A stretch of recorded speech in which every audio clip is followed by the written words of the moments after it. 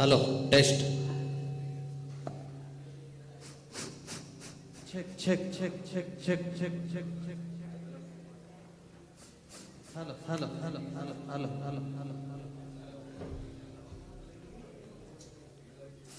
hello hello hello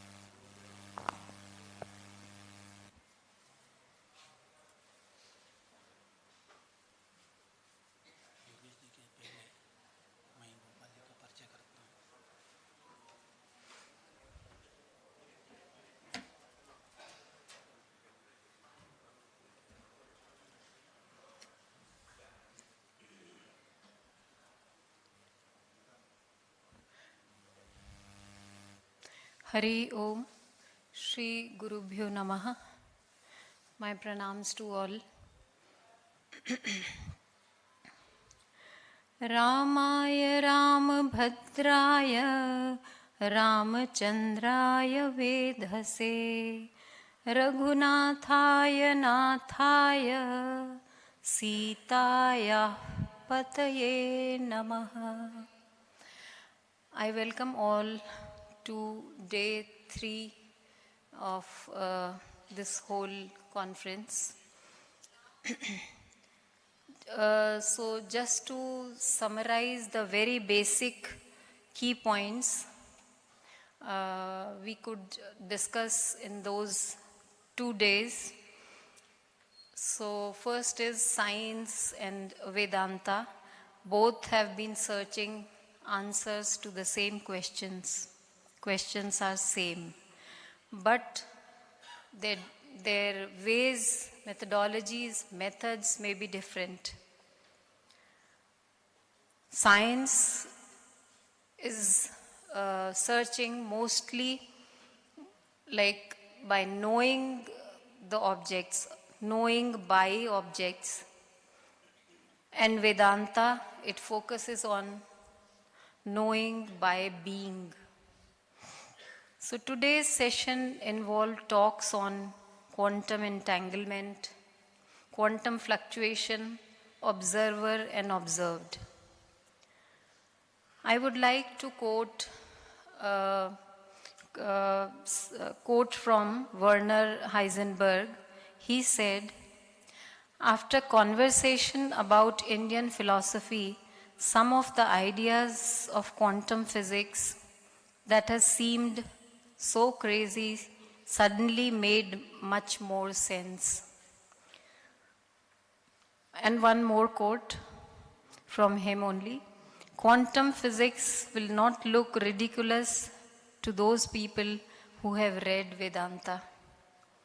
So before we move towards our today's session, I would request Shri Shridhar Hegde ji कि आप आएं और कुछ आदरणीय जन हमारे बीच उपस्थित हैं आज, तो उनका स्वागत करें।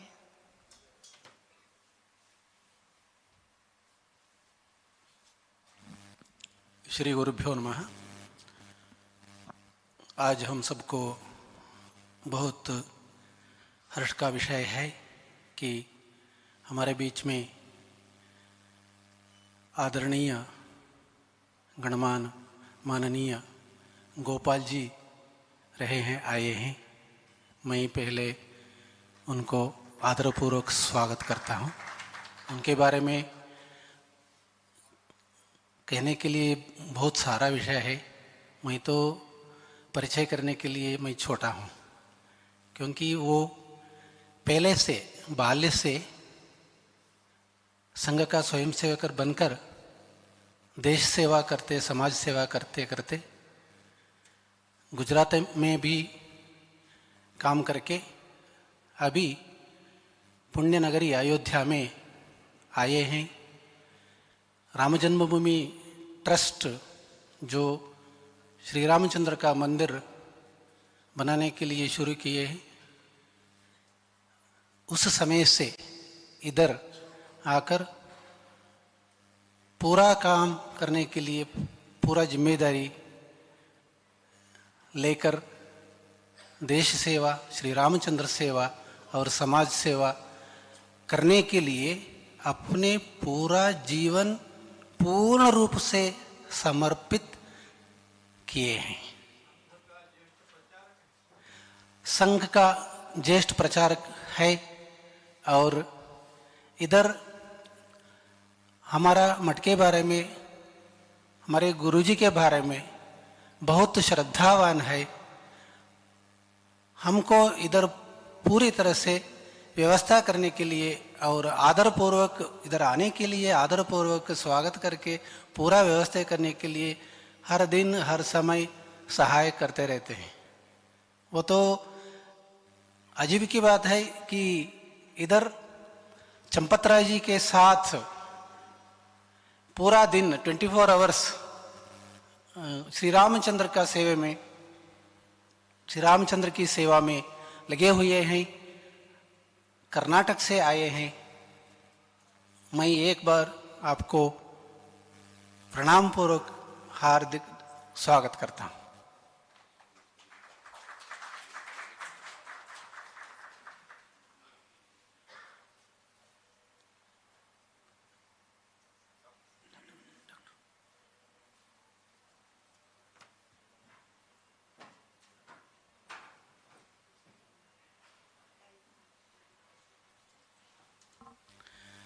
और एक विषय मैं कहता हूँ, बिजी शेड्यूल में इन्होंने सुबह 2 घंटे पूरा अनुष्ठान करते हैं।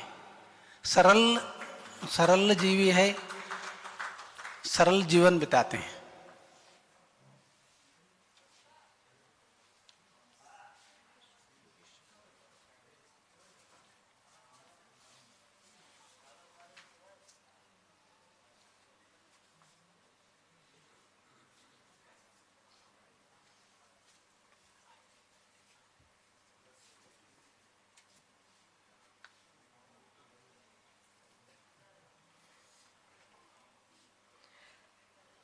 I would like to call upon the dais Dr. Ashutosh Pandey from Lucknow to introduce our first speaker of today's morning. Dr. Ashutosh Pandey is a pediatric surgeon practicing in Lucknow.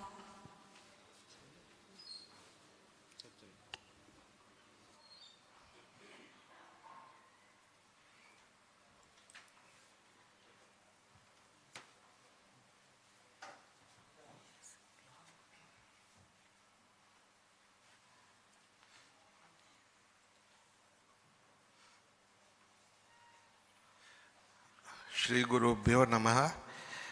My pranam to everyone in the audience. It is my pleasure and honor to introduce our first speaker for the session today, Dr. Yogesh S. He will be speaking on an illustration from the Vashishta Ramayana, Principles of Quantum Superimposition. Dr. Yogesh is a PhD in Electrical and Computer Engineering, MS from Georgia Tech Institute, Atlanta, USA. He did his BTech from IIT Madras.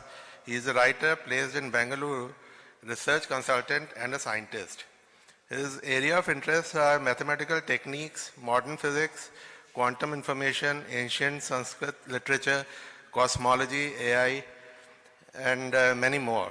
He has many publications related to his core area of interest. I also had an opportunity to speak to him extensively, and he is a very interesting personality. I am sure everybody is going to enjoy his talk very much. Thank you. Dr. Yogesh, please.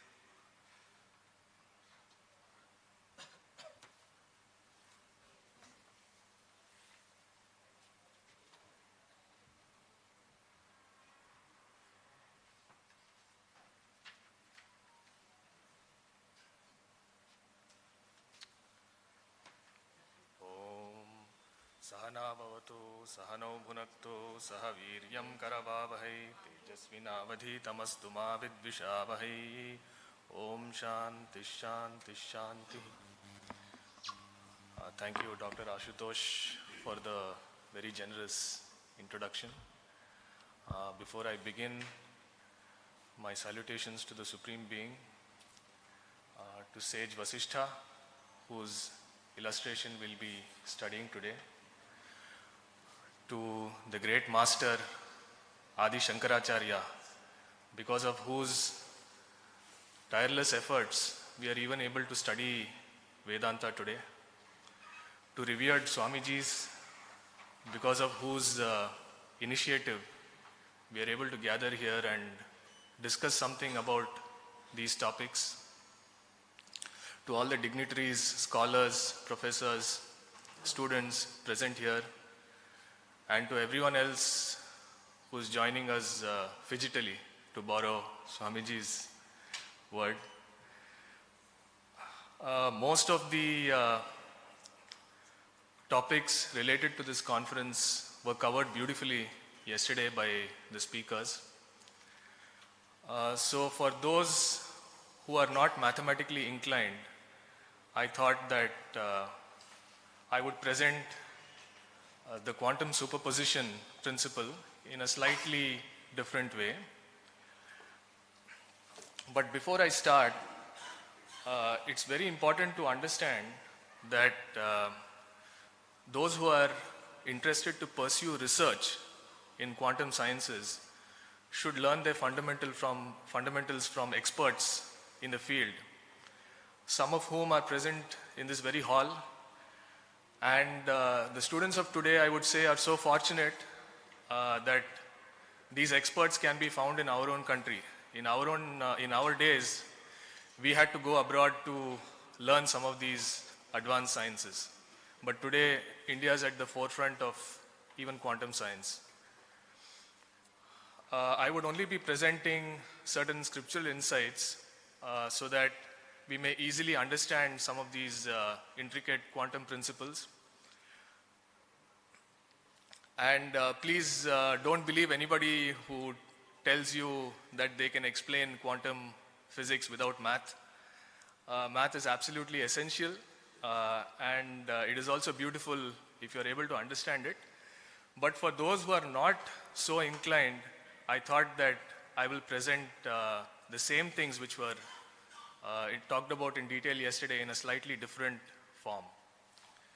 So the outline of my talk is as follows. I will first be presenting Sage Vasishtha's illustration from the scripture. Then I will explain how it helps us to understand the principle of quantum superposition. And finally, I'd like to close with some comments on, is quantum the ultimate, or is there something even beyond quantum? So for now, please forget everything about quantum, and let's just try to understand Sage Vasishtha's illustration. This is the illustration of the uncarved pillar. Yatha sthitam sthitas sarve bhavas tatra yatha tatha anutkirina mahastambhe vividhas shalabhanjikaha. All creation exists in that ultimate reality, just as various figures exist in an uncarved pillar. So they exist in a potential form even while the pillar is uncarved. So the key word here is anutkirna, means not yet revealed, or not yet expressed, or not yet manifest. But here is the uncarved pillar, and these are the possible figures that can be carved either onto the pillar or out of the pillar, however you want to think about it, it doesn't matter. But as you can see, there are potentially infinite types of figures that can potentially be carved from this uncarved pillar. So one can think of either carving a huge Ganesha or 100 small Ganeshas, or all these figures together, or just one of them. So there are infinite potential manifestations. But the key question here is, do all these figures exist even in the uncarved pillar. So when the pillar is not carved, do these figures still exist in the pillar? Each of you please ask yourself this question, and if your answer is yes, then you're on your way to understanding quantum principles. So these figures, which can potentially be carved out, do exist even in the uncarved pillar, but in a potential form. Now the sage's analogy is that the manifest world, with all its countless manifestations, is exactly like these uncarved figures which are present in the pillar. So the manifest world is present in the ultimate reality exactly like the uncarved figures are present in the pillar. But the problem for us is that the manifest world is real for us, whereas for the sage, the ultimate reality is real. So now how does this help us to understand quantum superposition? So for simplicity, let's assume that only one of these images can be carved out of the pillar. As I said, you can think about it either as carving out of the pillar or carving into the pillar, it doesn't matter. And you can think of an expert sculptor who would possibly be able to carve any of these figures from the pillar. And depending on his preferences and other criteria, we may assign probabilities of manifestation to each of these figures. And the sum of all those probabilities is 1 because it's what is called a mutually exclusive and exhaustive set of events in probability theory. So we'll assume that the sculptor will carve exactly one of these images from the pillar and won't leave it uncarved. Now this is what is called classical probability theory, where the PIs are non-negative and they sum up to 1. Now allow me to slightly modify this probability condition. And if I do this, it's not quite clear what the PI represent now, but this is exactly what takes us into the quantum world. So the sigma PI equal to 1 is actually what's called 1 norm, and this is what is called the 2 norm. And the key difference between classical and quantum worlds is that the classical world works under 1 norm. It's basically probability theory under 1 norm, and quantum world is probability theory under 2 norm. And the PI in the quantum world are actually what are called amplitudes. So this is the key point here, that the PI here don't represent probabilities, but something called amplitudes, which can be complex numbers. And that's the reason we have the PI star, which represents the complex conjugate. So if you had to take one message from this talk, please take this, is that the key difference between the classical and quantum worlds is that the amplitudes can interfere constructively or destructively, and this happens only in the quantum world. So the probabilities which are non-negative can never destructively interfere, whereas the amplitudes can, and this leads to all the weirdness of the quantum phenomena that we hear about. And among those, I will be presenting only one, which is quantum superposition. So now let's see what quantum superposition is and how this helps us to understand that. So this is the most technical slide I had. Like I said, don't believe anyone who says you can learn quantum without the math. So what is quantum superposition? In very simple words, it is complex linear combination. Complex because the amplitudes are complex numbers, and it's a linear combination of all the possible outcomes upon measurement of the quantum state. So the two key concepts here are amplitude and measurement. Now, for those who are again not mathematically inclined, I thought I will go back to our pictorial representation. So I'll try to explain the same thing using our earlier analogy. So we saw that the manifest world, with all its countless manifestations, is exactly like the uncarved figures in the pillar. Now, the quantum world is like an intermediate world between this ultimate reality and the manifest world. And all possible manifestations of the manifest world are present in a complex linear combination in this quantum world. That is, they are present in a certain potential form which is more manifest than the ultimate reality, but less manifest than the manifest world that we experience. So the quantum world is something like a hidden reality which lies in between the ultimate reality of the sage and the manifest world that we experience. And in fact, both the quantum world and the manifest world are two different ways of looking at the ultimate reality. Just that they are two different ways.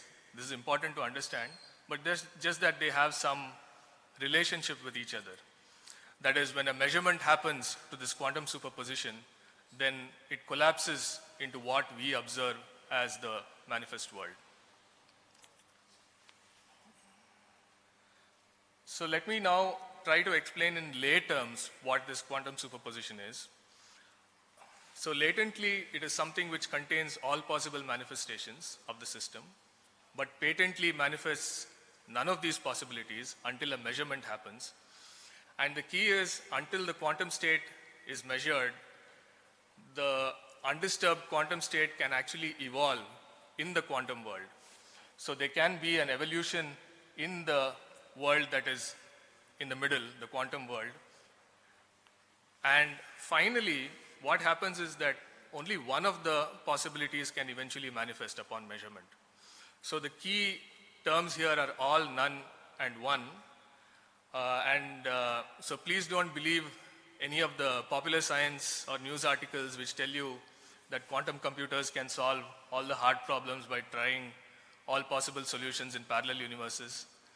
That is the concept of superposition, but ultimately, to get a solution, you will have to measure the superposition, and then it collapses into only one of the possibilities. So we can speed up only certain types of problems and not all hard problems using quantum computers. So this all, none, one is, according to me, a quantum sutra, and this captures what quantum superposition is very succinctly. And some of you may be familiar with this verse, and if that is the quantum sutra, I will say this is the quantum verse of the Bhagavad Gita. Jnana yajnena chapyanye yajanto mamupasate ekatvena prithaktvena bahudha vishvato mukham. Others, also sacrificing with the wisdom sacrifice, worship the ultimate reality as one, as distinct, and as manifold, the all-faced. So this one, distinct, and manifold has a clear correlation with the all, none, and one that we used to describe quantum superposition. So this is as simple as I can make things. And now I will try to close with some questions about whether quantum theory is the ultimate expression of reality, or is there something beyond quantum as well? Because the fundamentals of quantum mechanics have been around for almost a century now. There are people who vehemently believe that quantum physics represents the ultimate reality of the universe, and that more powerful computers than quantum computers can never be built. And there are still others who say that we need a more inclusive theory, something like quantum gravity or a theory of everything, to be able to understand reality better. My own opinion on this is that quantum is neither the beginning nor the end. We have come a long way, but there is a long way yet to go. And so I will leave you all with these thoughts of sage Vasishtha. Yathastambhe putrikantaha tasyaha swangeshu putrika tasyascha putrikastyange tatha trailokya putrika. So we saw that the uncarved figures do potentially exist within the pillar. And so what the sage is telling us here is, just as there are potential figures within the pillar, there are further potential figures within every limb of those potential figures, and further potential figures within every limb of those potential figures, so that worlds within worlds within worlds exist. Further, Paramanau idam bhati trijagat savanabhrakam deshakala kriyadravya dinaratri kramanvitam Paramanuhu pravitataha tasyaste tadrigevacha. Within one small atom, these three worlds, that is Trijagat, appear to exist, along with all their orderly manifestations of space, time, activity, materiality, day and night, etc. And the important part is the atoms of those worlds in turn contain worlds within them. Finally, I'd like to close with where we started, but the verse succeeding that. We already saw yatha sthitam sthita sarve bhavas tatra yatha tatha anutkirina mahastambhe vividha shalabhanjika. What follows that is evam tatra sthita sarve bhava evam chana sthitaha asarvatmaiva sarvatma tadeva na tadeva cha. So we already saw that the sage's analogy is that all creation exists in that ultimate reality, just as various figures potentially exist even in the uncarved pillar. So what the sage goes on to say is that similarly, all creation exists in that, and yet it does not exist independently. It appears to be diverse, but yet is non-diverse. It is identical with that ultimate reality, and yet apparently distinct from that ultimate reality. Perhaps if we can begin to understand this, then we may know what lies beyond quantum. I'll end with this. Thank you.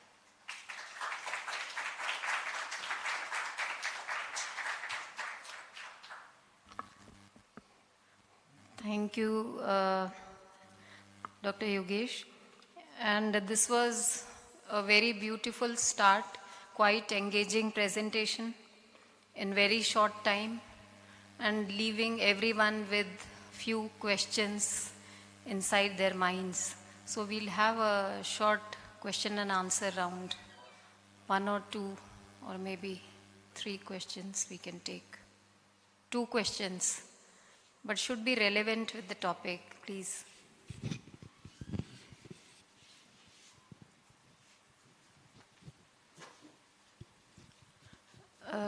I would request Dr. Yogesh to come. Acha. So, I'm very happy that, you brought this part and you took this particular example and not the clay pot or the snake rope example, but this, because this is essentially Satkaryavada. To understand Satkaryavada, you have to take this example. There are subtleties involved in this.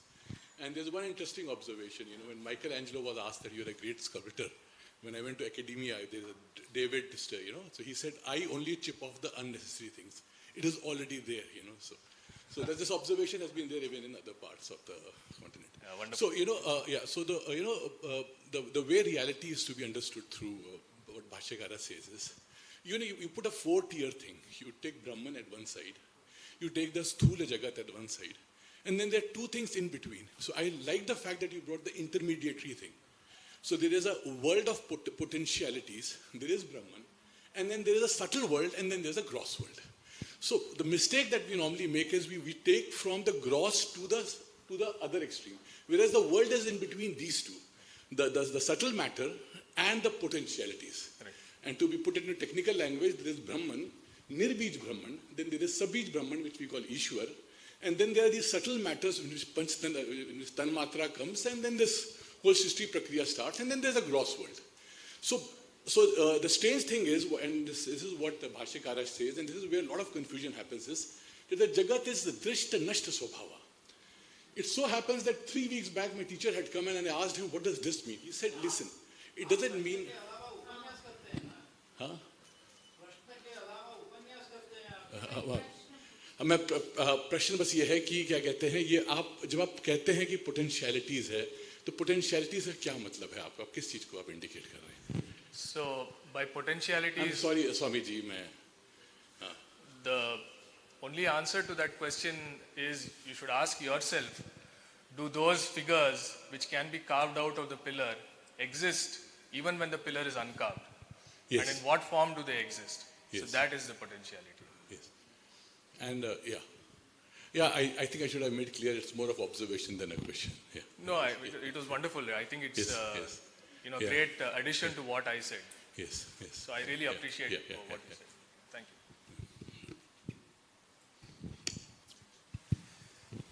सबसे पहले मैं आपको इस बात का धन्यवाद देना चाहता हूं कि जो लोग क्वांटम के बारे में बिल्कुल नहीं जानते, आपके इस लेक्चर से कुछ समझने लग रहे हैं कि क्वांटम से हमसे क्या उम्मीद की जानी चाहिए हमको।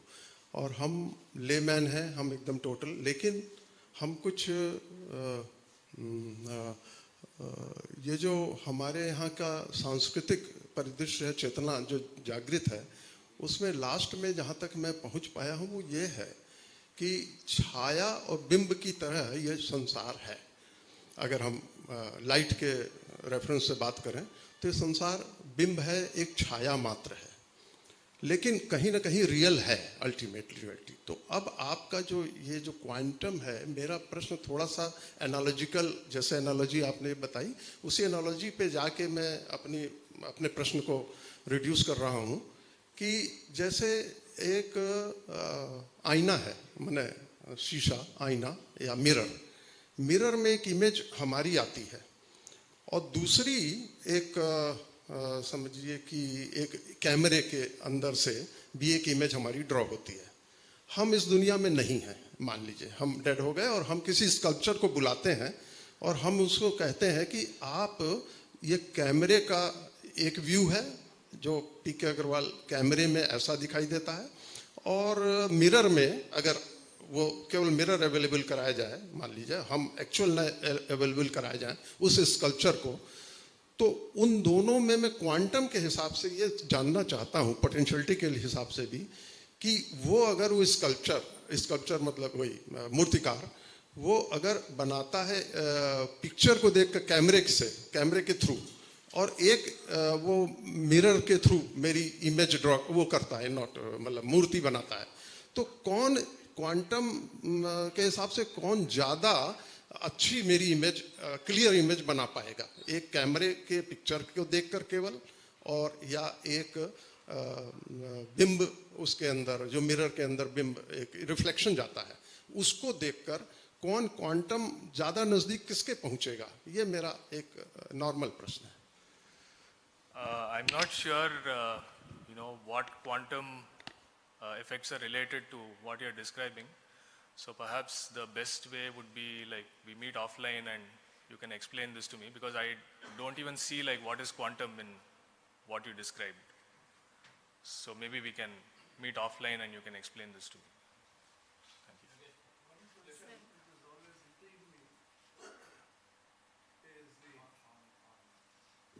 One question which has always intrigued me is, on the one hand, you have the quantum laws apply to the micro world, and you have the gravitation in the macro world. And Einstein and top physicists have been struggling with the idea of how these two can be related.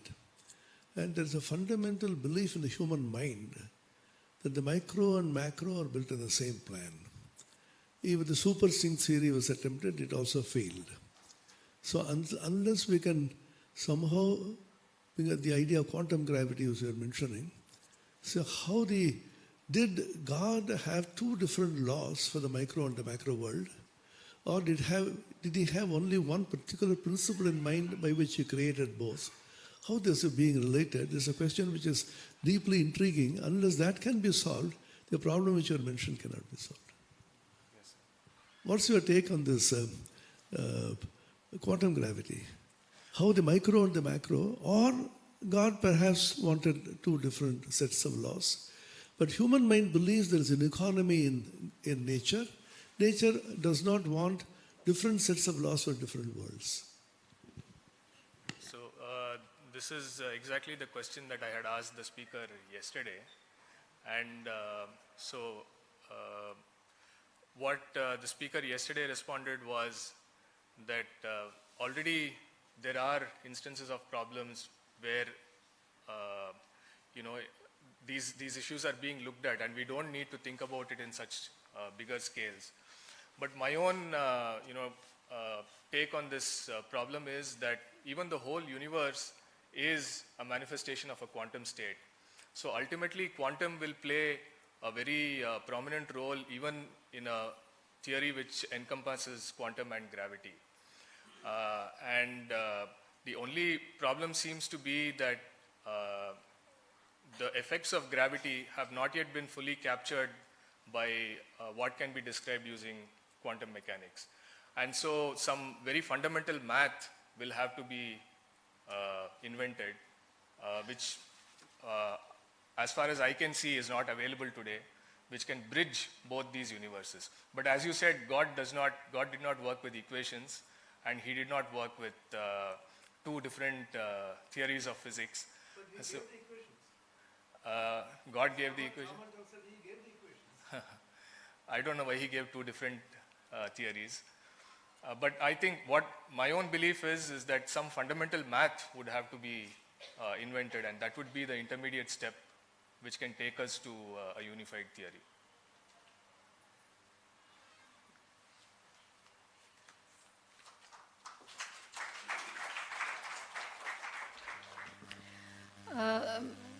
May I call now Shri Pramod from Bangalore to introduce our next speaker.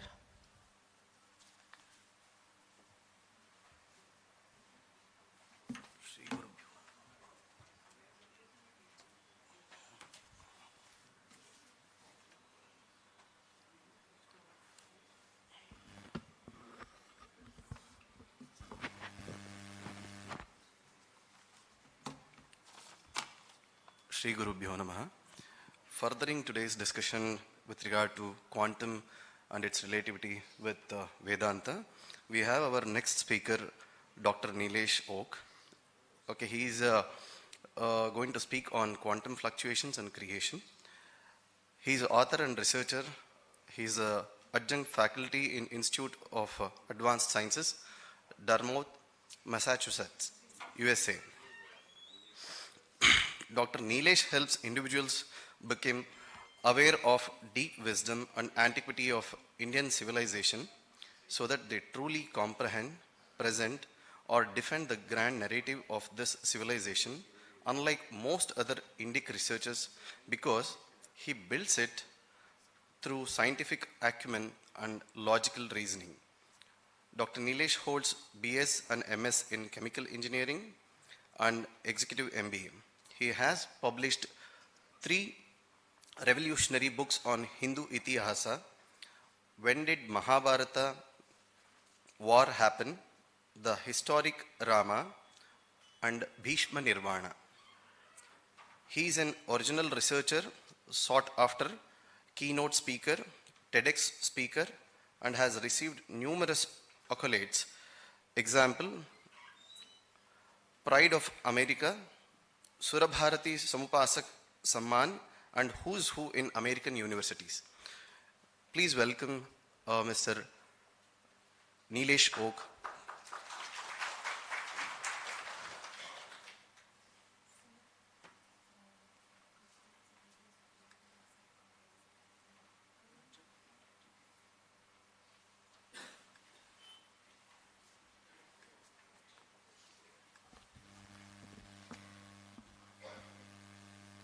My due apologies to Nilesh Oak sir. We'll proceed with the felicitation of the speakers first, who spoke on the scientific aspect of. So I would like to call upon the stage Dr. Baiju Karunakaran.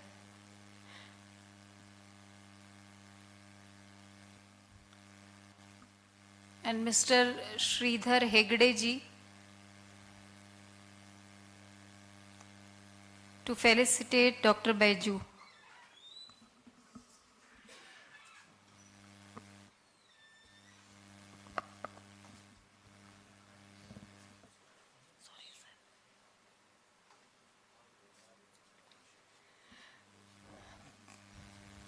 Professor Ravi Shankar V.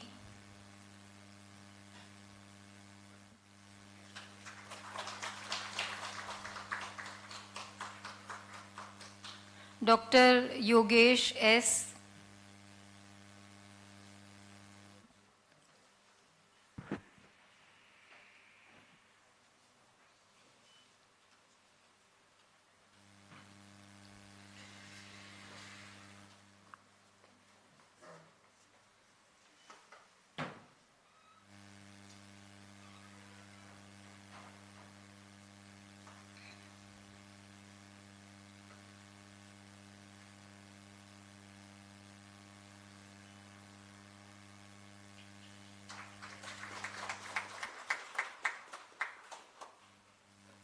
Dr. Nilesh Okji.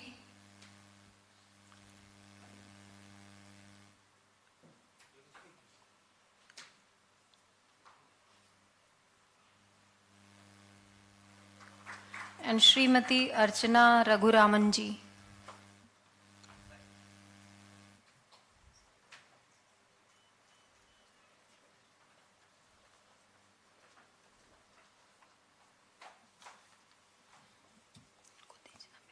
पहले sir को तो दीजिए.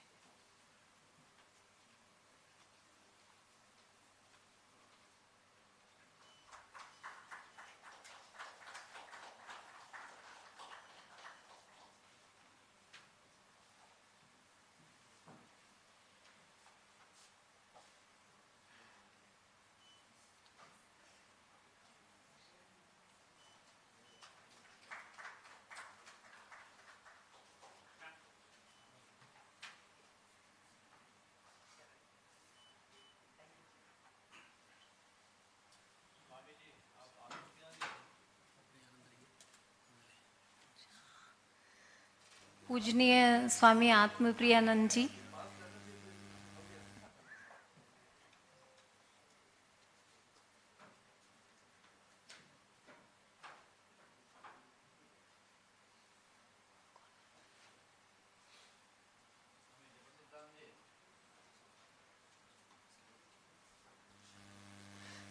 स्वामी जप सिद्धानंद जी.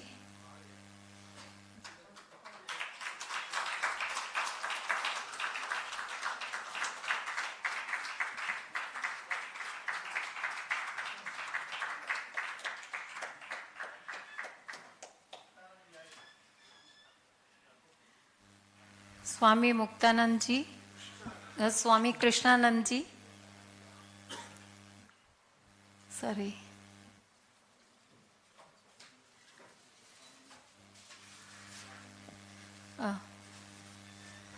स्वामिनी तत्व ज्ञानानंद जी.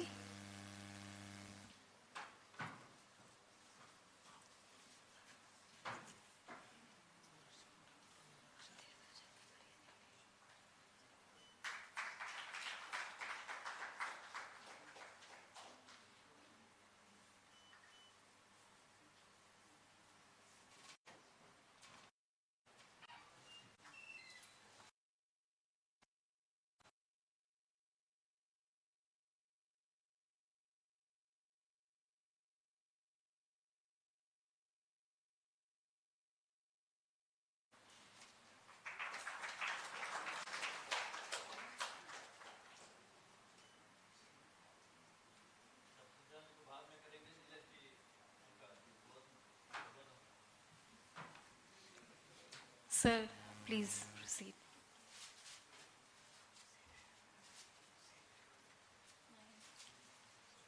Presentation mode, yeah. Okay.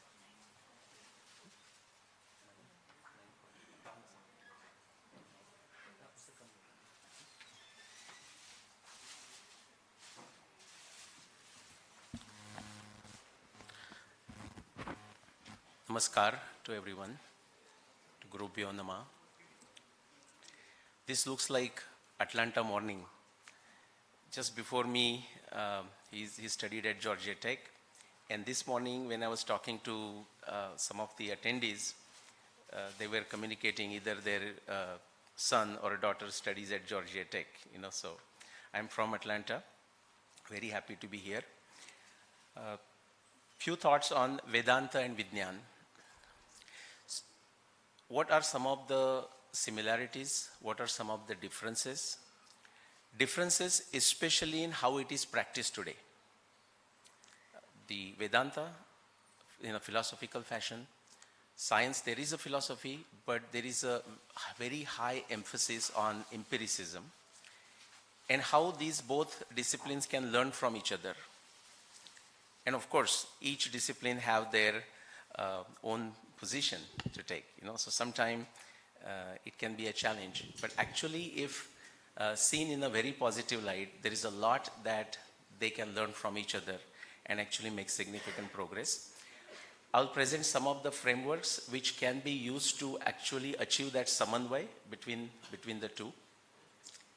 And then by way of illustrations, I will mention maybe 2 or 3 examples, how I have implemented them.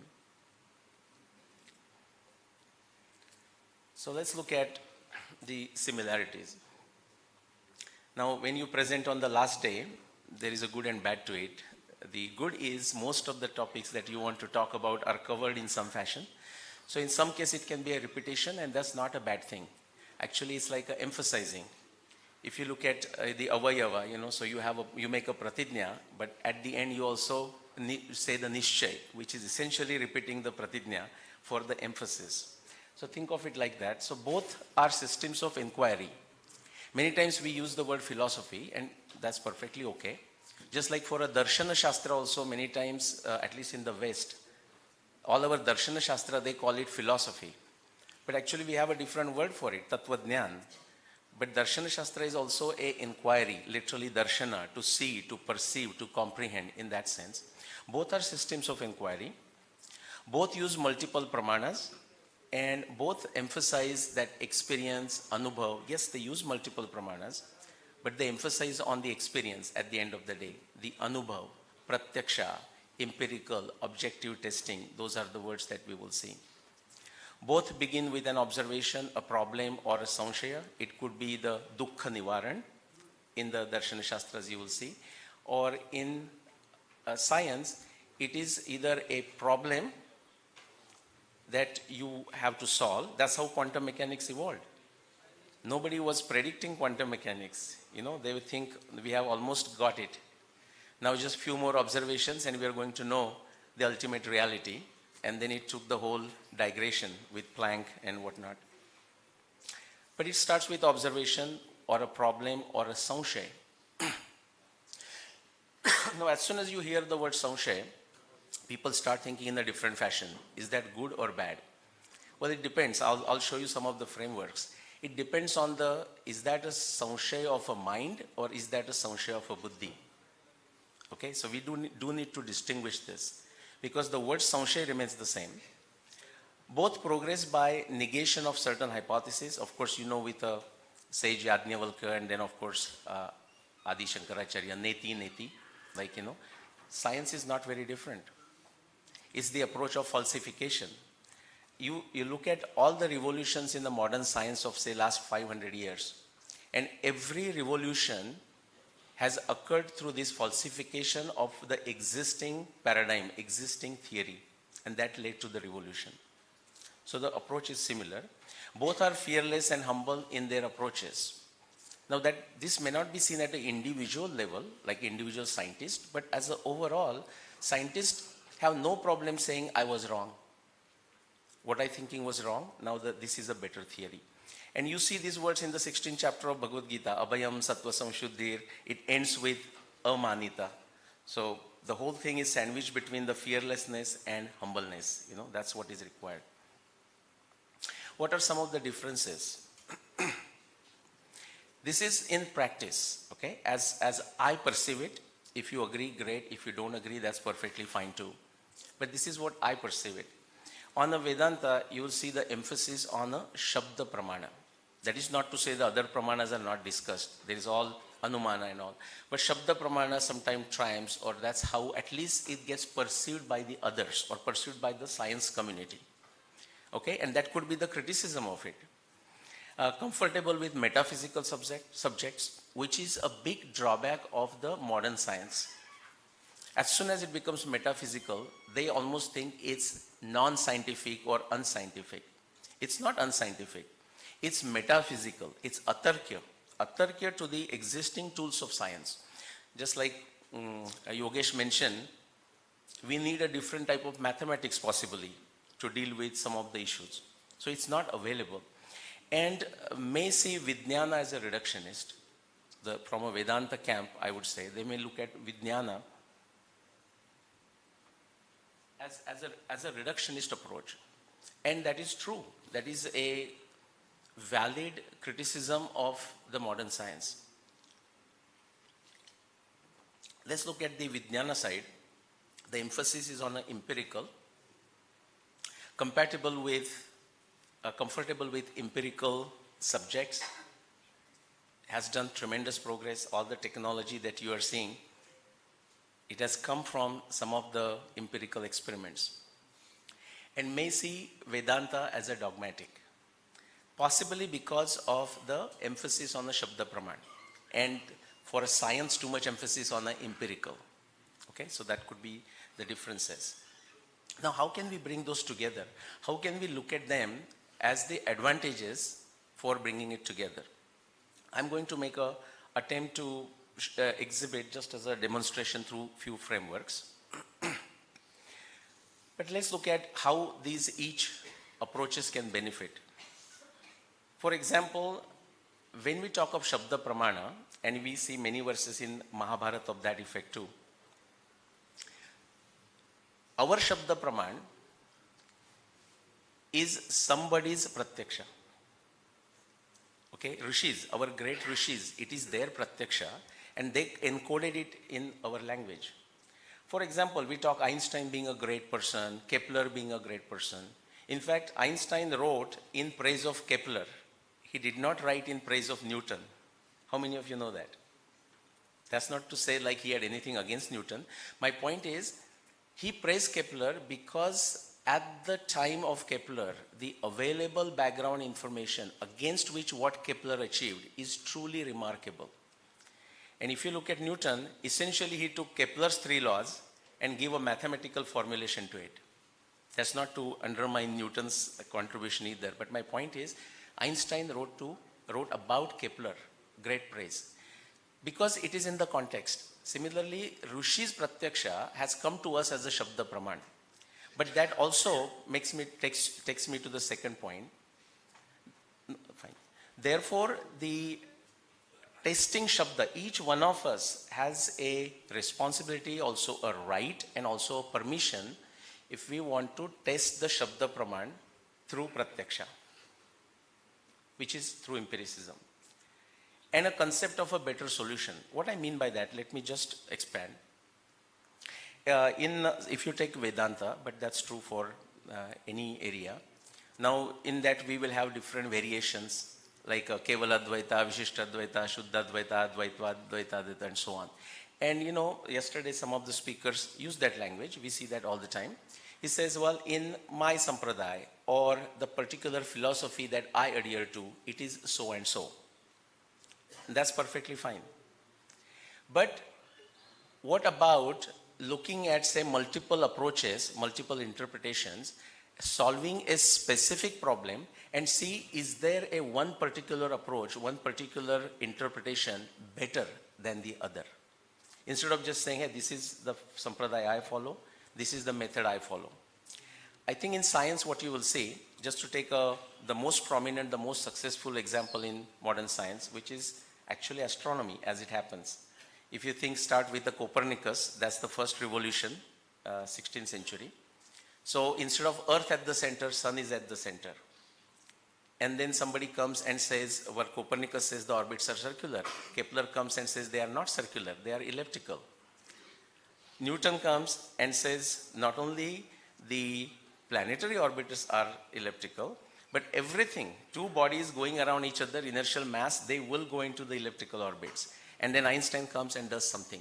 My point is, any two theories if you take, there is an approach in science usually known as verisimilitude score or truth likeness score, where you can compare the two against the actual empirical reality and say which one appears to be better.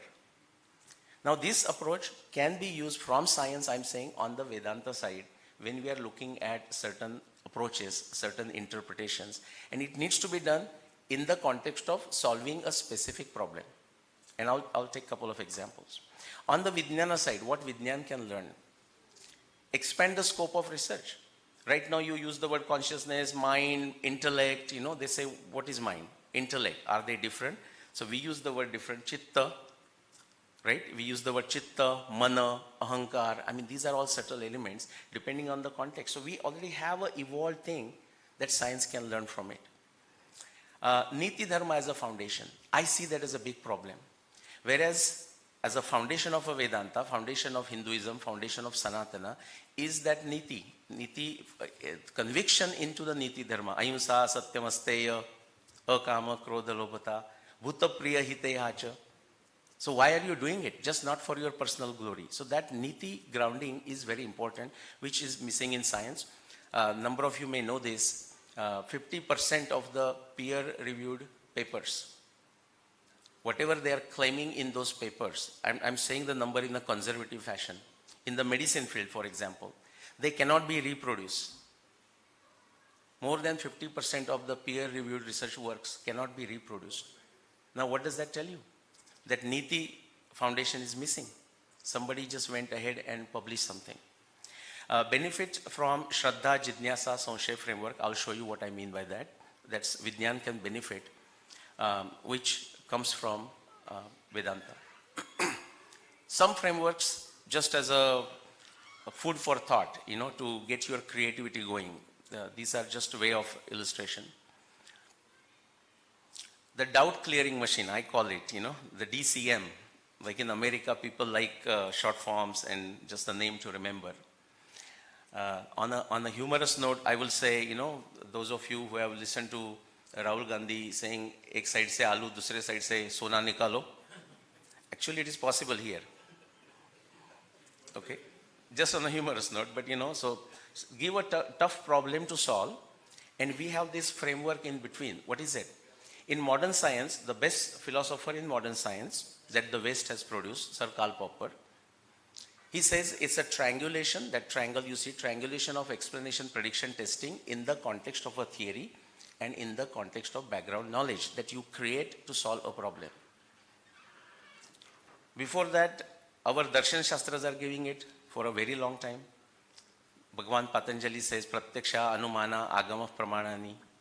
Bhagwan Gautam says, Pratyaksha, Anumana, Upamana, Shabda, Pramanani. Okay, that's what you will see. That's the same framework of science. And the outside, if you are successful, the gold can come out, the scientific and logical solution. So that's one framework, for example. It is a contribution of India to the world. If you are familiar with Indic Academy, like Harikiran Vadlamaniji, so one project he asked me to do, and now that I'm starting Life 3.0, that is my American term, for what I'm getting into. I may do it. He wants to see if we can trace the journey of our Darshan Shastra into the Austrian school, of different school of philosophies where all these Western theories of science developed. Okay. Another framework I want to share, Sanshaya. So when Krishna says Sanshayatma Vinashyati, he is referring to the Sanshaya of a mind. But when you hear that same word Sanshaya into, say, Nyaya Darshana, I know there are professors from Nyaya school here.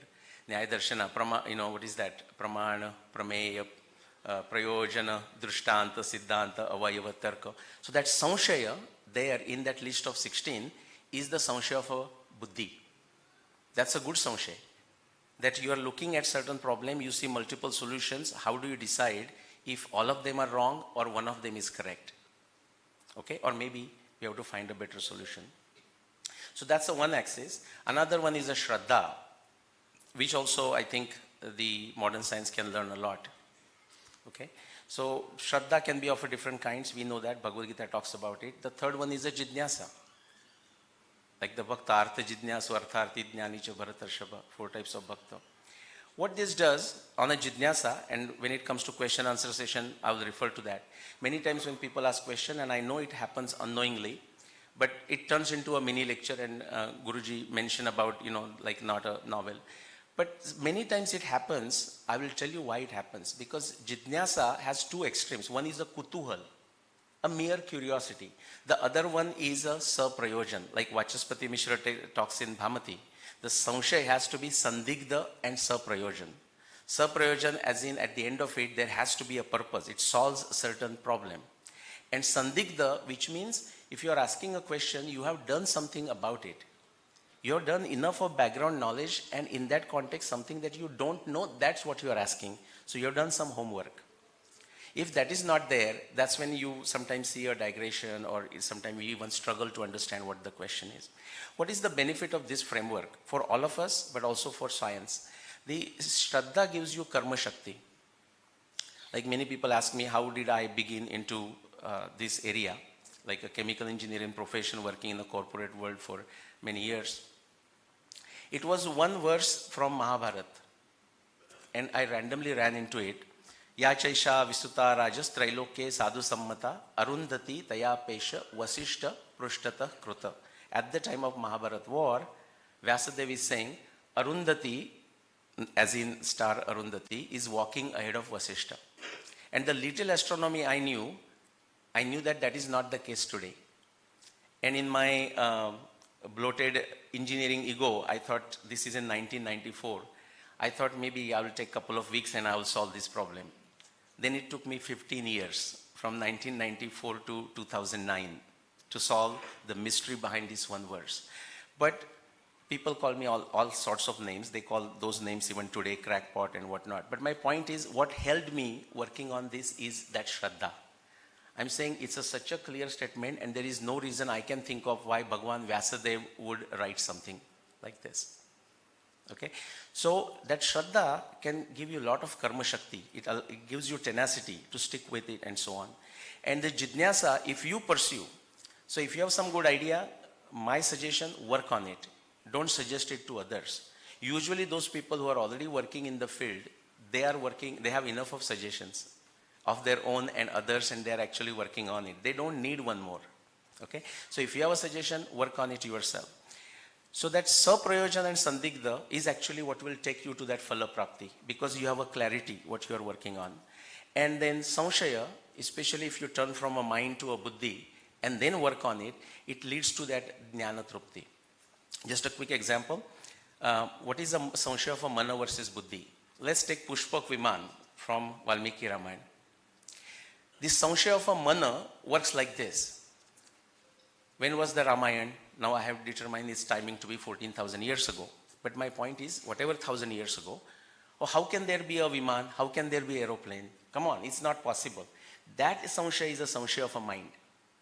The Sanshaya of a Buddhi thinks like this. He says, wow. Now to the best of my knowledge, these modern aeroplanes that we see, they were discovered, invented 100 plus years ago, not more than that, maybe 150 years ago. And this text is talking about a sophisticated aeroplane, and they're talking very casually about it. Like Vibhishan says, don't worry, Bhagwan Ram, in one day you can reach Ayodhya from Lanka, from the equator. So we say, okay, what are the other descriptions about Pushpak that I can find out? And I don't want to digress on that topic. Actually, if you read Valmiki Ramayana, you look at all the different descriptions of Pushpak, you'll be amazed how similar the descriptions are to modern jets. Okay, so now that is a doubt of a buddhi, and actually it may lead you to create one. Actually, there were few individuals in India who tried to build a plane. Some people took a modern plane and actually traveled the paths taken by Bhagwan Ram. There was Dr. Bhave from Pune who did that, in a small plane. So that will lead to more knowledge. The bottom corner is the bad one. Okay, just the mere curiosity is not good, but the top one is definitely leads to prosperity. Quickly, other one, the big difference the thing that differentiates between science and metaphysical is that testability, that empirical. The mistake that people make, I see that in the West and I don't know about it here, is that people think anything opposite of science is unscientific. That's not true. It's atarkya. It's beyond the grasp of science. That's most of the time the case is. Okay? And if you look at the evidence, this is something I feel the modern, discourse in Vedanta can use. Yesterday, one professor, I think Karthik Sharmaji, I don't know if he's in the audience from Velianad, he mentioned, all I'm talking is going to be non-empirical and philosophical. But let me ask you, with a very few exceptions, how many others talked about empirical? Actually, not many people talked of empirical. It's a philosophical. But using more empirical has its value, but also not just one evidence, but looking at all the evidence. And I think that's the approach that comes from the modern science. In fact, with likes of Professor V.N. Jha, who is a Nyayika, I'm trying to find out references in our Darshana Shastra or many other commentaries, which refers to taking into account all the evidence instead of a piece of evidence. And I haven't found one, but I'm working on it. What this does, it allows us to see people in different buckets. Like somebody who is not interested in testing something but preserving, that's how all these grantha were preserved for us. I call that preserver of tradition. The other one is a dharmic asserter, tamasic skeptic, and superficial manipulator. This looks like science, but it's not science in the bottom quadrant. It's a cherry-picking evidence that you try to go with. Okay? Now, I'm using that same framework to show how we can think of it in many different ways. The Chatushkoti logic, true, false, true and false, neither true nor false, true, false, it will fit into it. But also some of the Patanjali's Yoga Sutra. For example, Shraddha plus Prajna plus Virya equal to Satya. Okay? Or if you look at Samadhipad, 3 sutras, Pratyaksha, Anumana, Agama, Pramanani, that is how science is done. Look at the next one. Viparyayo mithya jnanam atadrupa pratishtham. That's how the mithya jnana is produced. Exactly opposite of that. What is the third one? Shabda jnana anupati vastu shunyo vikalpa.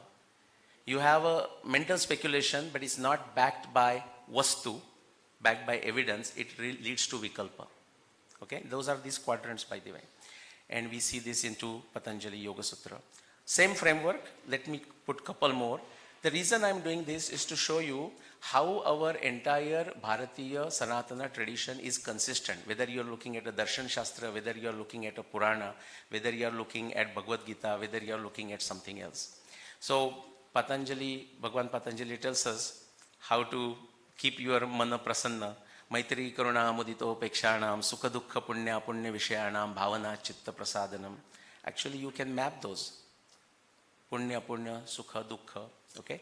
Now in Bhagavad Puran, you see this how Madhyam Bhakta deals with people around him or her. Ishware tad adineshu balisheshu dvishatsucha prema maitri krupopeksha yah karoti samadhyama. Exactly the 4 same categories that Bhagwan Patanjali is referring to. So these are some of the frameworks. Now I want to quickly go into 3 illustrations. Before that, why only India has a Itihasa? Now I put forward in this fashion for a reason. Like in West, when I'm giving the lecture or at the conferences like Oxford, just name the place, Harvard, and they will say, well, you don't have a Itihasa. We, as in India, don't have a Itihasa.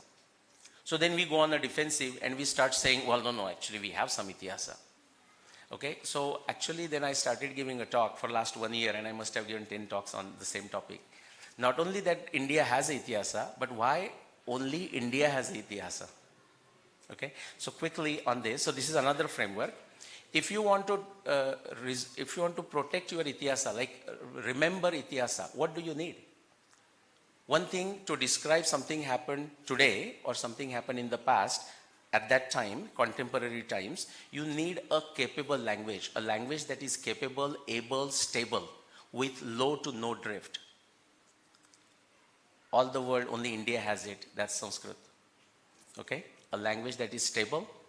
If you go to English, like 200, 300 years ago, Shakespeare's times, we don't understand that English. But if you can open Valmiki Ramayana and start reading, and even when you don't know Sanskrit, just based on your personal language, you immediately start understanding it. Same thing with Mahabharata, same thing with other grantha. Now, if you're writing history, you need a timestamp. When, what happened, but also when it happened. Astronomy is time. Indian astronomy is so sophisticated, let no one tell you otherwise. Okay, that's not a subject, so I won't digress, but we can go back to 40,000 years, 60,000 years. We have empirical evidence that Indians are observing meticulously these planets, stars, everything for 100,000 plus years. Okay, so astronomy is time. And then we need the tradition that we are so proud of, the Guru Shishya Parampara, to communicate that knowledge, through commentaries, to the verbal oral tradition, whichever way it is. And that's how I would say, now if you look at these three, think of any part of the world, you will not find either one of the three or all of the three. You won't find even one of the three any other part of the world. There might have been, like say in Mayan, in Mexico, or Peru, but it is destroyed beyond recognition, so we don't know what is lost, okay? Possibly Egypt, but again the same issue. This second Itihasa, this is my work of some 30 years on Ramayana dating, and again not to go into the detail, and I'll talk of multidisciplinary evidence in a second. I started with astronomy in both cases, Ramayana but also Mahabharata. To my surprise, when I started reading Ramayana, Ramayana has close to 600 astronomy descriptions into those some 24,000 verses. And just like you solve a jigsaw puzzle or you solve a crossword puzzle, how many letters I need, vertical, horizontal. Once you get the main clues, how many of you play with jigsaw puzzle or crossword puzzle? Right? So crossword puzzle, once you get the few words right, then suddenly things start falling in place. You get the clues for the others. Something like that happened to me, and I could determine the timing. Same thing for Mahabharata war. Again, multidisciplinary evidence. This is my second illustration, the benefit of multidisciplinary evidence itself.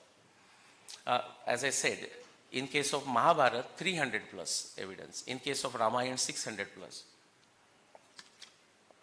Now, what happened is, I found the date 5561 BC, which is 7,500 years ago. And people started asking me, so astronomy is fine. What about something on the ground, archaeology? Now, Mahabharata says Krishna's Dwarka was flooded and destroyed by sea gushing waters 36 years after the Mahabharata war. So 5561 BC plus 36 gives you 5525 BC. So that's my prediction for the flooding and destruction of Krishna's Dwarka. And then I went on a mission to look for the evidence around the world. Okay, you can watch the YouTube talks. But 30 plus different locations around the world, decisive, no nonsense, geology, oceanography, sedimentology, climatology evidence. Every single piece of evidence blurting out 5525 BC. On the west coast of India, where Dwarka is, east coast of India, Pumpuhar.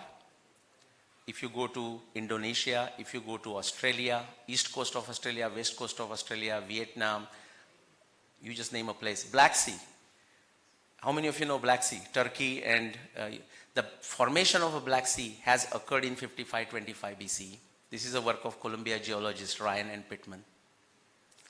It's very interesting how the information will come to you. This book, Ryan and Pittman book, was sent to me by a prisoner in American prison who read my book in the prison and just sent it to me, and I was astonished, even his address was there.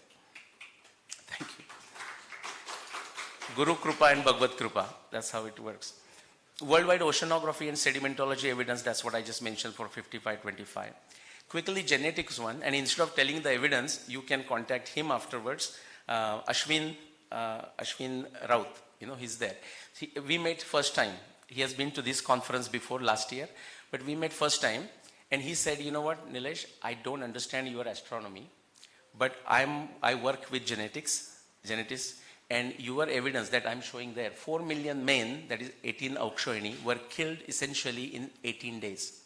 That created a Y chromosomes bottleneck. Some people talk of genetics. Now, if you hear of an earthquake, I'm giving as a metaphor. If you hear of an earthquake somewhere, what are the 3 questions immediately you ask? You said, where did it happen?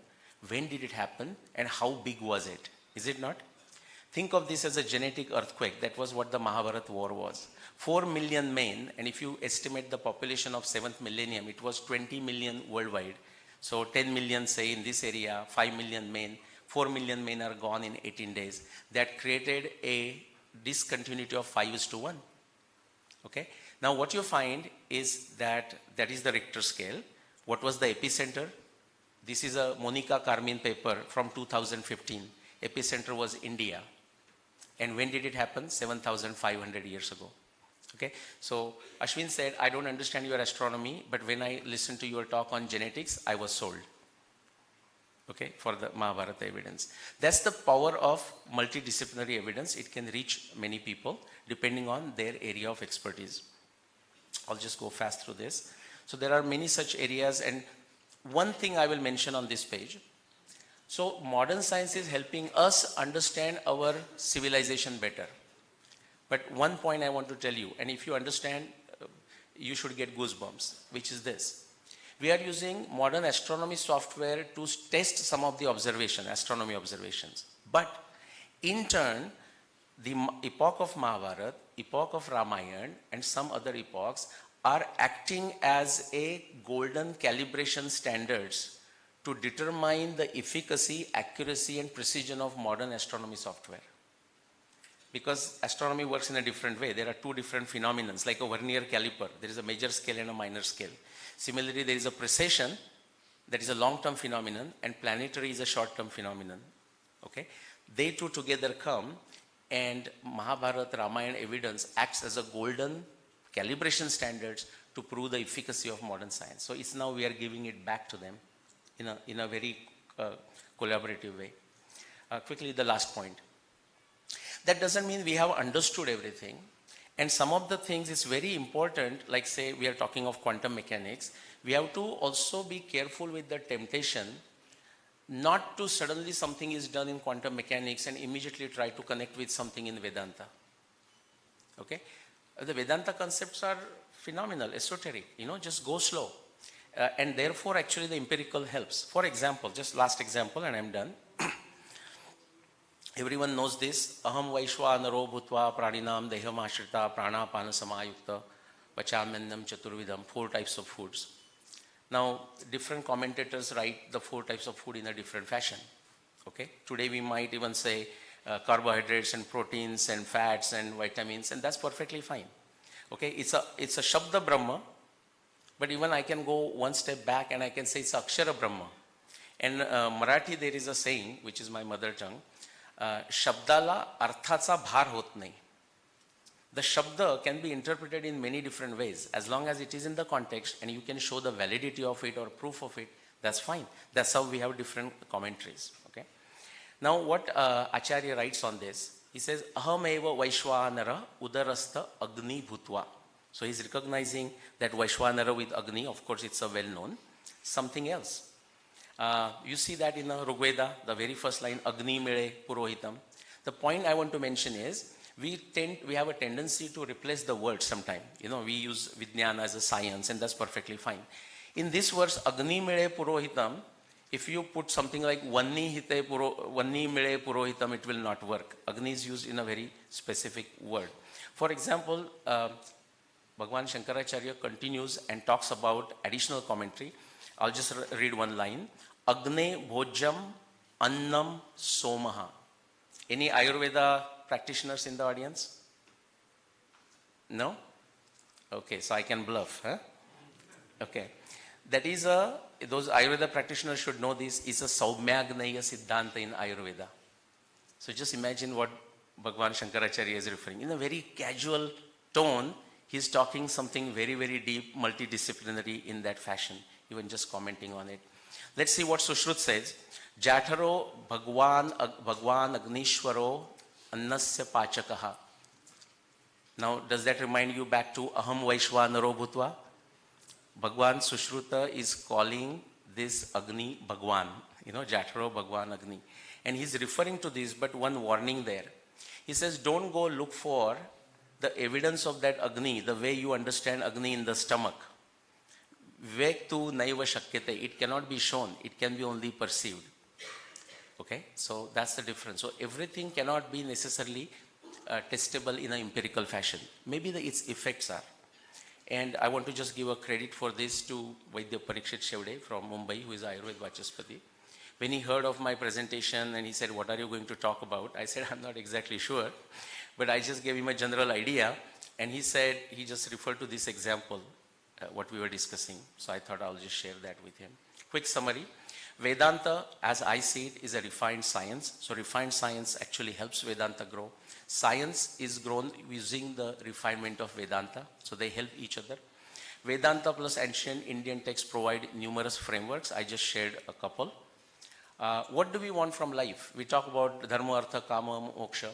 Yesterday, I think the first speaker, I forgot, but he quoted someone who said there is no need for mukti, there is no bandha, something like this.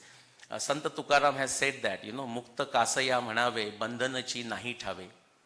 If you don't know that you are bound, or that's not there, where is the mukti, question of a mukti? But what do we live for? Some people say for mukti, some people for say a lot of money. But if you truly ask or meditate on it, I find that we live for the rapture of living. We want to have this feeling that I'm alive, I'm doing something useful. And in that sense, if you look at some of the frameworks, they actually help you pick something that you feel capable and start working on it. Don't wait for somebody else who is doing it. If you want something to be done, honestly, I feel that that person is not outside this room. Those all people are right inside this room. And don't get stuck into Kali Yuga, thinking, oh, this is a Kali Yuga, what can we do? Many, many texts, including Mahabharata, including Upanishads, including Aitreya Brahmana, is saying, Krutam Sampadate Charan. When you are walking, when you are acting, when you are doing a good action, that is a Kruta Yuga. Charayaveti, Charayaveti, Charayaveti. Thank you so much.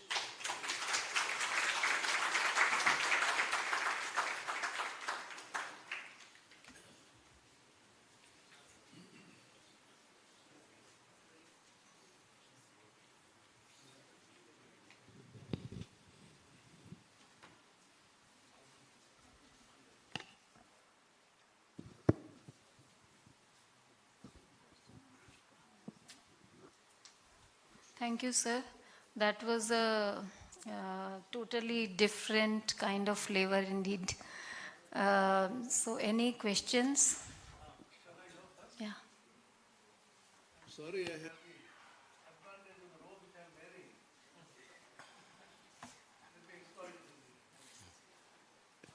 See, there's one question, because you are so knowledgeable, extraordinary, amazing speech.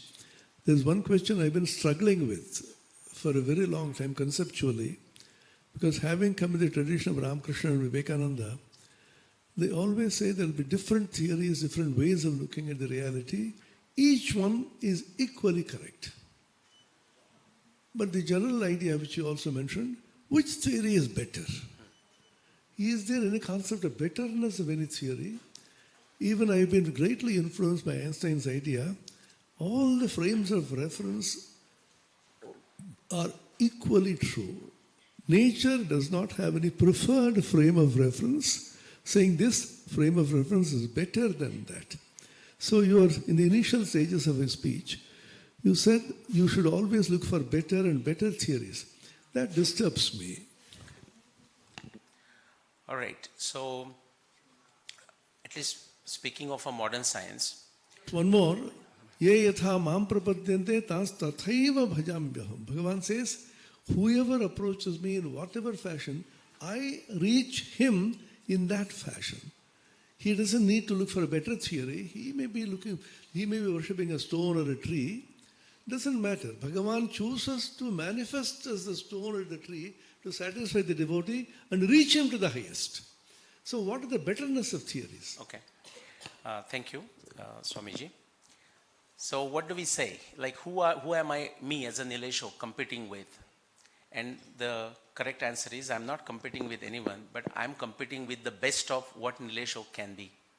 So in that sense, so for your second question, Swamiji, so I would say in that sense, based on my abilities, Shreyan Swadharmo Viguna, so based on my abilities, I should try to do what I think I'm capable of, maybe push myself a little bit, but then try to do it. So it's not a competition with someone else, it's even making me better one. The first question about the better theory. What is a better theory? Well, we have the two extremes here. We have a microscopic theory of quantum mechanics and macroscopic of gravity. And the question was asked to Yogesh, I think you asked that, I forgot who asked the question, like combining together. The question is, I'm a chemical engineer. If you look at the prediction of solvents with a low dilution and solvents with a very high dilution, it looks like a curve. Okay, so the bottom part of the curve, when there is a low dilution, you can approximate with a straight line. The top portion of the curve with a very high dilution called suspensions, okay, the Einstein's Brownian motion you saw. If you extend those equations, it works for polymers. That's what I work in. Okay, so if you look at the high suspension, there is another straight line you can draw, and you can use that for prediction. The difference is those two straight lines have different slopes. So one works in one area, another works in another area. But the next point is, unless you are actually, and thank God we have a method to decide what is a better theory. Unless we work for it, then it's like whoever says whatever the person says, that's what will happen.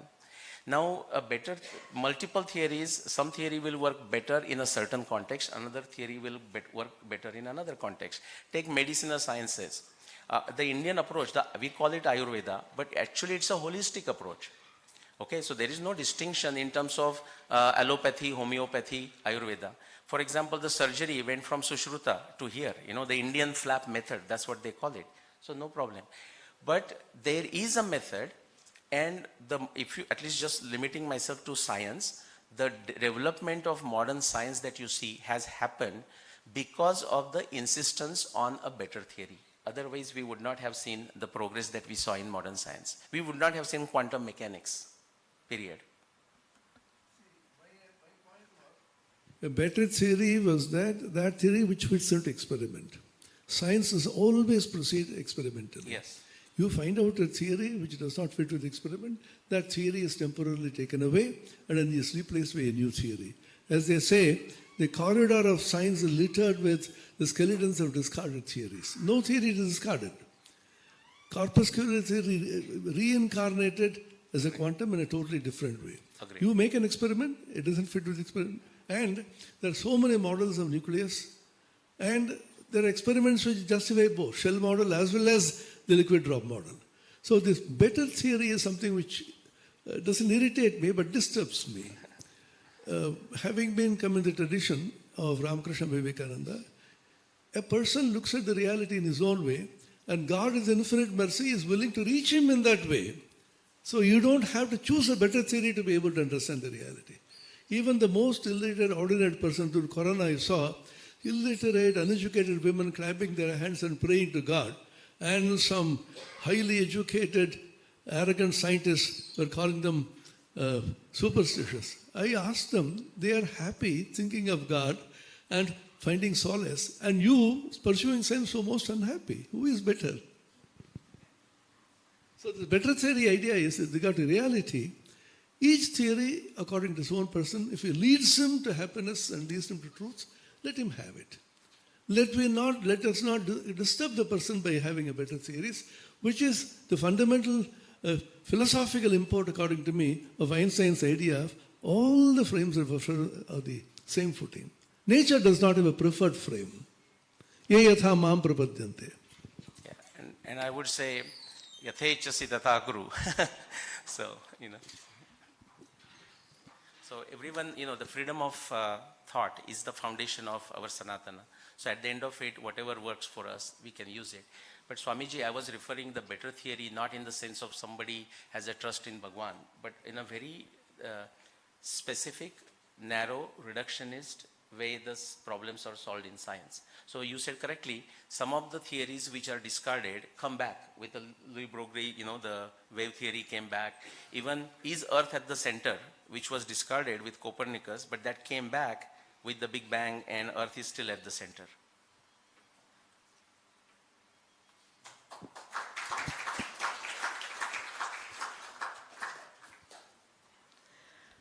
Thank you very much, sir. I would request Srinath ji to come upon the stage and felicitate Swami Japasiddhanandji.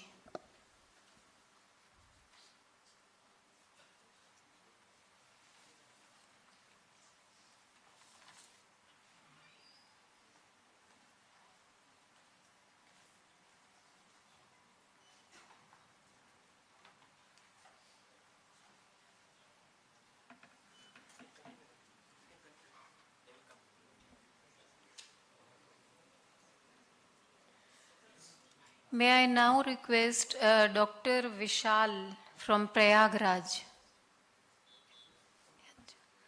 to please come and give the introduction of our next speaker.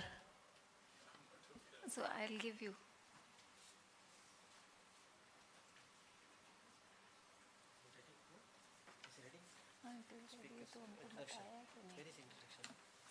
Come on. उनको बताना चाहिए था ना आपको. Sir, please go ahead. Here it is.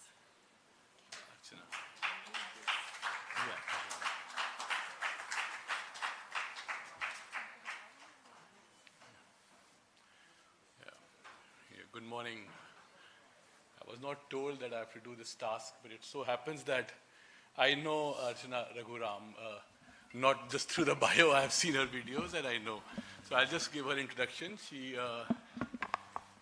what's written here and also what I know, she's a student of Paramatmanandji, who was a student of Dayanandji, and who is probably one of the most respected people in Advaita in the recent times. And her videos are very, very illuminating and very, very, very good. So it is my pleasure to call upon the dais Srimati Archana Raghuram. She will be speaking on the topic, the principle of observer and the observed. She is the former CEO, United Way Chennai, former senior director, Cognizant. She has been very active YouTuber discussing temples, books and science, art, architecture. Her video on Nobel Prize in Vedanta, it's not written, but it got a lot of views. She is a BE in computer science from University of Madras, completed executive business management program. Many awards and accolades have been won by Archana ji, nationally, internationally. I invite her for the talk. Yes. There's one more thing I know about her. Her work for the culture and philanthropy is very, very, can be really appreciated. I'm aware of it regardless of this. Yeah.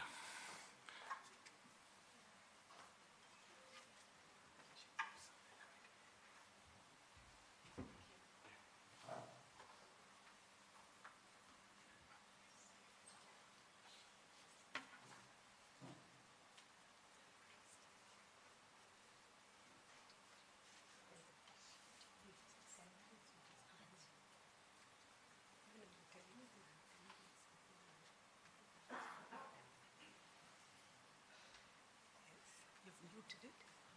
Yeah, no? Mute. You muted it?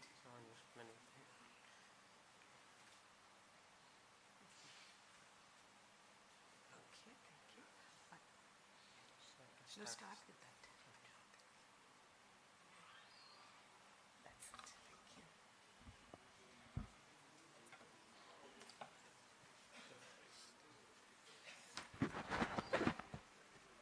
Thank you. Gurubhyo Namaha. Pranamams to all the learned people gathered here. It's such an honor to be here in the presence of all of you. I've been listening to all of you speak, and it's been such a mind-blowing experience. I'm reminded of the words of the great sage Tyagaraja Swami, who composed in my mother tongue of Telugu. And I think it's an apt way of greeting this audience. Endaro Mahanubhavalu, Andariki na Vandanamulu. So today I want to talk to you about quantum physics and Vedanta from the perspective of both a quantum physicist, an engineer who's a quantum physicist by choice, and from a perspective of a Vedantin. So let me begin with the most controversial statement here. You know, the Nobel Prize for Physics was awarded in 2022 for scientists who proved that the universe is not real. Let me repeat it again. Scientists who proved that the universe is not real. And generally, when you look at this statement, everybody tends to assume that this has some Vedantin came up with this statement. They appropriated quantum physics and decided that it will fit into Vedanta. But I'm here to tell you that this is not a statement given by a Vedantin. This is what all Western scientists who have no connection to Vedanta are saying. See, this is an article which came out in Scientific American, which is a leading science publication in US when the Nobel Prize was announced. And this is what it said. The universe is not locally real, and the physics Nobel Prize winners proved it. I'm not going to discuss locality because it's been extensively discussed yesterday. But basically, for all intents and purpose, universe has been proven to be not real. And science nerds and science enthusiasts are discussing it with a lot of excitement all over the internet, and none of them are talking about Vedanta. In fact, most of them who are discussing this are Westerners. I'm telling you this because you should not be on in the misconception that this has somehow been invented by some Vedanta student. So now if you look at quantum physics, the two fundamental principles of quantum physics align with two fundamental principles of Advaita Vedanta. First, quantum physics says that universe is not real, and Advaita has always been saying universe is mithya. It's not satyam, it is maya. So those two principles align. More importantly, there is a second principle in quantum physics. It is the observer who brings particles into existence. It is observer who brings reality into existence. And this is what Vedanta says. The Brahman, the consciousness principle which brings the universe into existence is only a Sakshi. That is why Brahman is called Sakshi Chaitanyam. That's why you say Brahman is Akarta Abhokta. So you can see the two fundamental, that's why quantum physics and Vedanta are discussed in the same breath. Two fundamental principles of quantum physics and two fundamental principles of Advaita Vedanta overlap very well. And whether they mean the same thing or not, I will discuss as we go through this presentation. So what I want to do in this presentation is two things. First, I want to take you through a short journey through physics to show you how it has reached this point where it's converging with one of the most ancient schools of knowledge. And second, more importantly, while this is a matter of pride for us, and most of you here will agree that Vedanta doesn't require validation from science. That's not what we are seeking. But Vedanta is a science of consciousness, and for thousands of years, brilliant minds have added to this knowledge base. And its knowledge base can help solve open questions in quantum physics. So I'm going to take you through one such open question and solve it by applying the principles of Advaita Vedanta. So first, let's go on a short journey through physics. First, in classical physics, in the Newtonian view of physics, consciousness had no place. Universe was made up of matter, and there were a set of laws, and the interaction of matter and laws gave birth to the universe. Everything about the universe can be explained by using these laws and its interaction with matter. So there was no place for consciousness, be it God who runs the world, or be it us insignificant human beings. This view was shattered by quantum physics. Quantum physics brought the conscious observer to the very center of reality. It became clear that observer was central to shaping reality. And in order to understand this, we need to look at the double slit experiment. Now, every person who spoke about quantum physics had this image. If you remember, this is a very defining experiment in quantum physics. It is one of the first and still continues to be the most important experiment in quantum physics, because it is this experiment that revealed how weird our world is. And it is what started with this experiment led to the proof that the universe is not real. So it's important that we understand this experiment. Again, with my respect to the mathematicians who spoke before me, this is an engineer's perspective. You know, mathematicians are interested in abstract concepts, but engineers are interested in how things work. So I'm going to tell you how this experiment worked. And with this, you will understand why observer is central to reality. You know, observer is one of those things in quantum physics. It's like the elephant in the room. Everybody sees it, but nobody wants to acknowledge it. So in this presentation, I want to acknowledge the observer. So this is how the experiment is set up, okay? So you have an electron gun on one side. On the left-hand side, you have an electron gun which shoots a beam of electrons onto the central screen. The central screen has two small openings. These are called double slits, and that's how this experiment gets its name. On the other end, you have a screen, which is a detector. So every time an electron hits the screen, it will leave a mark on this screen. So when you shoot a beam of electrons, you will know where it hit, how it passed through the double slits and hit the screen. So let us first begin with what was expected. So electrons are just small, tiny particles, right? You can think of them as tiny balls. So they are traveling towards the double slit. So what would happen? How would the electrons, tiny balls, travel through this double slit? When they hit the screen anywhere, they will bounce off the screen. The only place where they can cross through to the other side is through the double slits, those two openings. So once they go through the openings, what will happen? They will hit the screen exactly parallel to the slits. You understand this? This is how you would expect the experiment to work. There will be two parallel lines, two parallel bands, which are parallel to the two slits in the middle. That's how it will be. They expected the experiment to look. But that's not what happened. What happened was, this is what they expected. The mark on the screen should be two parallel lines, parallel to the slits, because that's the only place through which the balls can pass through. But instead, they saw this pattern. This is the signature pattern of quantum physics. So it's a series of bands spread across the length of the screen. The scientists were shocked by this because if a set of particles were traveling towards the screen, then this is not the image that will appear on the screen. But there is one time when this type of image will appear on the screen. When two waves interact with each other, you get this pattern. It's called the interference pattern. So let me explain this with an example. Let's say you have a still pond of water and you drop a pebble inside the water. What will happen? You'll see a series of concentric circles emanating from the center, right? This is a wave which is propagating through the surface of the water. So let's say you have two waves. You have dropped two pebbles and there are two waves on the surface of the water and they collide with each other. When two waves collide, they form a distinct pattern. And this pattern is called the interference pattern. And a cross-section of this pattern is what we see on the screen, what you see in the double slit experiment. So now this befuddled the scientists. How can a particle and wave be the same? How can a particle behave like a wave? Particle is a small object located in space with a specific charge and specific momentum.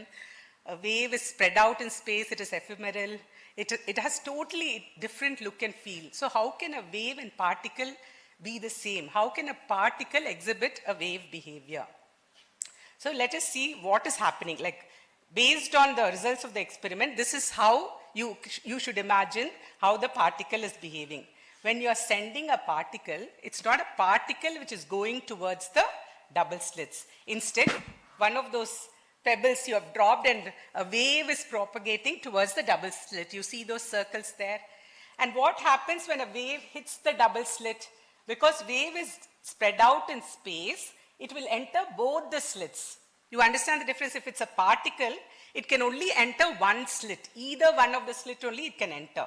But because it is a wave, it is entering both the slits. So when it enters both the slits, it comes out as two waves from two slits. And these two waves interfere with each other, and that's what you see as the interference pattern on the screen.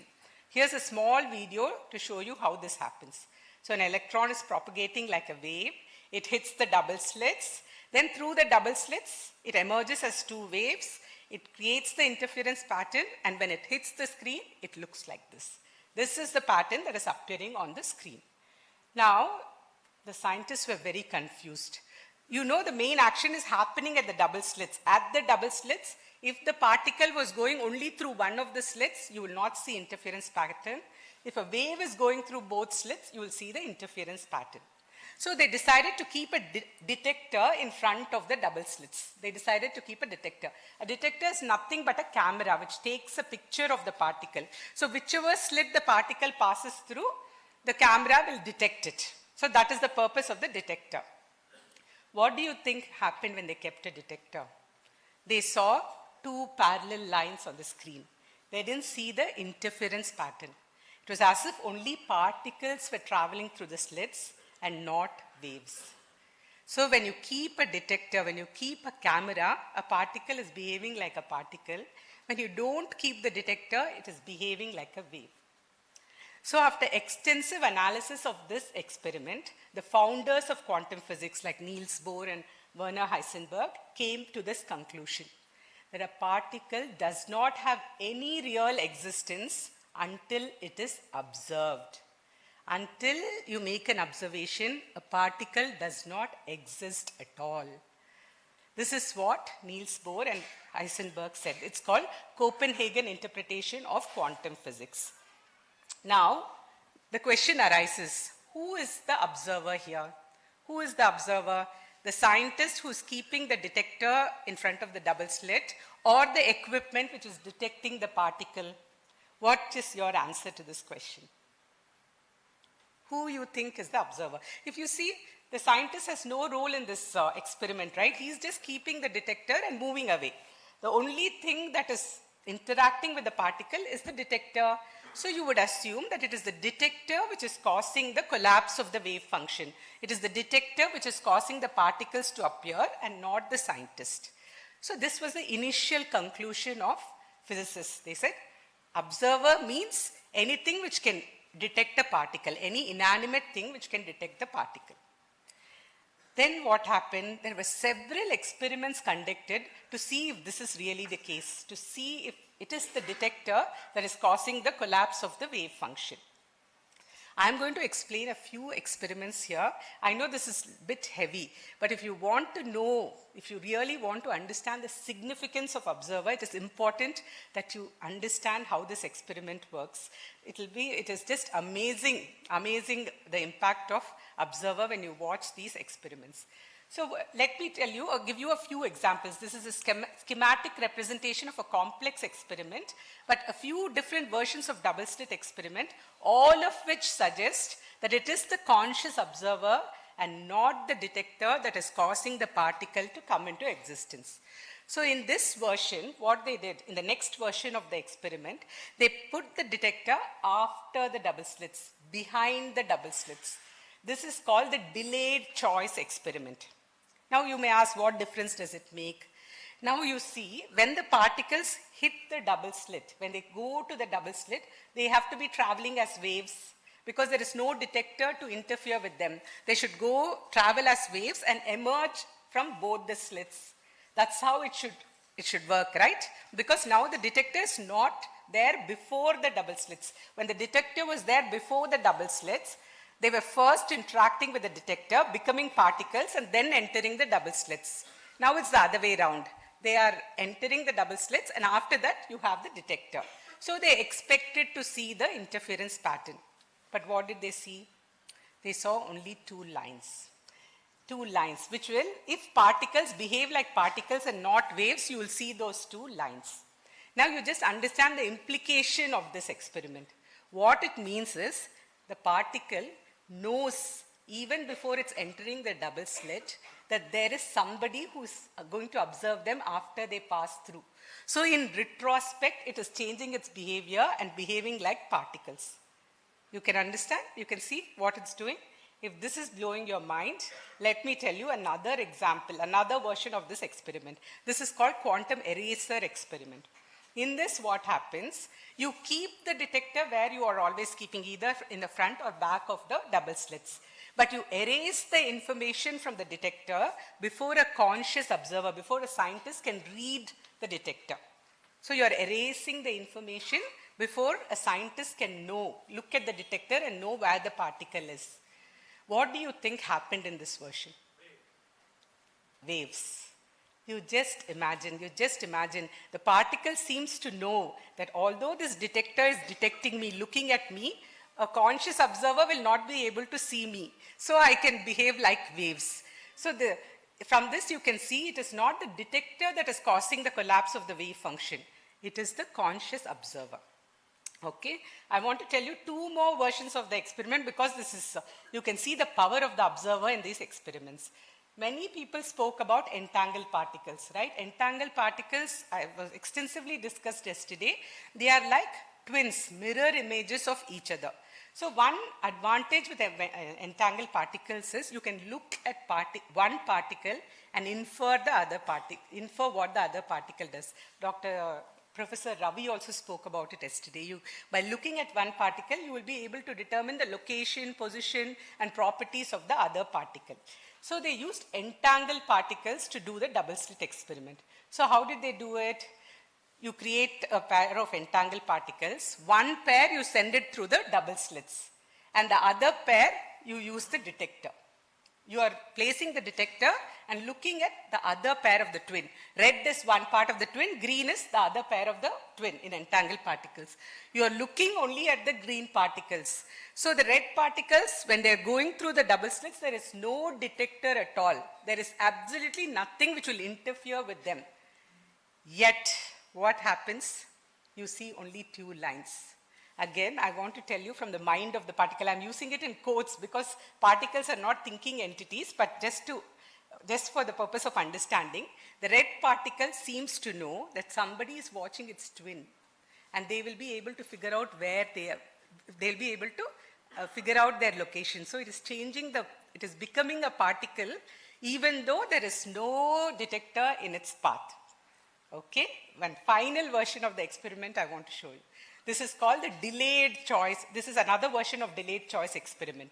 So here what you do, you look at the twin not while the double slit experiment is happening. You are passing the red particle through the slits, and after it completes its entire journey and hits the screen, you look at the green particle.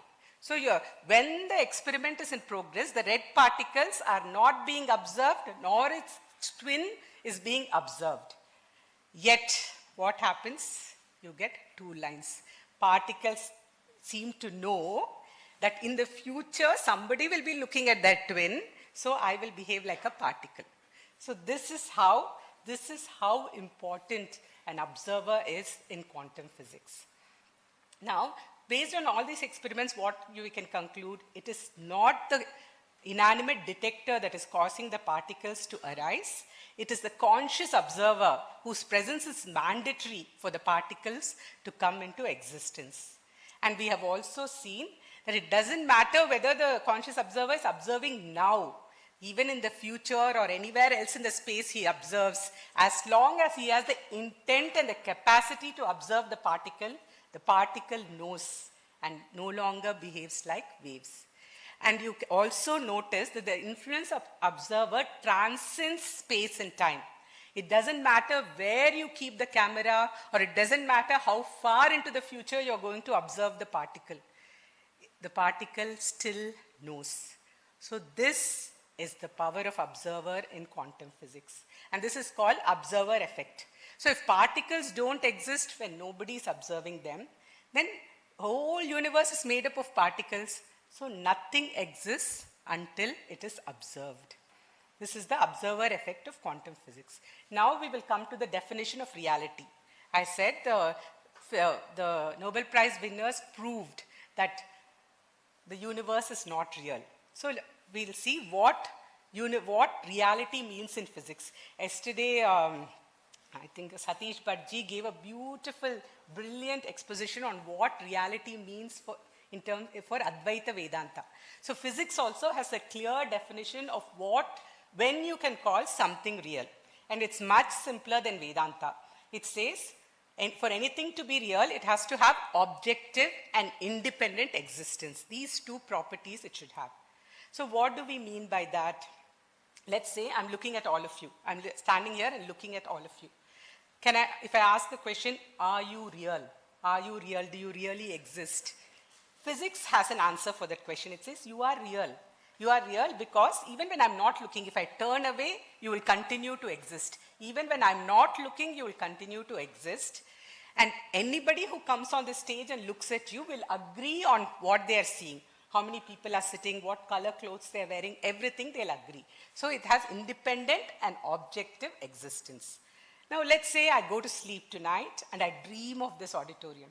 I can exactly picture this. I see each one of you seated here. Is that real? Physics will say it's not real. I can ask why. Both are identical. I'm having the same experience. I can see you here. I can see you clearly in my dream too.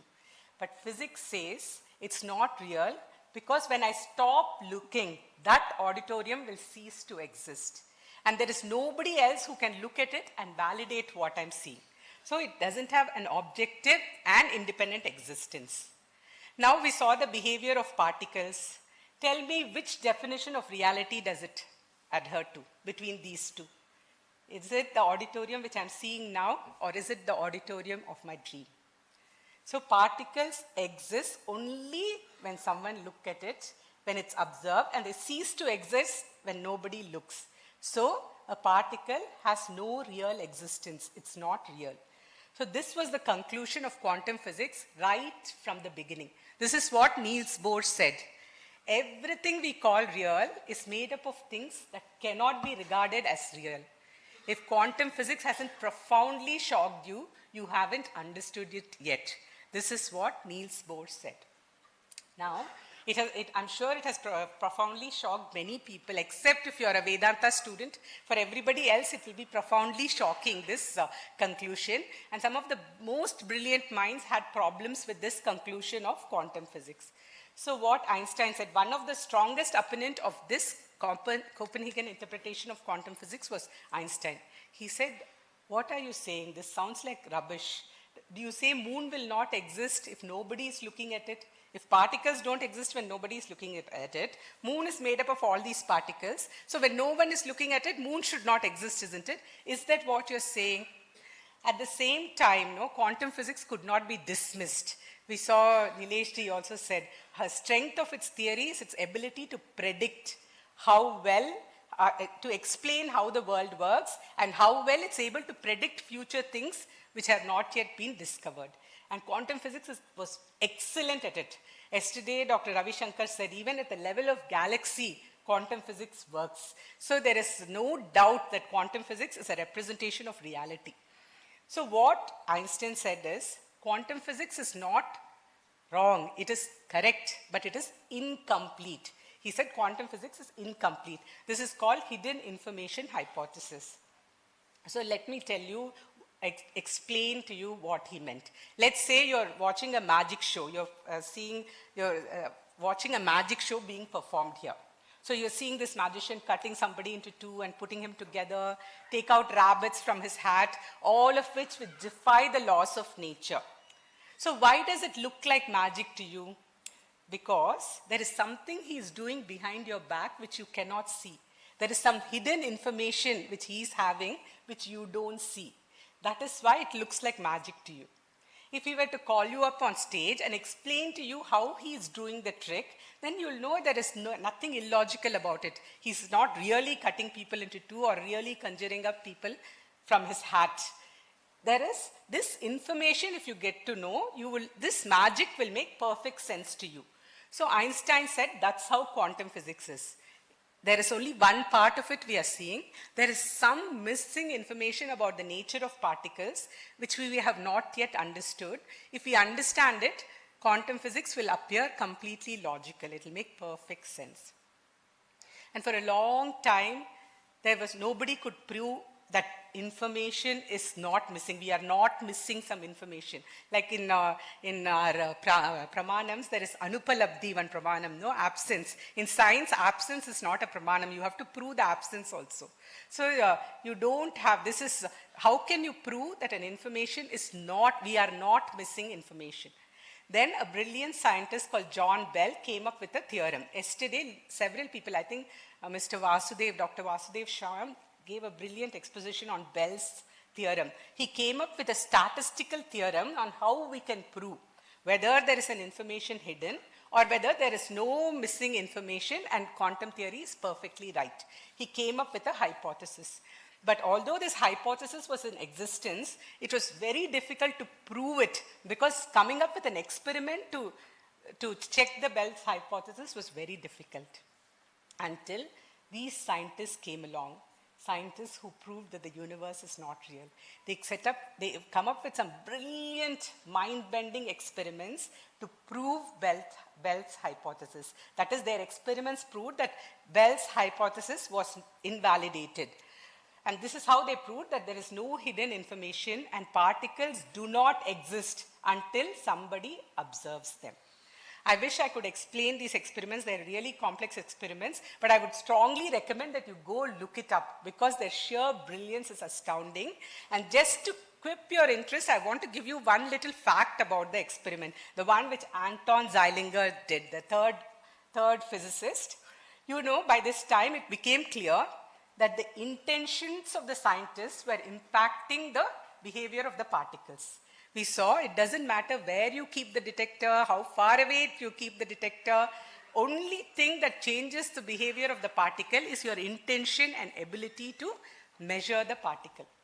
Now, you had to come up with an experiment where your intentions cannot interfere with it. How is it possible? How is it possible to set up an experiment without intending to measure? And Anton Zeilinger came up with a brilliant setup to overcome this difficulty. So I strongly suggest you look up this experiment. If you want references, after this talk, I will provide it to you.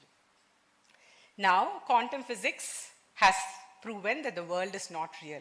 But although it's a very exciting proof, there are still it has raised more questions than answers. Would the moon exist when nobody is observing it? How can the unreal particle give rise to real world? And most importantly, the fundamental question in quantum physics is how is it that an observer is able to bring particles into existence? This is called the observer paradox. So I'm going to try answer this question using Advaita Vedanta. As I said, Advaita Vedanta is a science of consciousness. And if we apply the principles of Advaita Vedanta, many questions we can find answers to. And so one of the most important questions I want to try in my own way to answer using the principles of Advaita Vedanta.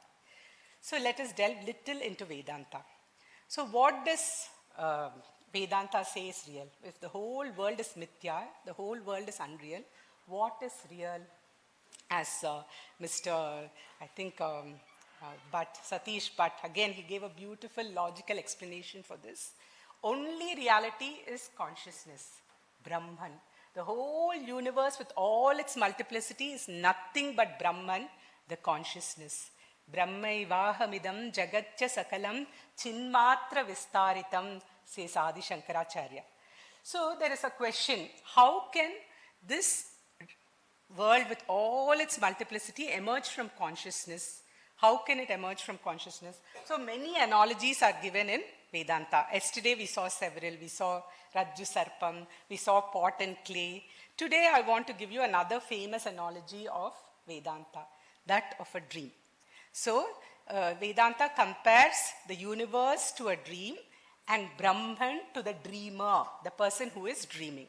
And it is a very powerful analogy because it helps explain many relationships between Brahman and the Mithya Jagat. So there are some straightforward relationship. The entire dream, with all its multiplicity, exists within you. You create, sustain, and destroy your dream. And what is everything in your dream made up of? You may have stars, galaxies, chairs, beds, rocks, insects, anything you can dream up of, many different things. But what are they made up of? They're all made up of your consciousness. They are a projection of your consciousness. Although within the dream it doesn't seem like that, that is how it is. And this is true for Brahman also. All these relationships are true for Brahman. But today I want to delve into another subtle relationship which is important for us to resolve this observer paradox. What do you do to create your dream? Is it something like, do you plan, execute, build, do physical labor? No. You create your dream by simply witnessing it. The only reason the dream exists, the only reason the dream comes into existence is because you witness it. Now let me ask you a question. Can anything exist in your dream which you don't see?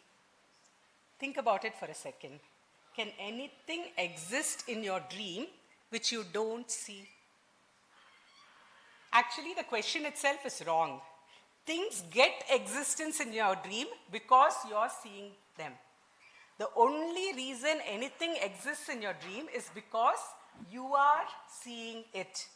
What you don't see does not exist. What you don't see ceases to exist. So let's take an example. You're dreaming of the stars and galaxies and planets. Then next minute you're dreaming of a garden. So what happened to those stars? What happened to those planets? Are they tucked away somewhere so that you can go back and see them? No.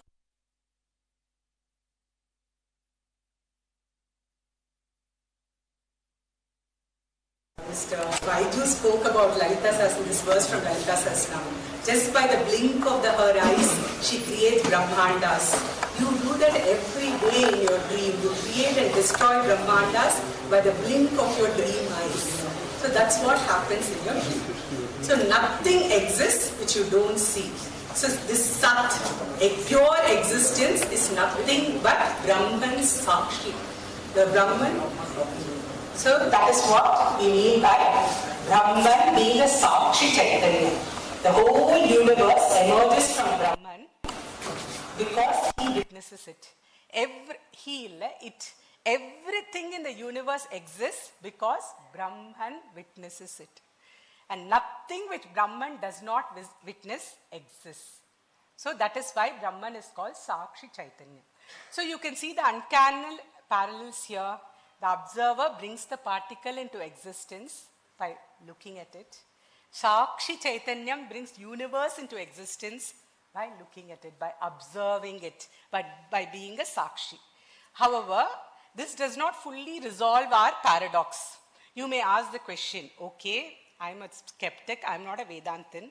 Even if I accept your view that there is an all-pervading consciousness from which this whole universe emerges, how can it explain a puny little human in a tiny little corner of the universe bringing particles into existence? They may look similar, but they are not the same, isn't it? For that, to resolve that, you should go to the highest teaching of Advaita Vedanta, the Mahavakyams. What do the Mahavakyams says? You are Brahman. This consciousness is Brahman. I am Brahman. Advaita Vedanta is very clear. It doesn't say you will become Brahman, or you are like Brahman, or you are part of Brahman. It says you are Brahman. There is an equal to sign there. So let us look at how we can resolve this. Go back to the example of our dream. So there are a lot of conscious entities in your dream. There are not just objects in your dream. There are conscious entities in your dream. How are they getting their consciousness? How are they able to experience the dream world? There's a person reading a book. There is a person watching the cell phone. All of them in your dream. How do they get their consciousness? They get it from you. But how? Have you divided your consciousness and given it to all the people in your dream? Like you take a cake and you divide it into multiple pieces. Each piece is distinct and separate. So they are not part of the whole. Is that how you have divided your consciousness? No. Let us take an example. Here is a person, let's say there's a person in your dream who is watching the sunrise. How is he getting this consciousness to observe the sunrise? It is you, the dreamer, who has created the sunrise, and it is you, the dreamer, who is experiencing the sunrise through his eyes. So the experience of every person in your dream is your experience. The experience of every conscious person in your dream is your experience. But you remain one undivided consciousness. And people in your dream may think, I am limited, I am small, I am part of this world. But their consciousness is that consciousness which created this whole dream. So you should, that is what we mean, that's what Mahavakyams are saying. You are Brahman. You are equal to Brahman. So you can never ask the question, how can a puny little being create a particle, bring particle into existence? It is because there is nothing puny about an individual. He is that consciousness which brought the entire universe into existence. So I feel Advaita Vedanta has potential to answer many unanswered questions and many paradoxes in quantum physics. So we need to marry these two scientists. I'm sorry, I think there is a problem with it. Oh, okay. Let's see. It has potential to answer several unanswered questions. So I will just stop here. I just wanted to add one more information about my channel. If you are interested in knowing more about quantum physics and Vedanta, you please visit my channel called Temples, Books and Science. I have done 2 series of videos there. One called Quantum Physics and Vedanta, another called FAQ on Quantum Physics and Vedanta. So you will find a lot more information on this subject. Thank you. That's it from me.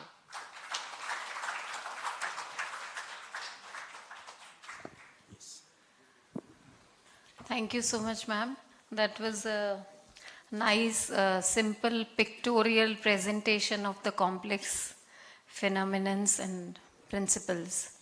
Any questions? So, I have a question, Dr. Subrahmanyam here. Ma'am, you mentioned that particles are mindless entities. Yeah. After going through this experience and, the way they are able to predict the observer's behavior, do you still think that, particles are mindless entities? Okay, sir. And because, where does the mind begin and end? Yeah. Should it be a multicellular organism like a human being that has mind, or can particle also have a mind? Yeah, see, that's the problem with quantum physics. You tend to look at it always from Bahya Drishti. Antarmukha Samaradhya doesn't come when you look at quantum physics, but we need to do it. One way of thinking of it is particles are coming into existence, thinking and coming into existence when you're looking at it. That's the way it appears, but that's not the way it is. Let's say I will upgrade to another analogy. I'm wearing a virtual reality glass. So everything seems to come into existence when I look at it. So there are buildings coming in. When I turn, the buildings disappear. So should I assume that the buildings are conscious? They're having a mind of their own and they appear because I'm looking at them? It is my specs that is lending existence to those buildings. If I remove these goggles, none of them will exist. So you should not look at it with Bahya Drishti. You should look at it Antar Drishti. Imagine you are seeing everything, you are seeing a spot everywhere you look at. You can think that there is a spot moving everywhere I look at. The other thing you can assume is there is something on my specs. So everywhere I look at, I'm looking at the spot. So it is the observer that has to be looked into rather than the particles.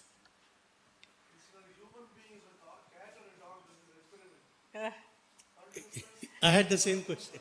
Okay, I will first answer Swamiji's question. So he says, the question is cat or a dog conscious being? See, so the corollary of the question is, you're asking whether cat can be considered a conscious being to do the experiment. So both physics and Vedanta have 2 different answers to it. Physics or the modern science looks at consciousness as higher functions like decision making, thinking. So if you look at that definition of consciousness, only human beings are conscious, and it doesn't make sense to think that only a human being can bring a particle into existence. But you just look at Vedanta's definition of consciousness. It doesn't think of every living being is consciousness. And what do we mean by consciousness there? Simple awareness. The Sakshi Tattvam. What is Sakshi Tattvam? It's simple awareness. When you're in deep sleep, what do you see? What do you do? What do you hear? You're simply aware. And that awareness is all-pervading. I think it transcends human beings, and cat, dog, bacteria, everything can be considered. Non-living beings, I'm not sure. I'm not sure about that. My question is, cats, dogs, or other animals can also be trained to observe. Yes. So, whether any such experiment was done that, I mean, you know, other than human beings, some other animal has tried to observe, and did it have any effect on the double slit experiment? Number one. Number two, now artificial intelligence, even robots can observe. They are not living beings at all. So when robots observed, whether, I mean, you know, they may decide to observe, they may not decide to observe. So based on that, I mean, were there any Okay, results? let me answer both the questions. First question is about cats and dogs. Again, as that, I think I answered it previously. Consciousness has two different perspectives from a physics and Vedantic perspective. You will have to decide on what you want to think of as consciousness. Regarding the second question about AI, see here you take the double slit experiment. The detector is not a conscious entity, but it is able to bring the particle into existence. Why? Because a conscious observer is looking at it. I think you will have to extrapolate it to AI. AI can give you a lot of answers, but it is not a conscious entity. No, but if we train a robot to observe, and it decides to observe or not to observe, based on that, I mean, any effect, whether such experiments have been done. That's what. Yeah. Yeah. You should think of a robot as an evolved detector, that's all. A non-conscious entity which is more evolved and can do higher functions. Yeah. Yes, sir. There is what you have done. There is a von Neumann and David Bohm worked in the Higgins experiment. Please speak on the mic. So what they had done something very similar, because the question of free will comes into this. So they brought in another person who is with the detector. So something similar was done, and the results were quite intriguing. Okay. Yeah. Have you seen David Bohm and von Neumann's work, integrated information theory, which is like it takes. See, from a detector, you have to come to the person. Yeah. And have you seen that work? No, I have not. I don't recall it. I might have seen, but I don't recall now. Yeah. Madam, ये modern existentialist जो हैं, इन्होंने भी कुछ सोचा है वो कि उससे पहले मैं बताना चाहता हूँ कि जो व्यक्ति है, इंडिविजुअल है, वो परफेक्ट एग्जाम्पल है, एम्बॉडीमेंट है वेव थ्योरी और पार्टिकल थ्योरी का ह्यूमन बॉडी. ये मेरा पक्का विश्वास है, जिसकी ओर अभी लोगों का दिमाग नहीं गया है. दूसरी बात, आइंस्टाइन की जो थियरी मेजरमेंट की या लाइट की, उनके पास एक ही मेजरमेंट है, वो सनलाइट की स्पीड का, और उसके बियॉन्ड वो सोच ही नहीं पाएंगे. जो हमारा विजुअल एंड परसेप्टिबल वर्ड है सारा उनका, वो लाइट स्पीड से ही चलता है, मतलब सनलाइट की. मेरा क्वेश्चन ये है, और भारत में बहुत पहले से इसकी फाउंडेशन ले डाउन है, वो ये कि जो मून लाइट है, इसकी स्पीड को भी किसी ने रिसर्च की है, क्योंकि ये रिफ्लेक्टिव लाइट है फ्रॉम द सन, और सारी एस्ट्रोनॉमी हमारी उसी पे बेस है. और यहाँ तक कि हमारी बॉडी में जो चंद्र नाड़ी और सूर्य नाड़ी का कॉन्सेप्ट बहुत पहले से ले डाउन है. तो कहने का तात्पर्य है कि वहाँ पे तो सूर्य की जो स्पीड है सनलाइट की, उस पे ही सारा वर्क हुआ है. भारतवर्ष में क्या चंद्र नाड़ी या चंद्र, जो आज की डेट में हमारा हिंदुस्तान चंद्रमा पे पहुंच चुका है, वो भी डार्कर साइड पर, तो कितनी बड़ी बात हम लोग कर चुके हैं ऑलरेडी. तो कहने का, उससे लाइट लेते हुए, मैं साइंस का स्टूडेंट नहीं हूँ, तो मुझे नहीं पता कि जो सनलाइट है की स्पीड, मून लाइट की स्पीड क्या हमने नापी है या? Both are, there is no difference in the speed of light. Okay. The light is same, the speed of light is same in vacuum. चाहे मून लाइट, अच्छा, रिडक्टिव एंड एक्सपेंशन, मैंने का मतलब जो लाइट है वो रिफ्लेक्शन है सन का, सनलाइट का. Yes. तो उसके ऊपर वर्क क्या नहीं होना चाहिए या नहीं है? ये I don't know whether I am qualified to answer this question because I am not able to understand. यही ये ब्रिज, मैं समझता हूँ एक मैंने ब्रिज तैयार किया है, और उसका बताया कि ह्यूमन बॉडी जो है, जो चंद्र नाड़ी और सूर्य नाड़ी और हमारी सारी कैलकुलेशन मून लाइट से चलती है, मून से. और आज की डेट में चंद्रमा के डार्क साइड में हम पहुंच चुके हैं, तो क्यों ना ब्राइटर साइड पर क्वांटम के सहारे पहुंचे, आइंस्टीन के सहारे पहुंचे, या यहाँ पर कोई हमारे यहाँ आइंस्टीन पैदा हो. जबकि हमारी महिला शक्ति ने तो ही ज़्यादा रही हैं वहाँ, जो dark side of the moon में, वहाँ यहाँ पे एक्सपेरिमेंट जो हमारे यहाँ इसरो से गए हैं साइंटिस्ट, उसमें ज़्यादातर महिलाएं.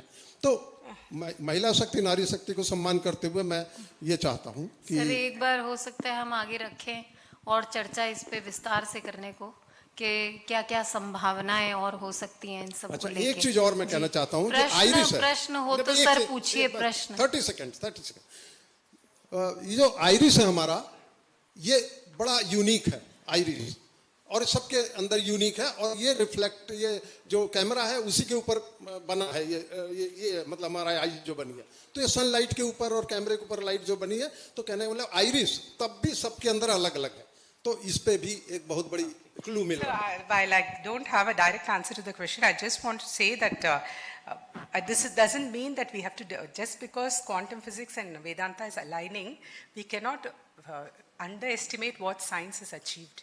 You know, Vedanta says Vedanta said you can never know Brahman. Brahman is beyond experience, and now quantum physics is looking like it can come close to it. So I think both subjects have value to add to each other. I think quantum physics with Vedanta with its incredible knowledge on consciousness can add value to quantum physics. At the same time, the mathematical rigor and the experimental power of quantum physics can move Vedanta to the realm of science. It can truly be recognized as a realm of consciousness. So we should never look down on science just because I think it is not right to look down on science. That is what I believe. Yeah. Thank you.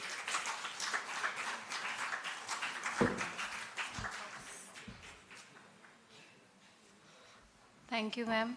So now we'll break for tea, and in 5 minutes, we'll gather here.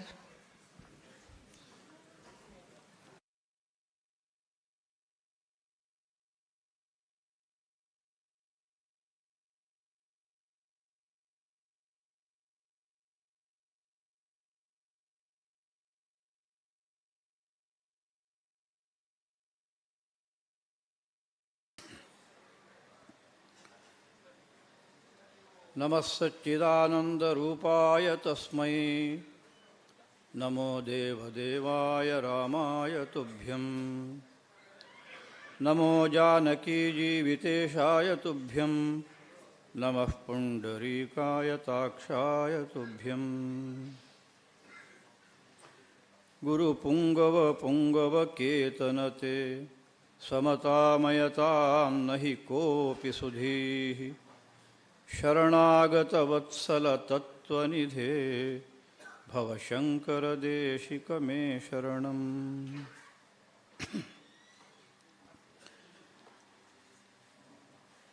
सत्य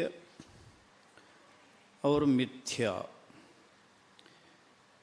ये दोनों के बारे में परसों शाम से चिंतन हो रहा है। विद्वान लोग और विज्ञानी लोग ये सब मिलकर हम कर रहे हैं। हम जानते हैं कुछ विज्ञानी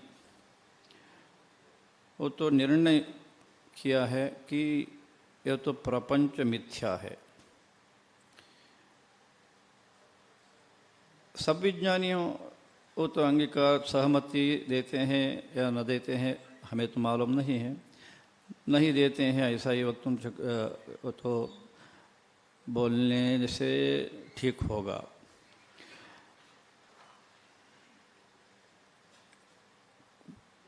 मगर एक इसके बारे में चिंतन का आवश्यकता क्या है?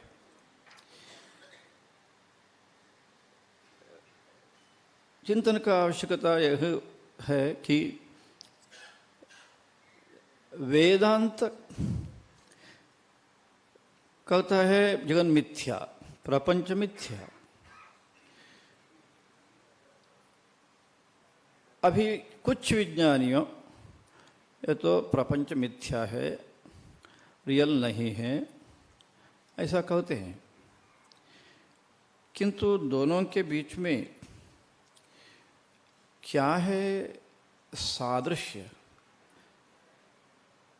क्या है अंतर, इसके बारे में चिंतन करना है ना।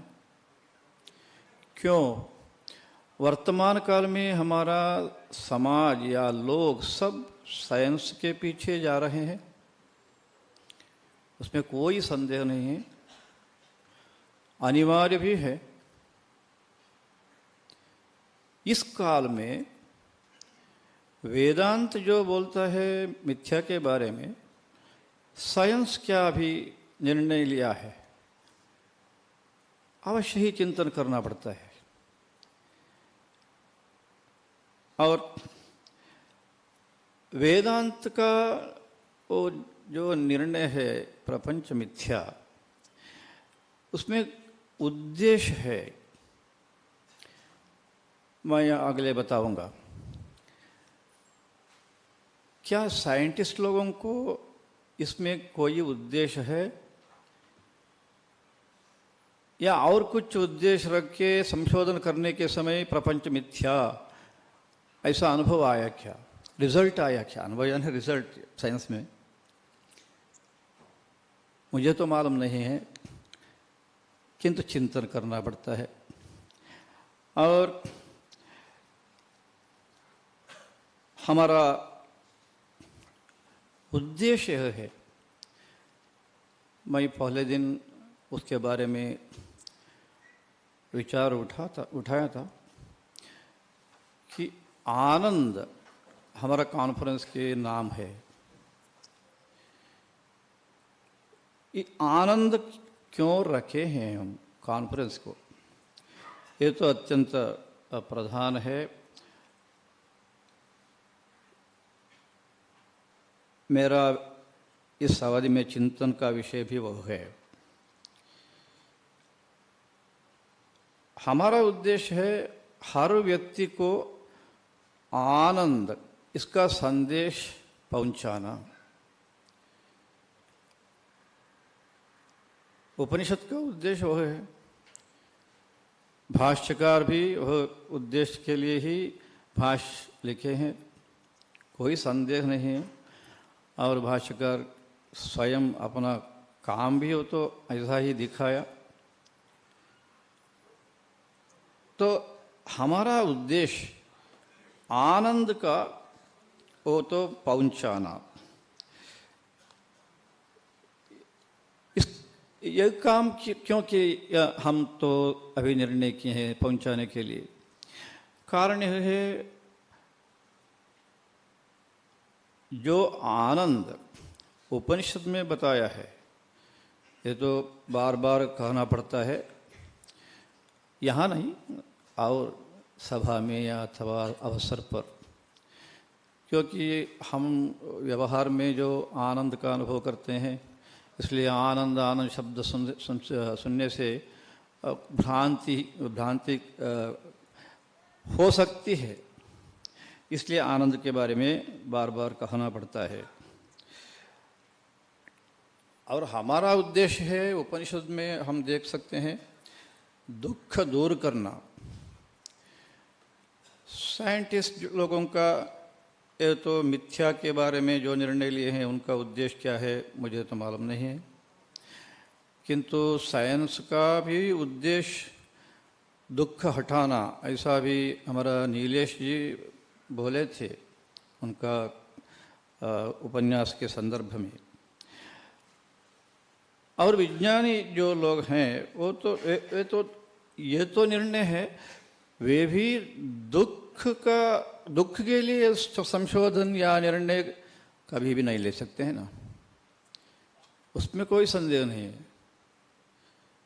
दुख हटाना उनका उद्देश्य है ना, उसमें तो चिंतन करना पड़ेगा, किंतु दुख को प्राप्त करना है हमें इस संशोधन से, इस निर्णय से, अध्ययन से, ये तो अवश्य ही नहीं हो सकता है। और विज्ञानियों जो रास्ता स्वीकार लिए हैं ये संशोधन करने के लिए, थोड़ा अलग रीति हम वहाँ देख सकते हैं।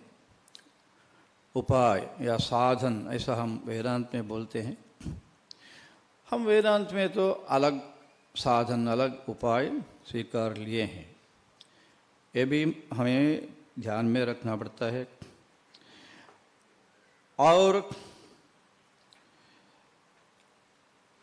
ये सब है विज्ञानियों के और हमारा ज्ञानियों के बीच में अंतर या सादृश्य। फिर भी अभी क्या आया हमारा जीवन काल में, वर्तमान काल में, तो प्रपंच मिथ्या। ठीक है, कुछ विज्ञानियों ऐसा निर्णय लिए हैं, वो तो सत्य है। फिर भी कुछ विज्ञानियों निर्णय लिए ना, ये तो सामान्य विषय नहीं है, अभी विरोध आएगा।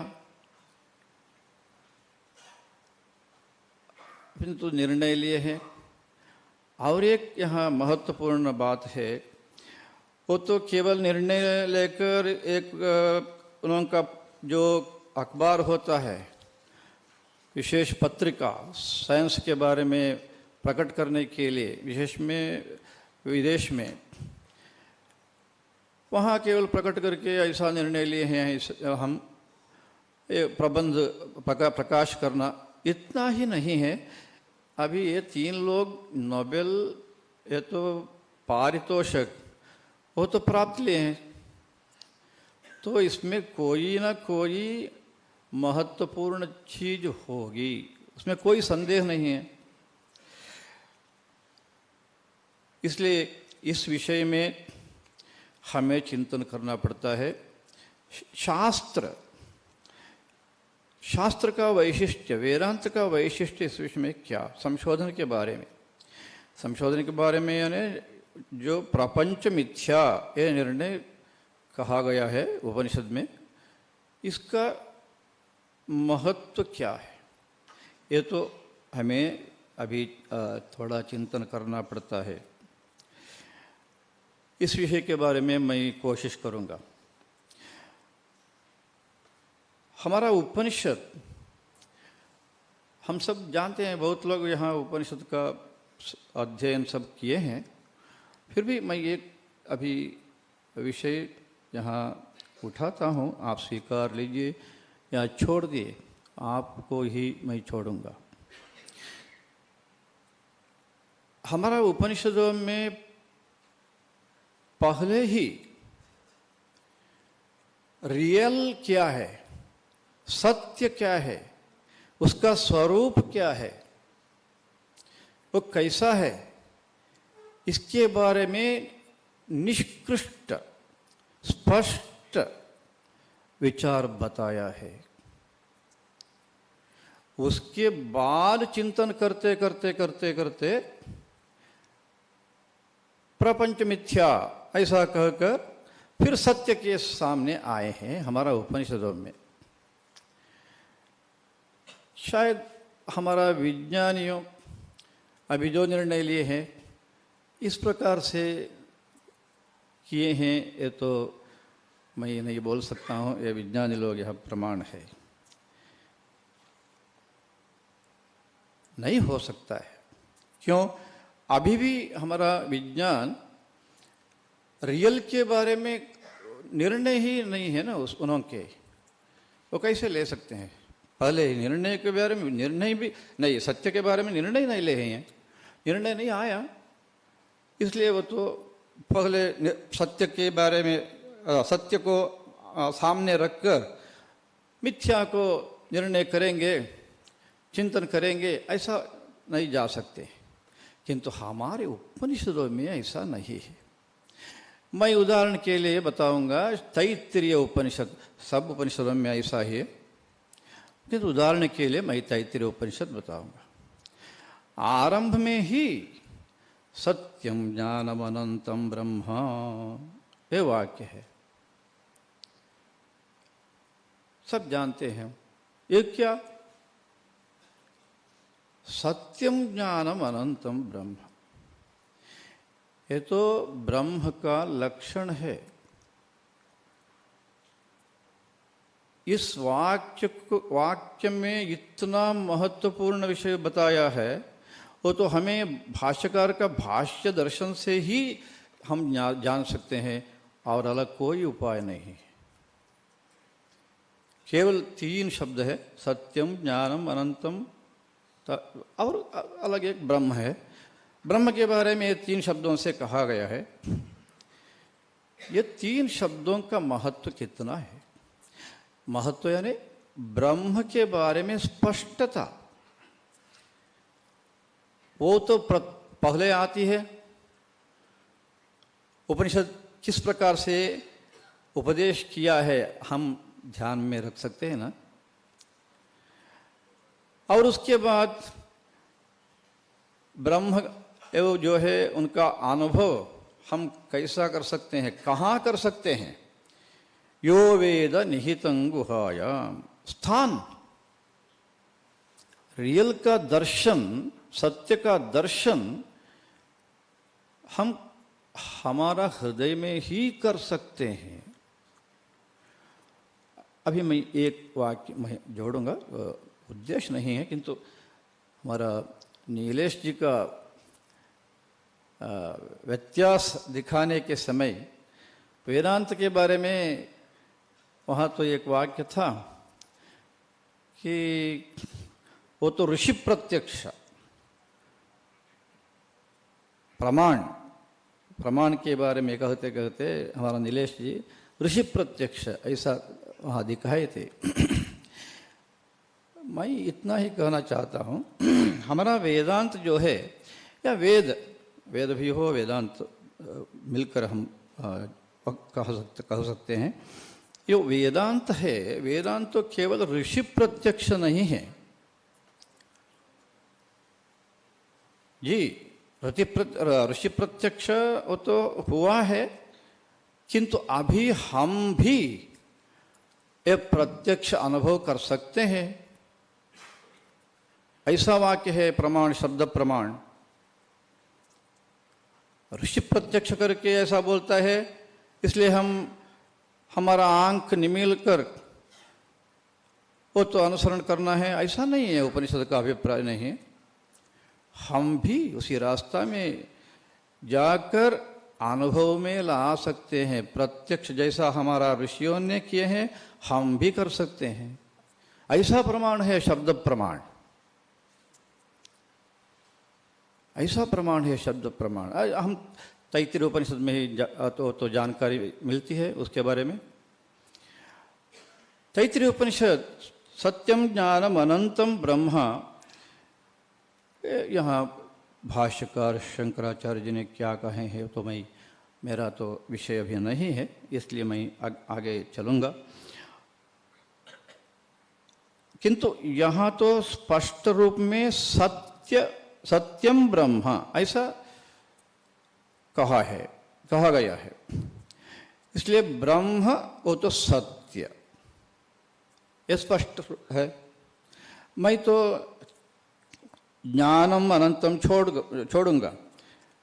कारण यह है, मेरा विषय आज का विषय है केवल आनंद है, इसलिए अभी उसके बारे में मैं तो नहीं स्वीकार करूंगा। सत्य शब्द का यहाँ हम देख सकते हैं। सत्य यानी क्या, हमारा कॉन्फ्रेंस का विषय है। उसके बारे में श्रीमान विद्वान हमारा सतीश भट्ट जी, वो तो आचार्य शंकराचार्य जी का वाक्य भी दिखाए थे, इसलिए उस वाक्य के बारे में मैं अभी विवरण देने के लिए नहीं उत्सुक है। आप नीचे उसका अंग्रेजी में अनुवाद भी किया है, और यह भी आप मन में रखिए कि जो संस्कृत वाक्य आता है मेरा आज का इस चिंतन में, उसका अंग्रेजी अनुवाद है, साक्षात अनुवाद है, शब्द शब्द का अनुवाद है। किंतु और जो वाक्य है उसका विवरण मैं दूंगा। वहाँ केवल एक वाक्य होगा, बिंदु बिंदु, ऐसा हम पॉइंट ऐसा कर सकते हैं। किंतु संस्कृत का जो वाक्य है, यहाँ तो भाष्य का वाक्य है सत्य के बारे में।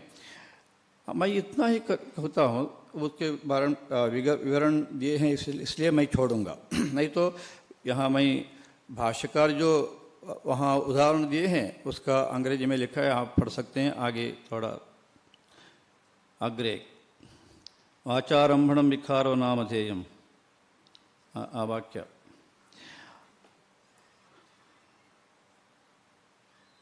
कौन प्रशांत नहीं मुंद यहाँ शंकराचार्य जी ने सत्य का अर्थ विवरण करने के समय छांदोग्य उपनिषद का वाक्य दिए हैं, वाचारंभणम विकारो नामधेयम मृत्तिकीयत्येव सत्यम। अभी इस उदाहरण से सत्य शब्द का अर्थ कैसा हमारा मन में दृढ़ होता है, ये तो चिंतन करना है। क्यों, वो भी मैं बताऊंगा। शंकराचार्य जी ने यहाँ ये लिखे हैं, मैं अत्यंत प्रसिद्ध उदाहरण कहूँगा। रस्सी जो है, रस्सी में वो तो हम सर्प का भ्रांति हमारे होते हैं ना, उस उदाहरण में हम जब रस्सी में सर्प देखते हैं उस समय में भी वो तो रस्सी व्यत्यास नहीं हुआ, रस्सी का व्यत्यास नहीं होता है, रस्सी ही रहता है, उस रूपेण ही रहता है रूप में। और पहले भी वो रस्सी ही था, और अभी प्रकाश आया, वो सर्प वो तो गया, सर्प का भ्रांति गया। उस समय में क्या होता है, उस समय में भी रस्सी रूप में ही रहती है। ये उदाहरण हम यद्रूपेण यन्निश्चितम तद्रूपम न व्यभिचरति रत् सत्यम, ये भाष्यकार का वाक्य है। ये कितना महत्व है यहाँ। क्यों, मैं एक उदाहरण बताऊंगा। बेंगलुरु में विशिष्टाद्वैत संप्रदाय में आया एक सन्यासी, वो तो पहले ब्रह्मचारी थे, लेक्चर थे, संस्कृत लेक्चर थे। उसके बाद वो तो सन्यास लिया, वैष्णव संप्रदाय का सन्यास लिया। किंतु उनको भगवत्पाद शंकराचार्य जी के अत्यंत श्रद्धा भक्ति, शंकराचार्य जी का नाम सुनने ही शरीर में कंपन आता था उनको। एक बार एक अवसर मिला, उनका विवेक चूड़ामणि ग्रंथ का प्रकाशन करना अवसर, कन्नड़ में उसका अर्थ लिखा था। प्रकाशन के समय वो पहले पुस्तक को प्रकाशन करने के वो तो प्रस्थान किया था, किंतु ऐसा सिर में वो पुस्तक रखा। लोगों को आश्चर्य हुआ, सभा में जो बैठे थे उनको आश्चर्य हुआ। अरे उद्घाटन सब लोग ये तो टेप तो खुलाते हैं या पुष्प वो तो निकाल के पुस्तक दिखाते हैं, यह तो पुस्तक साक्षात सिर पर रखा। तो वो ही उदाहरण, तो उसका विवरण दिया। आप देखिए, आज मेरा भाग्य है, विवेक चूड़ामणि ग्रंथ का प्रकाशन है। चूड़ामणि यानी सिर पर धारण करने के योग्य एक आभरण है। इस ग्रंथ का नाम है विवेक चूड़ामणि। ग्रंथ का नाम है विवेक चूड़ामणि। विवेक और चूड़ामणि दो शब्दों आप मन में रखिए, इसलिए मैं इस ग्रंथों का उद्घाटन सिर पर रख करके मैंने किया। इतना ही नहीं, ये तो शंकराचार्य जी का ग्रंथ है, इसलिए सिर पर रखने के लिए ही योग्य है। और तीसरा कारण है, इसका व्याख्यान जीवन मुक्त श्री चंद्रशेखर भारती स्वामी जी ने किया है। वो भी इस पुस्तक में है, इसलिए मैं तो ऐसा उद्घाटन करूंगा। ये तो उसका नाम ऐसा था, रंगप्रिय देशिक। उनका नाम संन्यास लेने के बाद उसका नाम रंगप्रिय देशिक। वो क्या बताया, एक संदर्भ में सत्य के बारे में बताया। अरे भगवत गीता में ऐसा है संभवामि युगे युगे, ये तो भगवत गीता में श्री कृष्ण का वचन है, स्पष्ट है। संभवामि युगे युगे, परित्राणाय साधूनां विनाशाय च दुष्कृतां धर्म संस्थापनार्थाय संभवामि युगे युगे। नीचे भाष्यकार क्या लिखे हैं भाष्य में?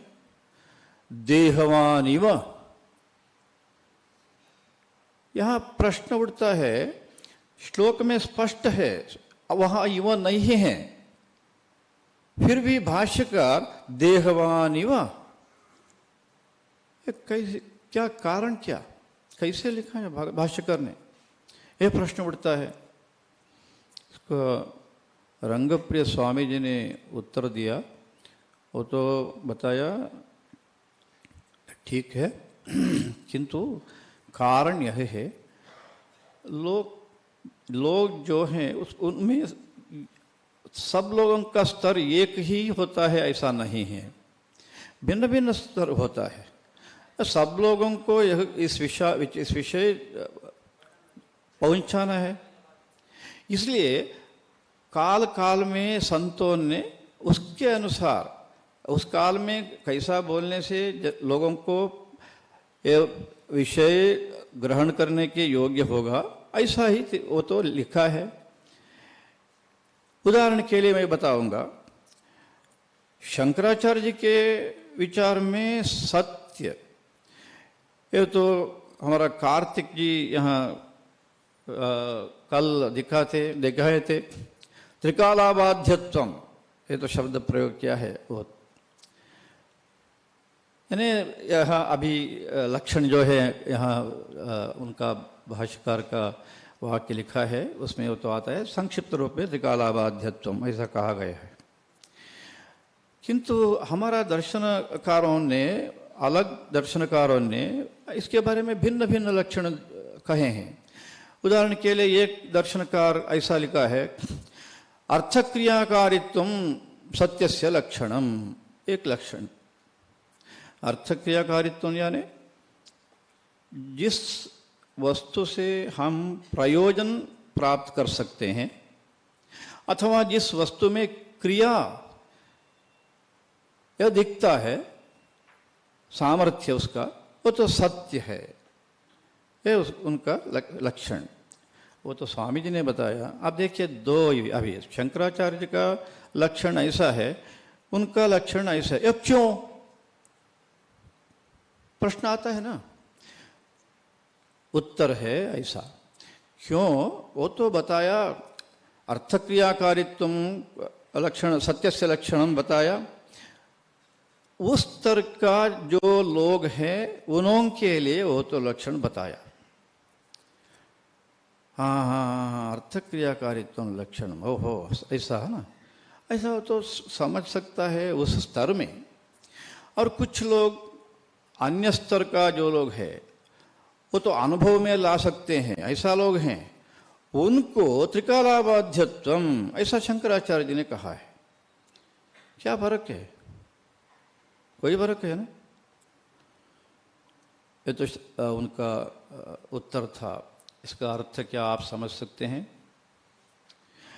क्यों बताया ये उदाहरण? शंकराचार्य का जो लक्षण है सत्य, सत्यम ब्रह्मा, उस संदर्भ में सत्य का जो लक्षण बताया है उसका महत्व कितना है आप समझ सकते हैं।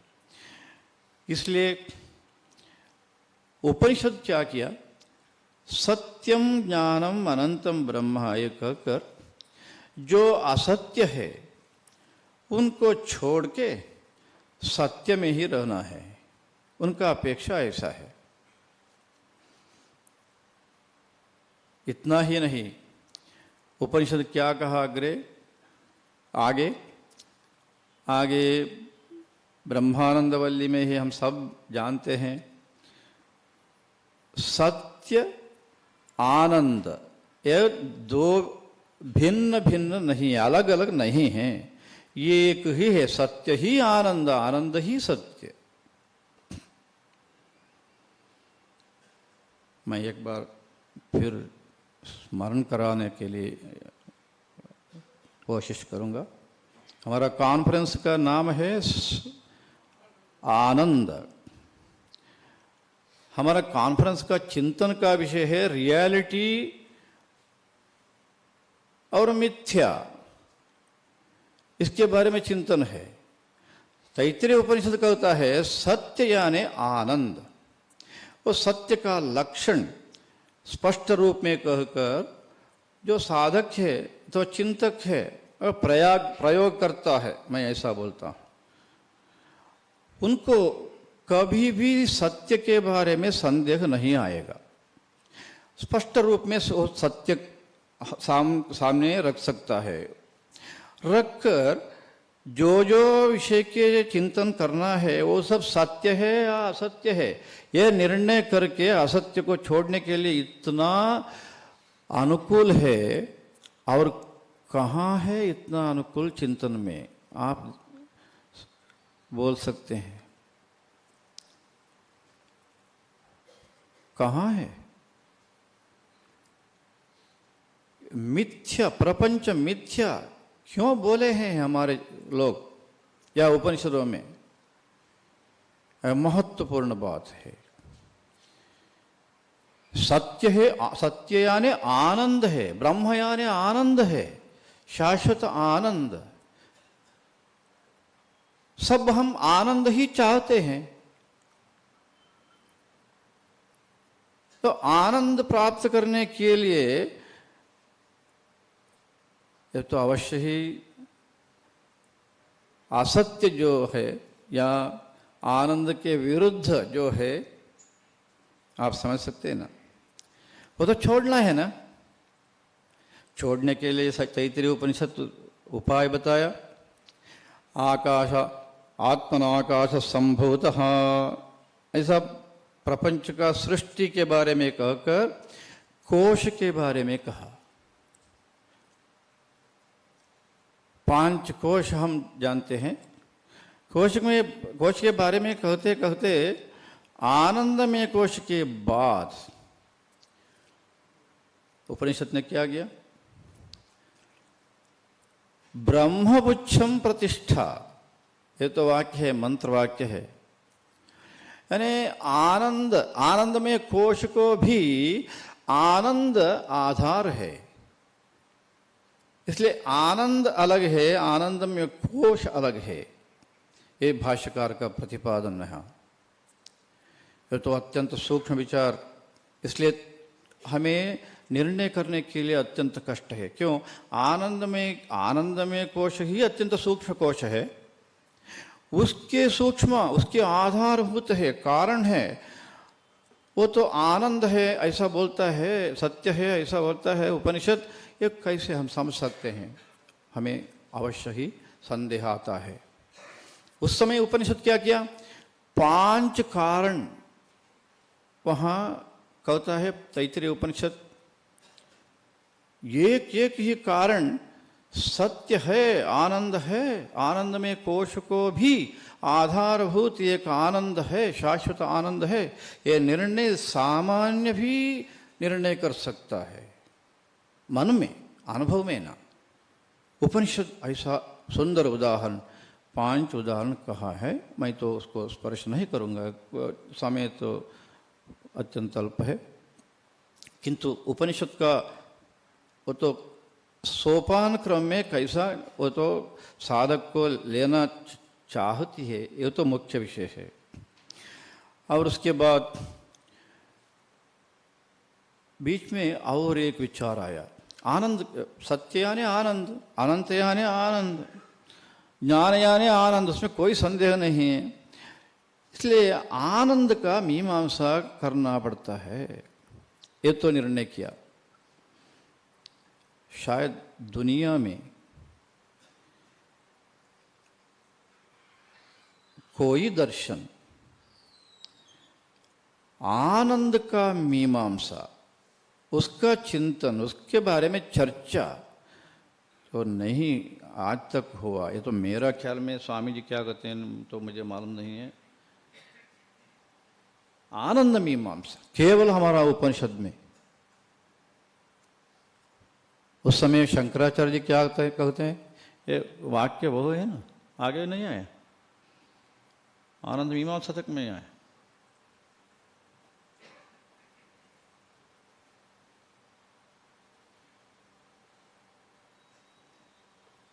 अब पहले ब्रह्म आनंद, ये तो दो समान है, इसके बारे में बृहदारण्यक उपनिषद भी कहता है विज्ञानम आनंदम ब्रह्म, वो तो मैंने दिखाया हूँ। अभी आनंद मीमांसा इस समय में शंकराचार्य जी ने कहते हैं, ये तो हम अवश्य ही सुनना है हमें। वो तो आनंद मीमांसा के कारण कहता है, इसके पहले उपनिषद कहता है भय का कारण आनंद है या ब्रह्म है, दो भी समान, बार बार कहता हूं। भय का कारण आनंद है, भीषारस्मा वातः भवते, ये सब मंत्र ये बोलते हैं। इसलिए जो आनंद भय का कारण है, और ऐसा जो आनंद है इसके बारे में अवश्य ही चिंतन चर्चा करना है। ये तो उपनिषद का अभिप्राय, ऐसा हमारा मन में आएगा। किंतु लोगों को मन में क्या आता है सहज रूप में, आनंद का चिंतन करना क्या है, हमारा अनुभव है आनंद है, उसमें चिंतन क्या है, चिंतन का अवसर नहीं है, ऐसा विचार आता है। इसलिए श्री शंकराचार्य जी ने वहाँ विशेष तथा उपदेश दिए हैं, क्यों मीमांसा करना पड़ता है। इसके बारे में शंकराचार्य जी ने कहते हैं, कारण यह है, उपनिषद का अभिप्राय है, हमें जो आनंद हर दिन हर क्षण आता है वो तो विषयानंद है, विषय से हम प्राप्त कर सकते हैं, प्राप्त करते हैं। किंतु अभी मीमांसा करना पड़ता है, क्या उपनिषद इस आनंद के बारे में कहता है या अलग कोई आनंद है, विषयानंद छोड़कर, यह तो विचार करना है, यह एक है। और आनंद मीमांसा करते करते आनंद में रहना कैसा, यह भी कहना है, यह उपनिषद का उद्देश्य है। इसलिए आनंद मीमांसा भी आरब्ध है, ऐसा भाष्यकार जी हाँ लिखे हैं। क्यों मैं अभी उठाया विषय को, रियलिटी या सत्य, इसके बारे में चिंतन करना और मिथ्या के बारे में चिंतन करना, क्यों रहस्य उपनिषद में है, इसलिए चिंतन करना पड़ता है। वो तो हम जानते हैं कैसा मीमांसा वहाँ किए हैं, इसके विषय में हम जानते हैं, फिर मैं नहीं कहना चाहता हूँ। फिर एक अंश कहना ही पड़ता है, बार बार कहना पड़ता है, ये तो मेरा अभिप्राय है कि उपनिषद इतना ही कहकर समाप्त नहीं होता है, किंतु आनंद जो जिसको होता है, आनंद शाश्वत आनंद मिलता है, उसका अनुभव कैसा, उसके बारे में मंत्र, उसके बारे में मंत्र, सामगायन्नास्ते, ये सब मंत्र आप सब सुने होंगे। शाश्वत आनंद का अनुभव आने के समय इसका स्वरूप या लक्षण ऐसा होता है, यह भी कहा गया है। इसलिए शाश्वत आनंद प्राप्त करने के बाद क्या, उसका भी उत्तर उपनिषद में हम देख सकते हैं।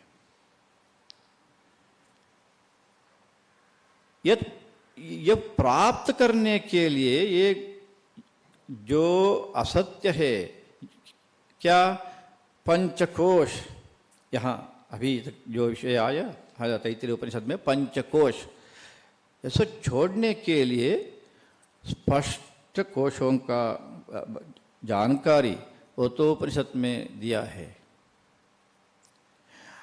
और उसके बाद उपनिषद क्या करता है, उसके बाद एक विभाग ही अलग है, भृगुवल्ली ऐसा नाम है। भृगुवल्ली में क्या कहा है? भृगुवल्ली में प्रयोग करने के लिए कहा है उनका पिताजी भृगु का वरुण।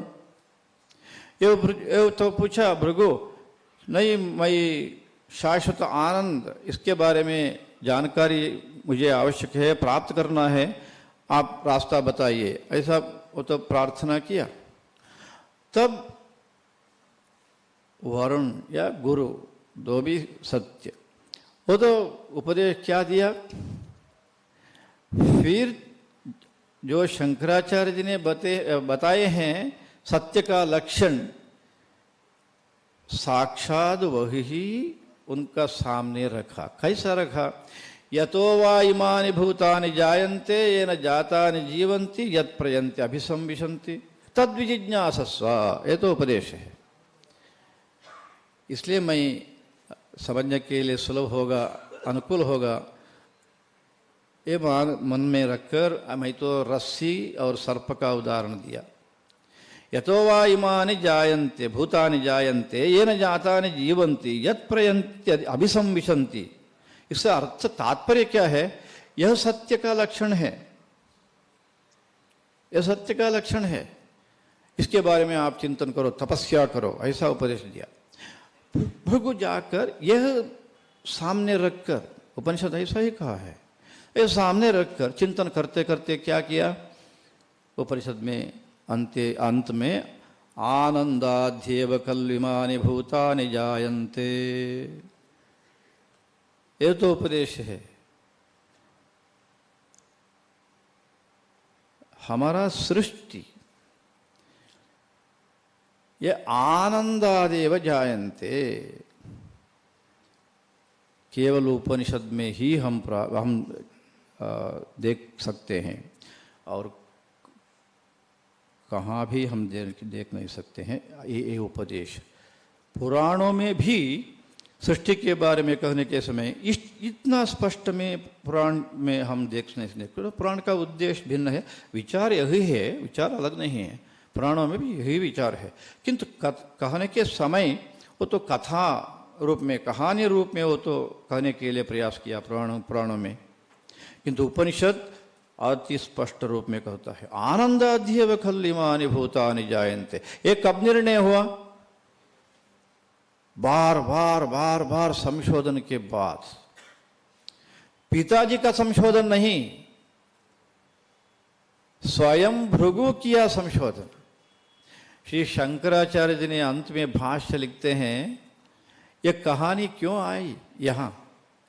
भाष्यकार जी का वचन ऐसा है, भृगुवत ये शब्द है, भृगुवत, भृगु जैसे हम भी शाश्वत आनंद अनुभव में ला सकते हैं। यह तात्पर्य है श्रुति का, उपनिषद का, ये भाष्यकार का वचन अंत में भृगुवल्ली का। इसका अर्थ क्या? रियलिटी, सत्य के बारे में चिंतन करने के लिए हमें असत्य जो है वो तो अवश्य ही निर्णय करके छोड़ना है, तब ही शाश्वत आनंद मिलता है। शायद अभी आप सब लोग हमारा कॉन्फ्रेंस के आनंद यह नाम क्यों रखा है समझ में आया, ऐसा मेरा विश्वास है। क्योंकि मैं पहले दिन बोला था यह केवल आनंद है और बीच में साइंस और शास्त्र ऐसा विषय लिखे हैं। आनंद और इसको परस्पर संबंध क्या, ऐसा प्रश्न। उत्तर है उपनिषद में। न केवल तैत्तिरीय उपनिषद, हम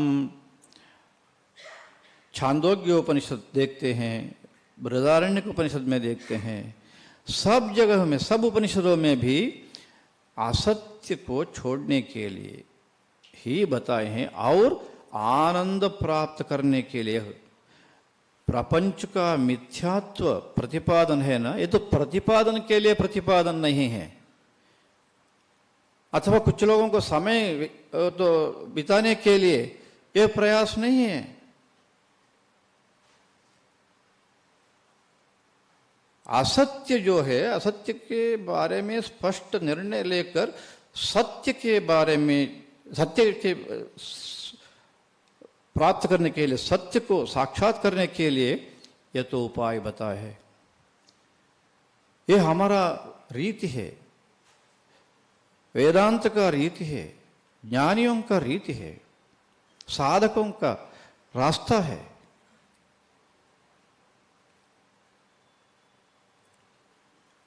और हम देख सकते हैं छांदोग्य उपनिषद में 7th चैप्टर है, ये भी आप में नहीं, हमारे बीच में हम जो लोग हैं विज्ञानी शास्त्रज्ञ में तो जानते ही हैं, विज्ञानियों भी सुने होंगे। सनत कुमार और नारद जी का वो तो कहानी यहाँ वहाँ आती है। नारद जी क्या कहते हैं, वो मैं सब शास्त्र, मैं ऐसा बोलूँगा, वो तो पट्टी लिखा है क्या क्या शास्त्र नारद जी वो तो पढ़ा है, उसके बारे में सब शास्त्र अध्ययन किया, किंतु उनका कहन क्या, सनत कुमार जी के सामने आकर, हे सनत कुमार जी महर्षि, अब देखिए मैं तो सब शास्त्र पढ़ा हूँ किंतु शोक से मुक्त नहीं हो, इसके बारे में आप तो शोक से मुक्त हुए ऐसे मैं सुना हूँ, आप मार्गदर्शन दिए। ये तो प्रार्थना वहाँ 7th चैप्टर में, उसके उत्तर रूप में सनत कुमार जी क्या कहें, ये तो पट्टी बताया ना हमारा नारद जी, और ऋग्वेद यजुर्वेद ऐसा आरंभ होता है मंत्र में।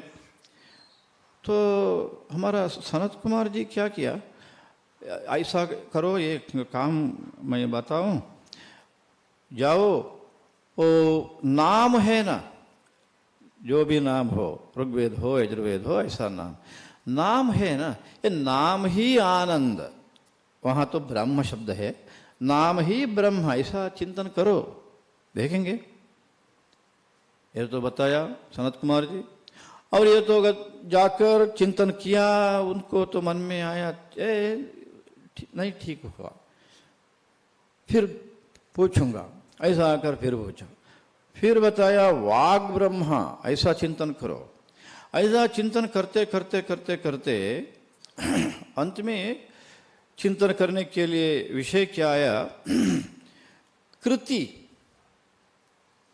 कृति शब्द का अर्थ यहाँ क्रिया ऐसा नहीं बताते हैं भाष्यकार, वो तो इंद्रिय संयम ऐसा वहाँ लिखे हैं कृति शब्द का।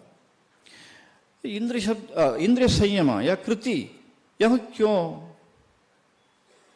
हम कब करते हैं, सूक्ष्म, वो तो उपनिषद में कैसा मिलता है। एक कृति या इंद्रिय संयम ये सब हम कब करते हैं, जब हमें वहाँ सुख मिलता है, ऐसा ज्ञान आता है अथवा हम सुनते हैं, तब भी हम कृति स्वीकार करते हैं, नहीं तो नहीं स्वीकार करते हैं। यह तो निर्णय है। ये तो नारद जी वो तो मन में लाया और फिर पूछा, शरद कुमार जी नहीं नहीं ये तो ठीक नहीं हुआ, कृति तो ब्रह्म नहीं हो सकता है, वो सुख है ना, सुख के लिए ना कृति करते हैं, इसलिए मुझे सुख के बारे में आप बताइए। देखिए नाम से आए हैं, चिंतन करते करते कहाँ आए हैं, सुख के समीप आए हैं। यह उपनिषद तब सनत कुमार जी ने बताए हैं, अत्यंत प्रसिद्ध मंत्र है, यो वै भूमा तत्सुखम। यह है उपनिषद का शब्द है। सुख, शाश्वत सुख कौन है, यो वै भूमा, जो व्यापक है वह ही सत्य। और अभी नाम वाक ये सब क्या, ये सब भूमा नहीं है। और उपनिषद कहता है यद अल्पम तन्मर्त्यम, जो अल्प होता है ना, भूमा के विरुद्ध अल्प, वो जो अल्प होता है वो तो सत्य नहीं हो सकता है, तो मर्त्यम, नाश होता है उसका। इसका अर्थ क्या? यह मिथ्या है, यही सत्य है। क्या सत्य है? भूमा, उसका स्वरूप क्या है? सुखम। यह उपनिषद का रास्ता। बृहदारण्यक उपनिषद में भी आनंद मीमांसा आता है, और बृहदारण्यक उपनिषद ही बहुत बड़ा उपनिषद है। उसमें अंत तक केवल आनंद के बारे में ही कहा है। उपासन भी मध्य में आता है, तो उपासन भी आनंद प्राप्त करने के लिए है, उसमें कोई संदेह का अवसर नहीं है। अच्छा, कल विषय आया सत्ता त्रैविध्य, इसके बारे में 2-3 वाक्य मैं ही कहना चाहता हूँ। सत्ता त्रैविध्य, व्यवहार सत्ता, प्रातिभाषिक सत्ता और पारमार्थिक सत्ता। ये तो उपनिषद में कहाँ कहा गया है, ये तो हमारा स्वामी जी का प्रश्न था, ठीक है ना? अत्युत्तम प्रश्न है। उपनिषद में कहाँ गया ये विचार, ये शब्द मुख्य में स्वामी जी का शायद अभिप्राय व्यावहारिक सत्ता, ऐसा शब्द को कहाँ भी आया क्या? ये तो बहुत शब्द आया ना, आनंद है, आत्मा इत्यादि शब्द जैसा आया है। तो प्रातिभाषिक सत्ता, व्यवहार सत्ता, ऐसा कोई कहाँ आया? किंतु यह भी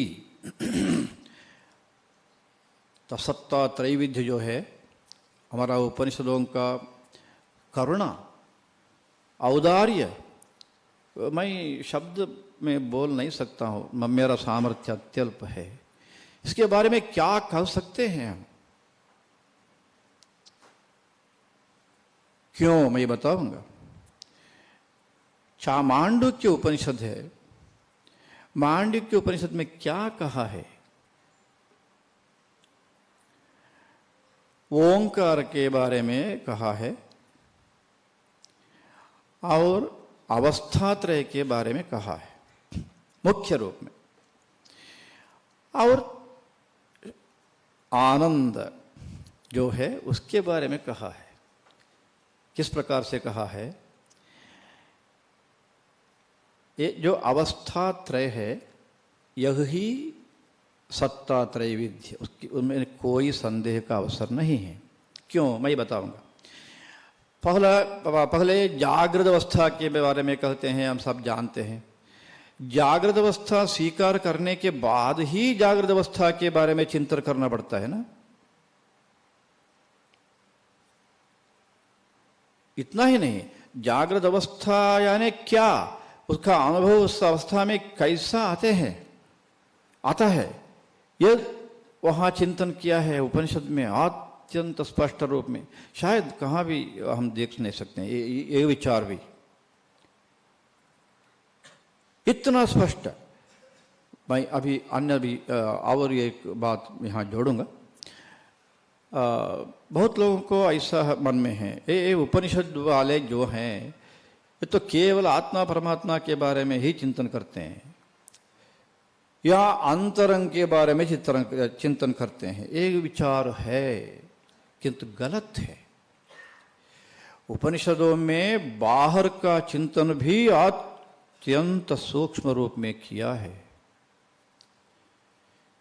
है, किंतु मुख्य वो तो नहीं है। मुख्य तो यह है शाश्वत आनंद। हमारे आयु केवल वेद का निर्णय तो 100 वर्ष का हमारा आयु हर एक का, किंतु हम जानते हैं पहले ही हमारा मरण होता है सब लोगों का। बहुत एक प्राय अपवाद रूप में कोई होगा। इसलिए इतना अल्प आयु में क्या क्या चिंतन करना है, ये तो मुख्य विषय है ना। फिर भी उपनिषदों में किया है। उदाहरण है जागृत अवस्था और स्वप्नावस्था और सुषुप्ति अवस्था। तीनों अवस्था के बारे में इतना स्पष्ट रूप में उपनिषद में कहा गया है। जागृत अवस्था ने क्या? व्यावहारिक सत्ता। स्वप्नावस्था ने क्या? प्रातिभाषिक सत्ता। और अंत में क्या बोलते हैं? तो उपनिषद में ऐसा है, उपनिषद नान्तः प्रज्ञम न बहिः प्रज्ञम नोभयतः प्रज्ञम। ये सब निराकरण करता है। हम सब ध्यान मन में रखेंगे। जागृत अवस्था भी नहीं, ये भी नहीं, ये भी नहीं। क्यों? उसका असत्य का लक्षण पूर्व में पहले ही बताया है। इसलिए यह चेतन या सत्य नहीं हो सकता है, आनंद नहीं हो सकता है। यहाँ भी आनंद का शब्द है ही उचित है, उचित मानता हूँ मैं। क्यों? वहाँ अंत में उस मंत्र में अभी मैं उठाया ना, नान्तः प्रज्ञम न बहिः प्रज्ञम। अंत में शिवम शांतम अद्वैतम तुर्यम मन्यन्ते स आत्मा विज्ञेयः। यह वाक्य शिवम यानी क्या? दुख हो सकता है क्या? शुद्ध आनंद, शाश्वत आनंद शिव शब्द का अर्थ है। अद्वैत का भी अर्थ वही है, उसमें कोई संदेह नहीं है। भाष्यकार ने लिखा है आत्मा, वो भी आनंद का और एक शब्द है। तो ये आनंद प्राप्त करने के लिए सत्ता जो है, व्यावहारिक सत्ता, प्रातिभाषिक सत्ता और पारमार्थिक सत्ता, इसका चिंतन अत्यंत आवश्यक है। ये उपनिषद में ही बताया गया है। ठीक है, समझिए। प्रमाण होता है, हो सकता है क्या?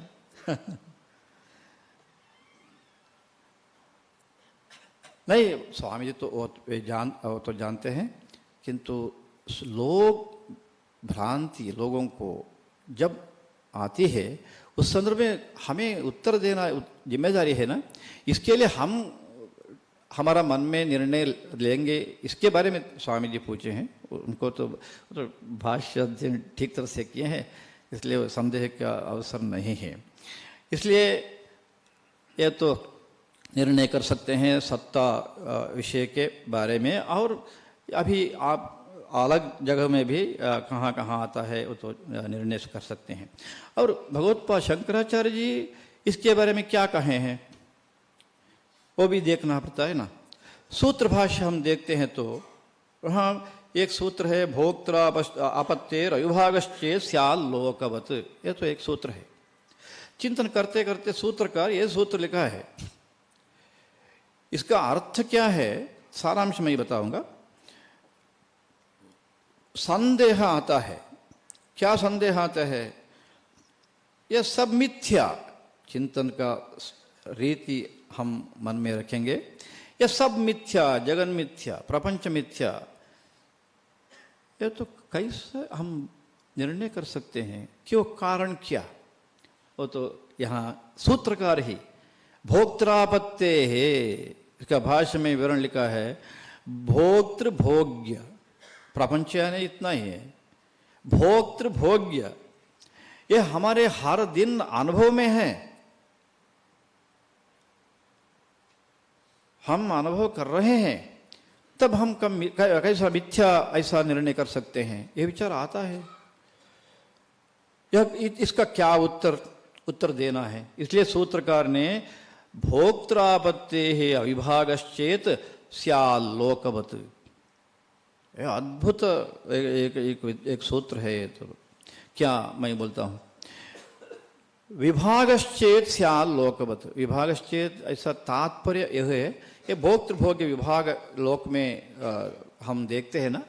चिंता मत करो, ये तो अंगीकार है हमारा।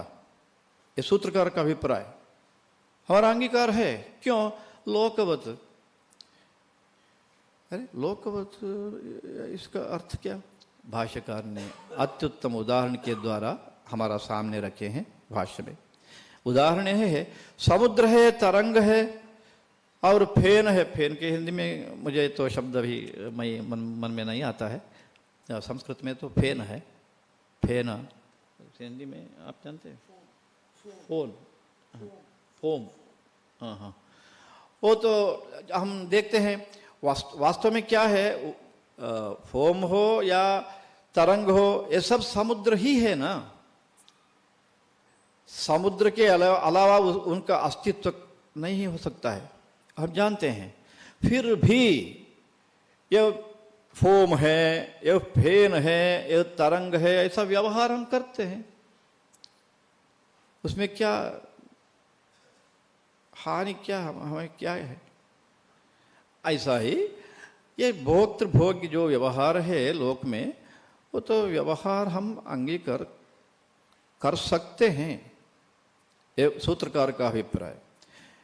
ये व्यावहारिक सत्ता के बारे में कहता है, उसमें कोई संदेह नहीं। क्या कारण, क्या हम देख सकते हैं अगले सूत्र में भाष्यकार ने अगला सूत्र है तदन्यत्व आरंभण शब्दादिभ्य, इसका उल्लेख सब लोग किए हैं, हमारा सतीश जी भी किए हैं।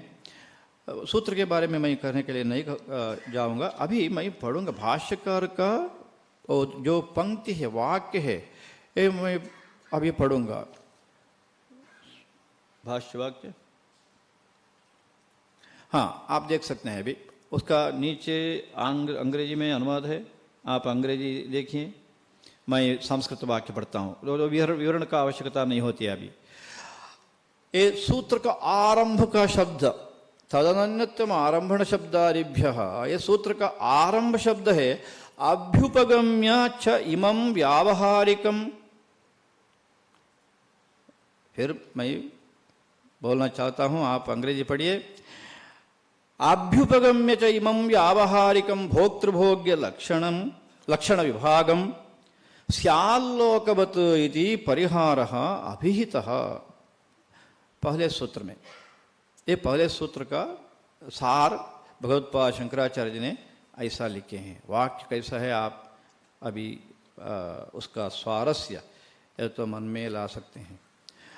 न तो अयम विभाग परमार्थतोस्ति, ये अगले शब्द है, परमार्थतः विभाग नास्ति। कारण किम? यस्मात् तयोः कार्यकारणयोः अन्यत्वम् अवगम्यते, अनन्यत्वम् अवगम्यते। ये एक कारण है, एक कार्य है, इसलिए कार्य कारण के बीच में जो है उसमें अंतर नहीं होता है। वो तो उपनिषदों का सिद्धांत है, सब कहे हैं विद्वान लोग। मिट्टी का, घट का और सोना तो स्वर्ण का, आभरण का, ये सब उदाहरण हम सब मन में ला सकते हैं। कारण कार्य, इसके बीच में अनन्यत्वम यानी अंतर नहीं होता है, नहीं अवगम्यते। इसलिए प्रपंच जो है तो कार्य है आनंद का, आनंदाध्येव कल्यमानि भूतानि जायन्ते, इसलिए अनन्यत्वम न अवगम्यते। भाष्यकार ही विवरण देता है, कार्यम आकाशादिकम बहुप्रपंचं जगत, प्रपंच दुनिया, ये जगत कार्यम, कारणम परम ब्रह्म आनंद। भाष्यकार कहते हैं तस्मात् कारणात् परमार्थतो न अन्यत्वम व्यतिरेकेण अभावः। न अन्यत्वम इत्यस्य भाष्यकार ही लिखता है व्यतिरेकेण अभावः, कारण छोड़ के हम अभाव कही न सकते हैं। व्यतिरेकेण अभावः कार्यस्य अवगम्यते। कुतः आरंभण शब्दादिभ्यः वाचारंभणम विकारो नामदेव, यह मंत्र का उदाहरण भाष्यकार ने दिए हैं। यह सत्ता के बारे में उपनिषद में अथवा सूत्र में आया है, विचार आया है ऐसा। इसलिए मेरा अभिप्राय में सत्ता त्रैविध्य जो है ये तो केवल प्रतिपादन नहीं है, लोक में है, लोक में है, किंतु वो स्वीकार करके कैसा हम शाश्वत आनंद के समीप या आनंद प्राप्त कर सकते हैं, इसके बारे में उपनिषदों में कहा है। इसलिए सत्ता जो तीन प्रकार का जो सत्ताएं हैं उनके बारे में विचार किए हैं हमारा शास्त्र में। इसलिए हमारा शास्त्र में ये सब मिथ्या ये विचार इसलिए किए हैं आनंद प्राप्त करने के लिए। यही है अंतिम लक्ष्य हमारा। इसलिए हमारा कॉन्फ्रेंस को भी आनंद, हमारा कॉन्फ्रेंस में साइंटिस्ट भी है, शास्त्रज्ञ भी है। वेदांत भारती का आशय यह था कि दोनों का चर्चा के अंत में क्या आना है, आनंद आना है। इसलिए हम आनंद रखे हैं कॉन्फ्रेंस को। अभी मेरा कहन समाप्त करता हूं, अगले कार्यक्रम आगे होता है। अभी प्रश्नोत्तर का अवसर नहीं है। नहीं, आप प्रश्न पूछ सकते हैं, उसमें कोई संदेह नहीं है, किंतु अभी समय का अभाव है हमारे सामने। तो कहीं आप लोगों में बहुत लोग टिकट भी जाने के लिए रिजर्वेशन किए हैं, इसलिए शीघ्र जाना है, इसलिए प्रश्नोत्तर का अवसर नहीं है, ऐसा मैं बोला। क्योंकि अब और एक अभी बहुत मुख्य सेशन है। I extend a warm welcome to Srimati Tejasvi Anant Kumar, who has come here. She is an engineer. She is also the postgraduate in Indology. And most importantly, she is a politician, a social activist, and the founder of Adhamma Chaitanya, which is so well known across the country. A warm welcome to you, ma'am.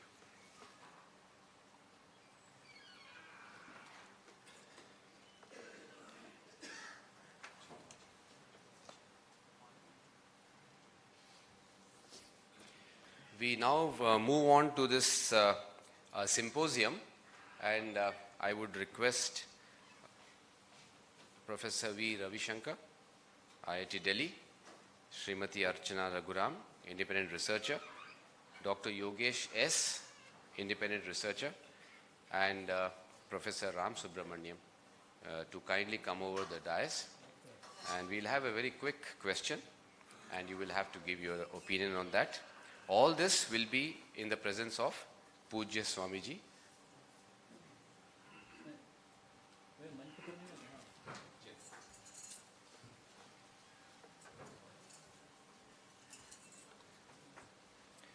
We'll have the comments of Pujya Swamiji Atma Priyananji on this question as the session goes by.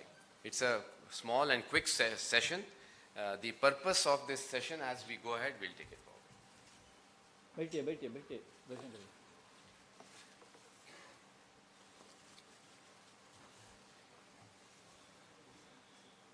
Swami ji अंत में बोलते हैं। नहीं,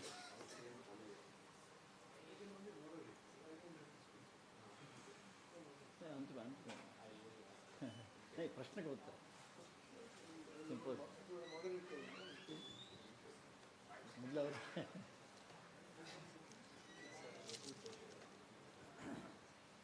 So 20-minute open session, that's what I am told. Open session means it is not closed. Vedanta is an open-ended search for the truth. So people can ask freely.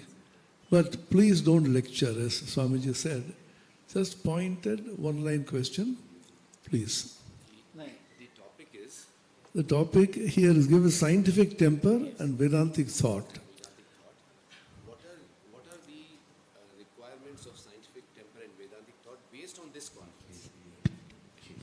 So the question now is we have a scientific temper and Vedantic thought, which is the part of this particular symposium. This has also been the thread line of this entire conference. There has been a scientific aspect and a Vedantic thought. Now the question is, what comes up in all your minds with this conference with Ananda as the theme? What would you highlight as the important parts of the scientific aspects and the Vedantic aspects in this topic? Perhaps each one of them can speak about 3-4 minutes, then we can have.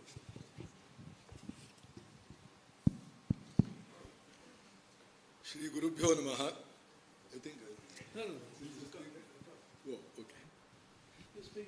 So, I will make a few statements about scientific temper and Vedantic thought.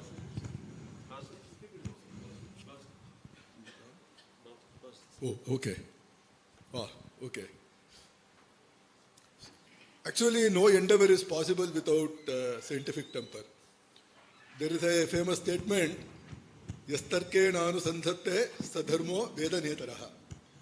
Even if you want to practice dharma, where probably people might not like to ask too many questions, it has to be consistent with rational thought. So, when we speak of Vedantic thought and scientific temper, the reason why most people are able to appreciate Bhagavan Bhashyakara is because of the rational presentation of the thought, and it is not something that is imposed upon us. So how do we inculcate this scientific temper? That is the most important thing, rational thinking. So rational thinking is not being a rationalist, but to judge the situation appropriately. So there are two things that we have to exercise when we say that we have to do rational thinking. One is see the similarities, samanvay, that is something that we have to do, and see what we understand and what we do not understand. That can be done actually, but the more difficult job is not to get carried away and see too many things which are not there, too many superficial relations.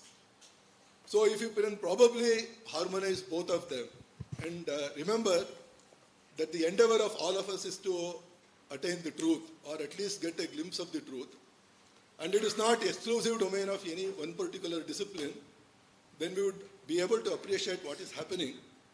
And if we did that, probably we would be able to appreciate the thinking of what happens in, let us say, a subject like physics, which tries to decode the ultimate truth about the universe, and the Vedanta, which actually decodes the ultimate truth about the very fact of existence. That would be a fruitful thing. But if we sort of, harp only on superficial resemblances or similarity of words, actually that would be as bad as superstition. So when we speak of scientific temper, actually we should actually put in a lot of effort to understand what exactly the discipline is. I think I would stop here.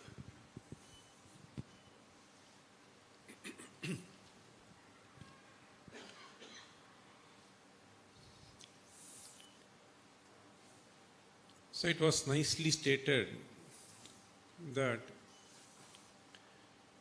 scientific and temper has been a core even in Vedantic thought process. In fact, Bhagavad Pada himself would say, Shrutimatas tarko anusandhiyatam. So tarkaha anusandhiyatam means you have to necessarily do. Anusandhanam is something which has to be repeatedly thought over. Now here there are certain aspects which are not available for pratyaksha, and therefore you say this, Shruti mataha. The Shruti, as we have been repeatedly saying during this conference, is only a revelation which has been based on Pratyaksha and Anumana. It is not something which has been just thrown upon you. It has been a revelation for some people and it has been presented to you, and therefore he says all your rationale may be used by you in order to appreciate what has been stated here along the line of thinking. So even in quantum mechanics, so today she was making an interesting presentation. So this double slit experiment, you have to move along a certain line of thinking. So otherwise you will not understand quantum mechanics. So every discipline, so you take an allopathy, it has a certain approach to the physical, our body system. You take Ayurveda, it has a certain approach to our body system. Now they have their own logic. So you have to adopt a certain approach in order to appreciate whatever is being presented in all the disciplines, and therefore in Vedanta we just say, Shrutimatas tarko anusandhiyatam. This is to be very clearly understood. It doesn't mean that there is no scientific temper, otherwise there is no mananam, no nididhyasana. It is meaningless. You just hear over. So the very fact mananam has been impressed upon implies that there has been a certain rational approach to this. And in fact, there cannot be a greater thought process which is presented when it has been stated repeatedly by our Shastrakaras. So in fact, Swamiji was also mentioning, yo yo yam yam tanum bhaktaha. This is one aspect. The other aspect was highlighted, yaya yaya bhavet pumsam vyutpattif pratyagatmani sasaiva prakriyajnaya sadhvi sachanavasthita.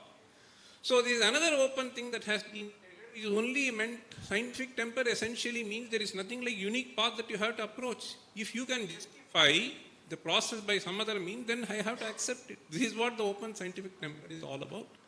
And therefore, there is absolutely no contradiction between scientific temper and the thoughts that are presented in Vedanta. This is all I will say. Thank you. So, again, to reiterate what Sir said about scientific temper, when I think of scientific temper in our culture, I'm reminded of Nasadiya Sukta of Rig Veda. It is the first recorded, deliberation of man on the nature of the universe. So if you remember long back, there used to be a serial in DD where it used to begin with Nasadiya Sukta, where it translates to something like this. What was there before the creation? There was neither existence nor non-existence. And in the end, it ends, the Sukta will end. Maybe God knows, or even he also doesn't know. That's how that Sukta ends. So I think it is just a testament to our scientific temper that one of our greatest texts don't proclaim knowledge with ignorance, but has the humility to think that we still need to know, we need to explore, we need to evaluate. And I think that is the scientific temper that embodies our culture and our scriptures. That is the reason, I think, even after thousands of years, many of the contemporary philosophies and knowledge systems have vanished. But Veda and Vedantic thought have survived because it was always open to new ideas and always open to new thought processes.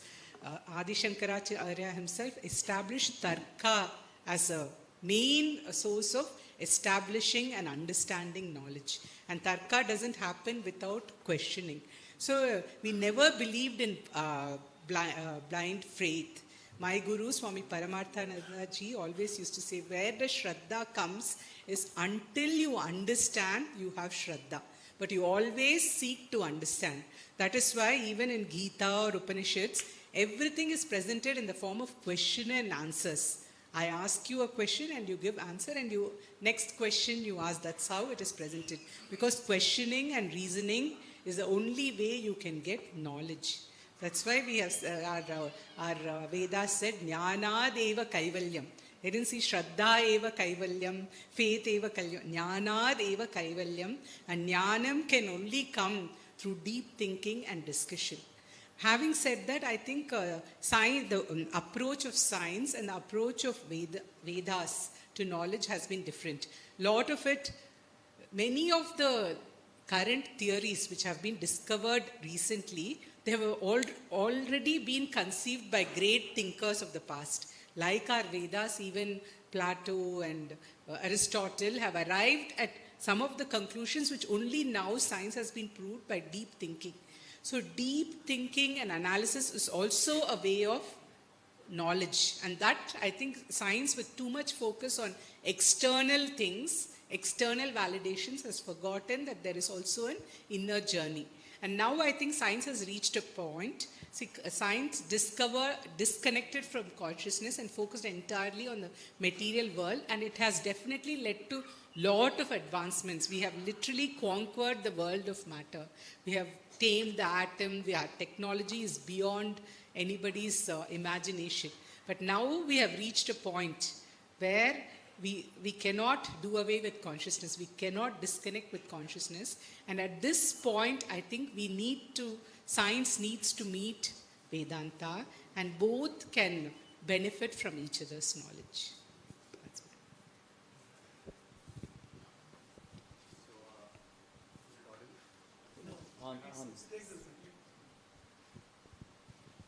Oil is always better than wine for you.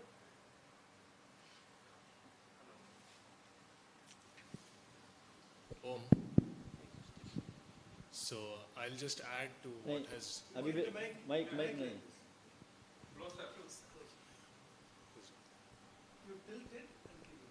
Okay. Thank you. I'm learning still. So I'll just add to what has already been said. In my view, science and Vedanta are like two infinities. Each of them want to find the ultimate truth, but their starting points are as wide apart as you can think of, and their approaches are also very different. They are like two parallel tracks which appear to meet somewhere, but I believe that we should not look for that meeting point, because it may be like the horizon, which might be not graspable.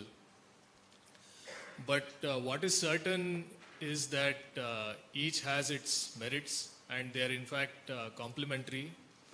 And from time to time, having sessions like these where we gather and exchange our viewpoints can actually benefit both the tracks. And there is also a lot to be gained from such exchange of knowledge in terms of advancing knowledge in each of those spheres.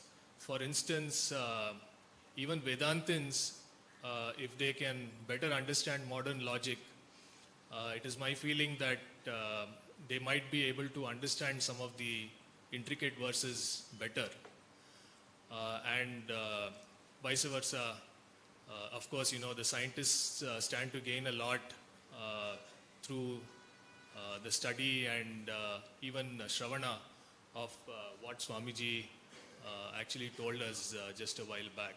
So I believe there is a lot of benefit in such gatherings from time to time, but at the same time it needs to be done in the right spirit, and we also need to acknowledge certain limitations, both practical and you know, eventual limitations which these two tracks have.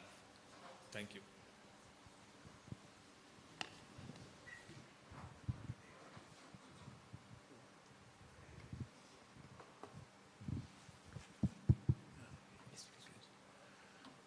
So I was very enlightened by Param Pujya Swamiji's explanation of the Vyavaharika and the Paramarthika and the Pratibhasika. The only worry is, in the name of Vyavahara and Vyavahara and Pratibhasika, we have a tendency to dilute the Paramartha. That's the problem. Because there are always people who dilute things and then quote, devil quoting the scriptures. That's one problem. The Avasthatraya also, everything is like a dream.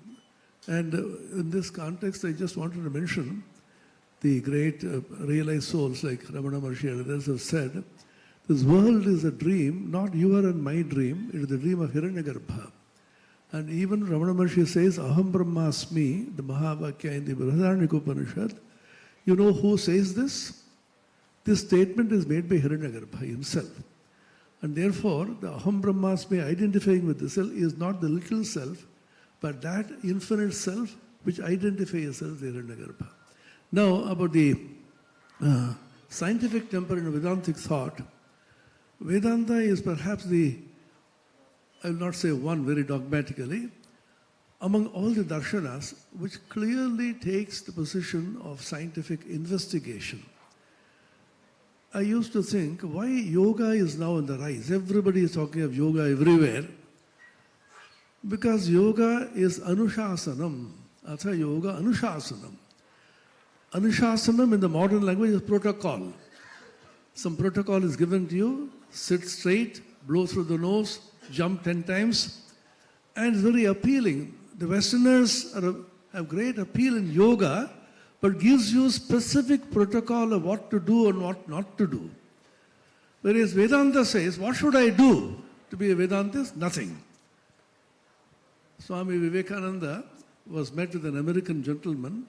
After hearing his lecture, said, Swami, what am I supposed to do? Swamiji said, nothing.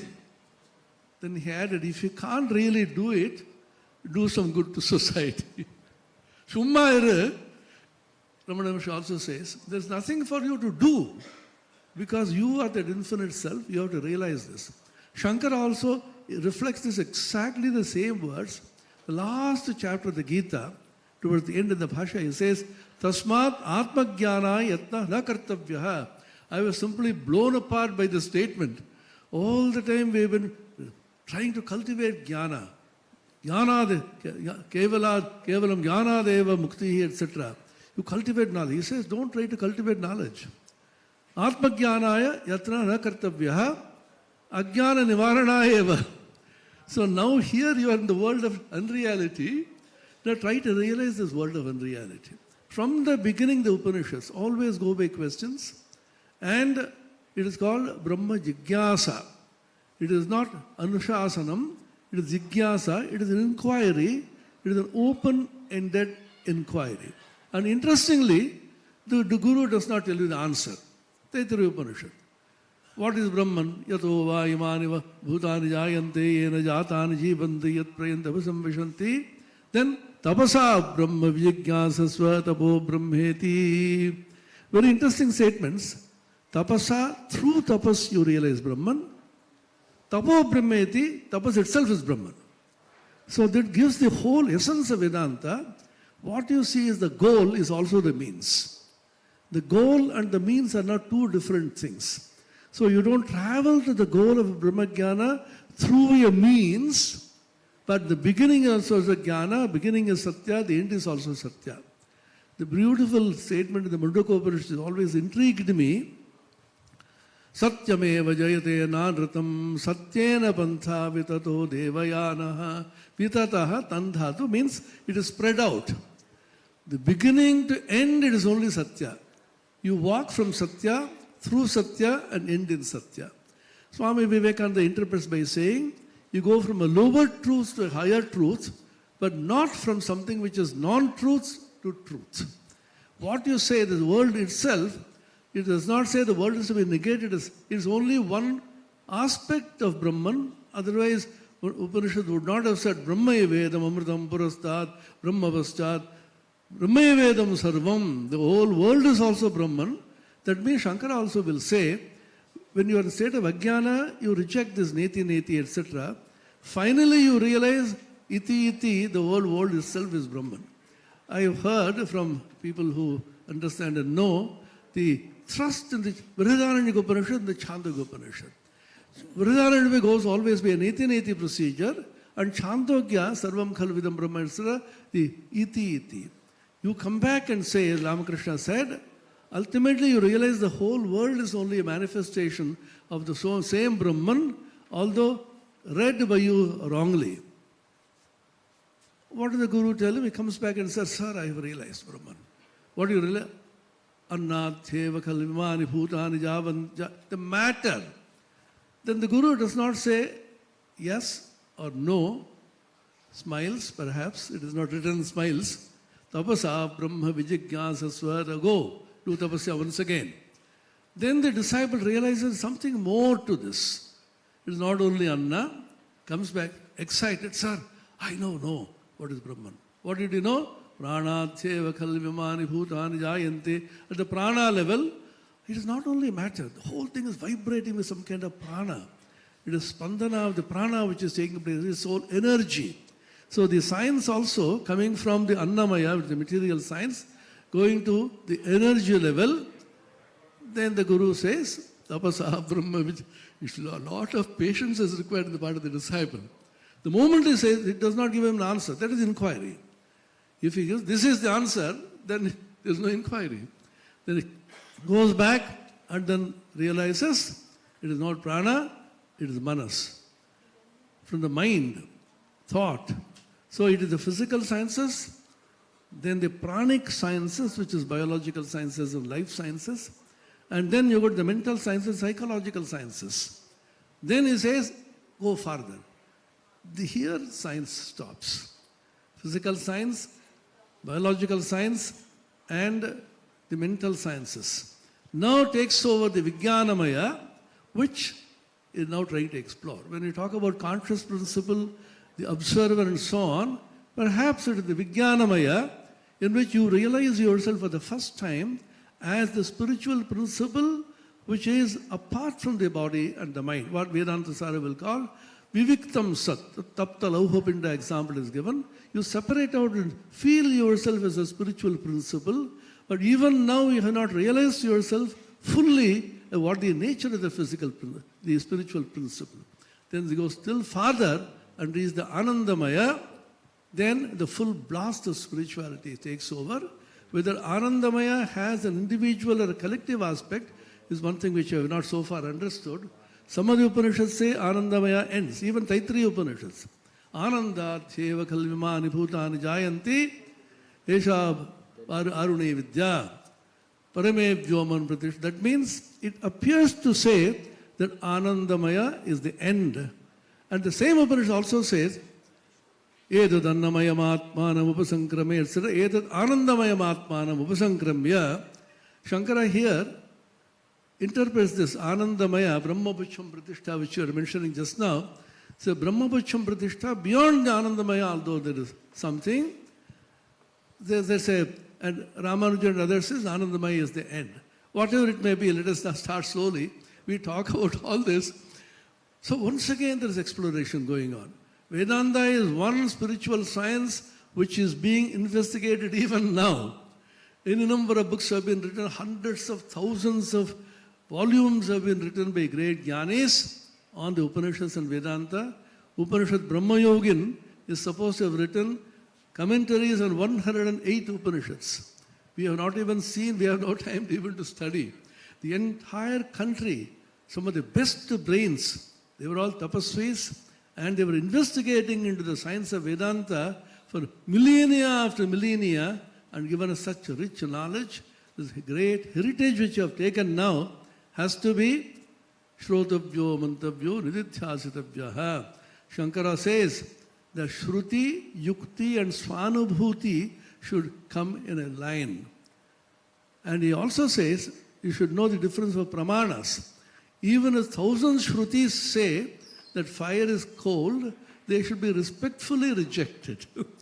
Unlike the other religions which say whatever is said in their books is true, he says it's a pramana. Only Atindriya Vishaya, which cannot be known by sense knowledge, that alone the Shruti is the pramana. Shruti cannot be a pramana for any of the ordinary things which can be known by science. Science is at a position now in which it is now struggling to find out what lies beyond. And one more thing which I end, Indian brain particularly, we have been thinking and thinking. We are one of some of the greatest thinkers, and it is possible to arrive at truth just by exploration of the inner consciousness, even at the mental level, even at the Manomaya and Vijnanamaya level.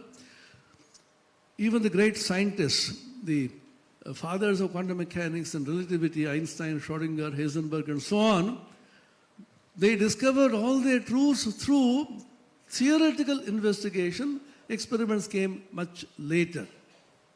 That is because truth can be arrived at inwardly. Even science has proved that.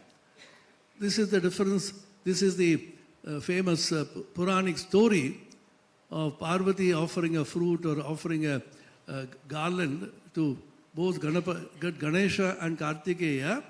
And Kartikeya, being an experimental scientist, wanted to move around and do some experiments everywhere. Ganesha, being the theoretical scientist, simply kept quiet there and got everything through thought.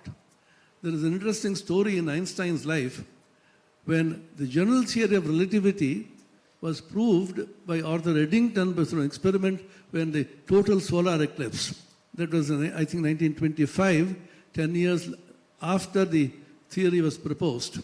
Then Elsie, his student, came and told Einstein, "Sir, your theory has been vindicated to be right."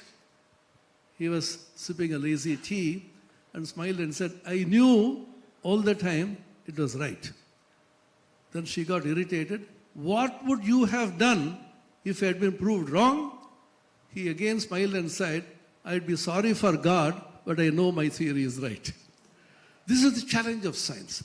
This is the challenge of the rishis. And the rishis, as Pujya Swamiji beautifully said, they don't say it is closed. You can also realize it now.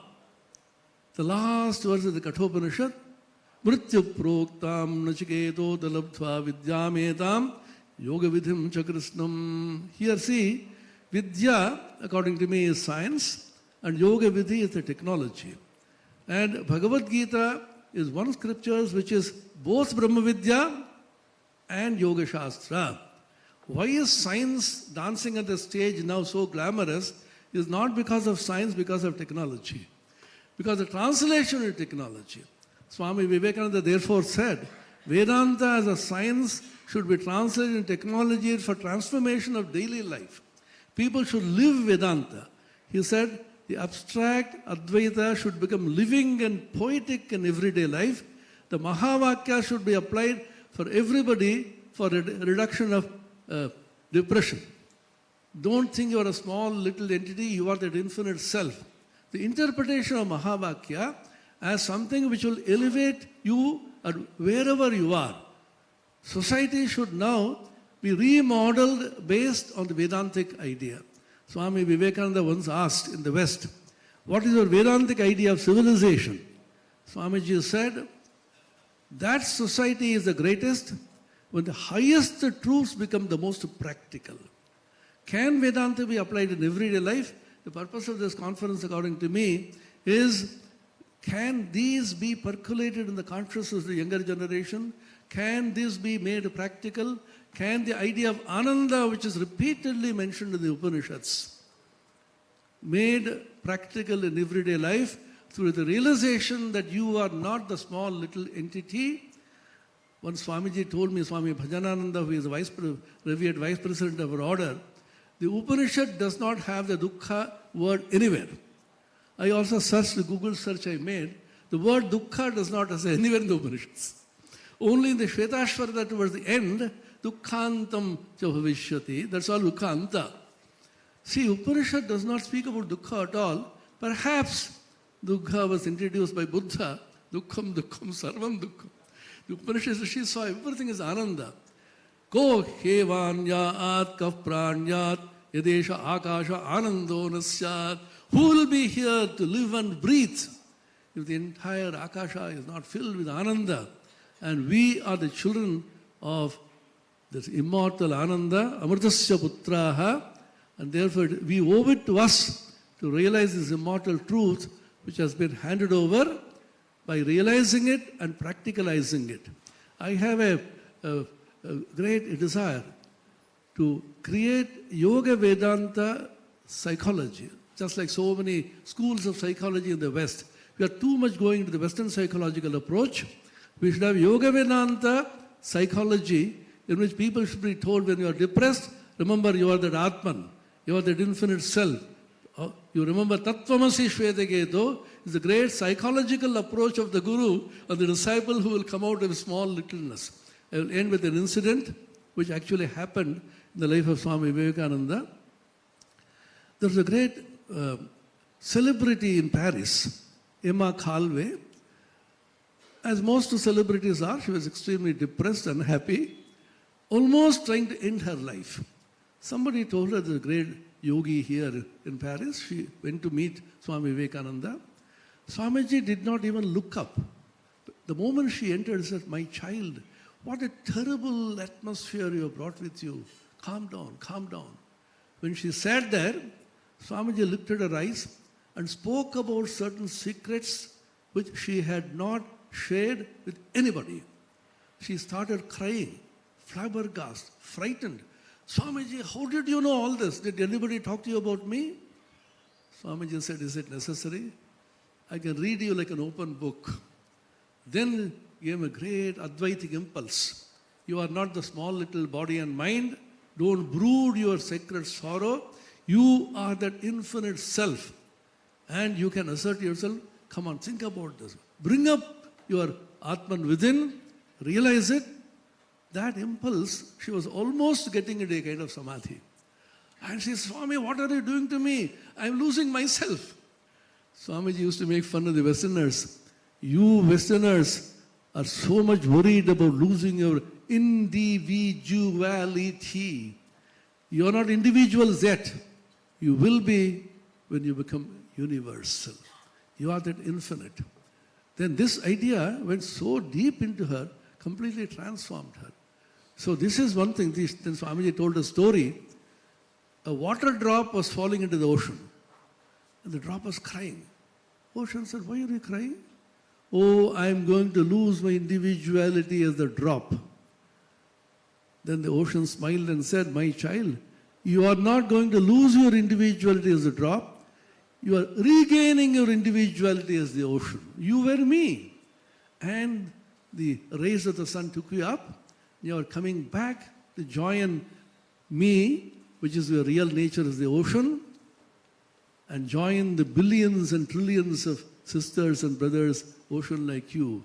We are that ocean, and the extreme Advaitic text, Ashtavakra Samhita says, all the worlds are only simply like waves in my ocean. Mayananta mahambodho vaschariyam jiva vichaya ujjanti ghranti khelanti pravishanti svabhavataha. These are passages which our young boys and girls should meditate upon.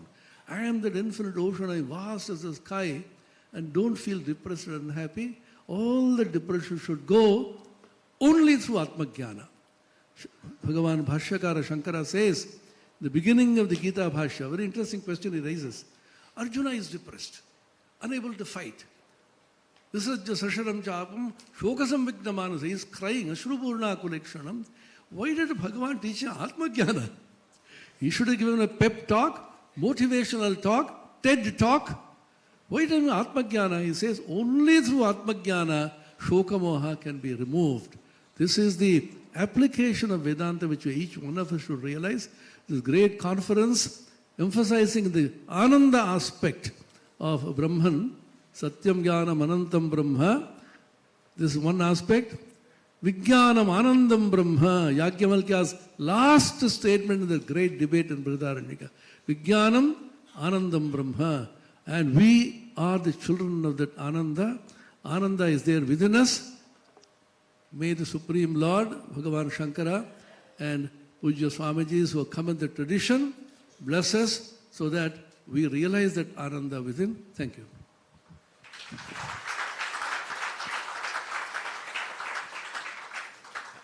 Thank you and sincere pranams, Pujya Atma Priyananji Mahaswamiji.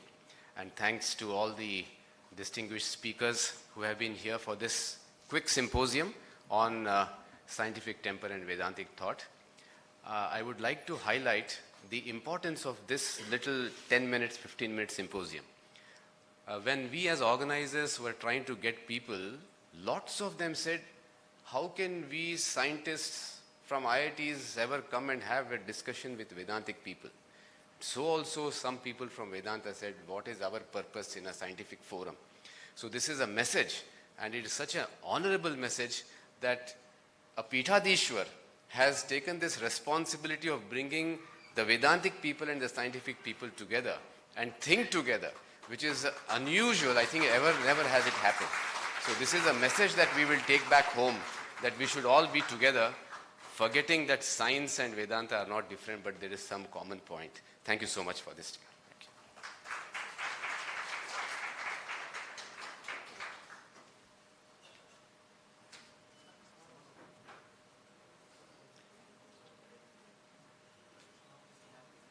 शीघ्र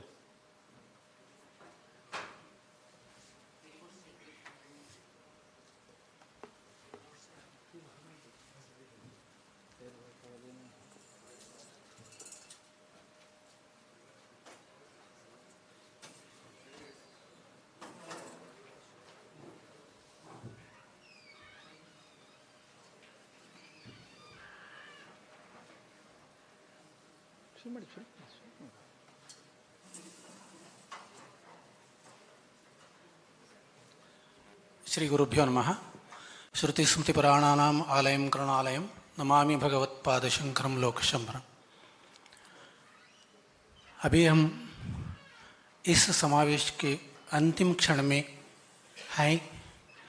जैसे पेड़ के root मूल महत्वपूर्ण है, वैसे ही पेड़ के ऊपर जो फल और फूल होते हैं वो भी महत्वपूर्ण है। जैसा हमारा समावेश में शुभारंभ और मंगलकर समाप्ति दोनों भी महत्वपूर्ण है, इसलिए अंतिम क्षण में है समारंभ में वेदघोष से समारंभ का आरंभ होगी। वेदघोष हमारा मठ के अध्यापक लोग से।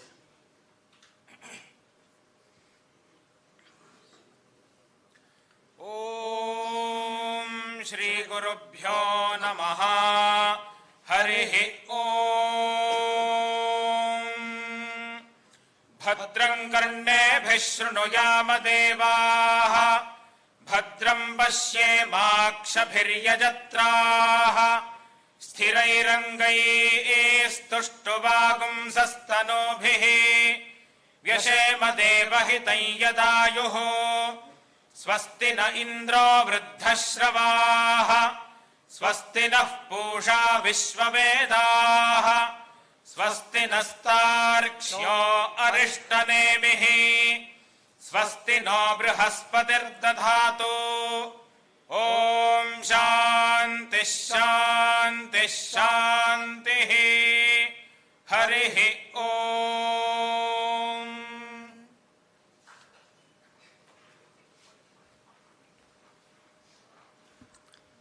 अभी 3 दिन इधर रुककर समारंभ में पूर्ण से भाग लेने के बाद उनको अनुभव कहते हैं। मैं रिक्वेस्ट करता हूँ बेलोर मठ से आए हुए छात्रों में एक और बेंगलुरु से आए हुए मधुसूदन जी,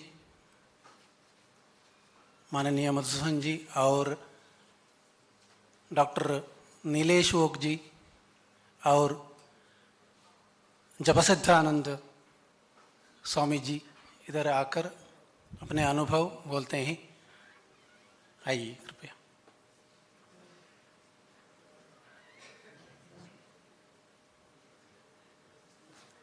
Namaskar everyone. Quick feedback for the conference. So if I have to just rate it quickly on a 0 to 10 scale, for everything I would say, I was going to say 10, but I'll say 9.5. There is always a room for improvement somewhere that people can find out. So really, really amazing conference. In fact, in India, I get to attend so many that every time I say, not anymore. But there are some conferences that you say, okay, I can look forward to something similar or another one. This is one of them. Quick feedback, and this is really for the speakers and those people who ask the questions.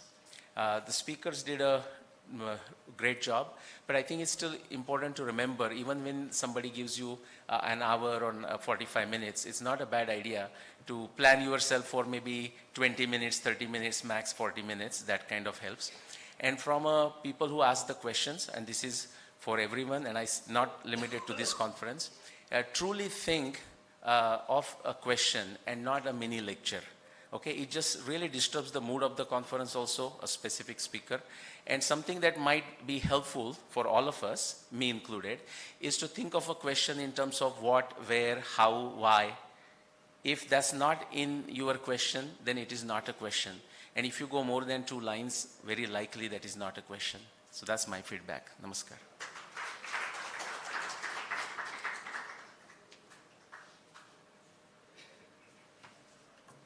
परिचय बताइए, आपका नाम।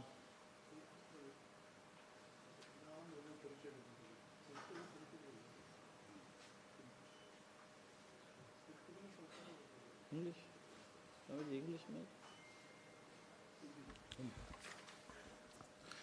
ओम यावत्तो यधरा धरा धर धरा धारा धरा भूधरा यावच्चारु सुचारु चारु चमरंचामी करंचामरम यावत् रावण राम राम रमणं रामायणे श्रूयताम तावत् भोग विभोग भोगमतुलं योगायते नित्यशः।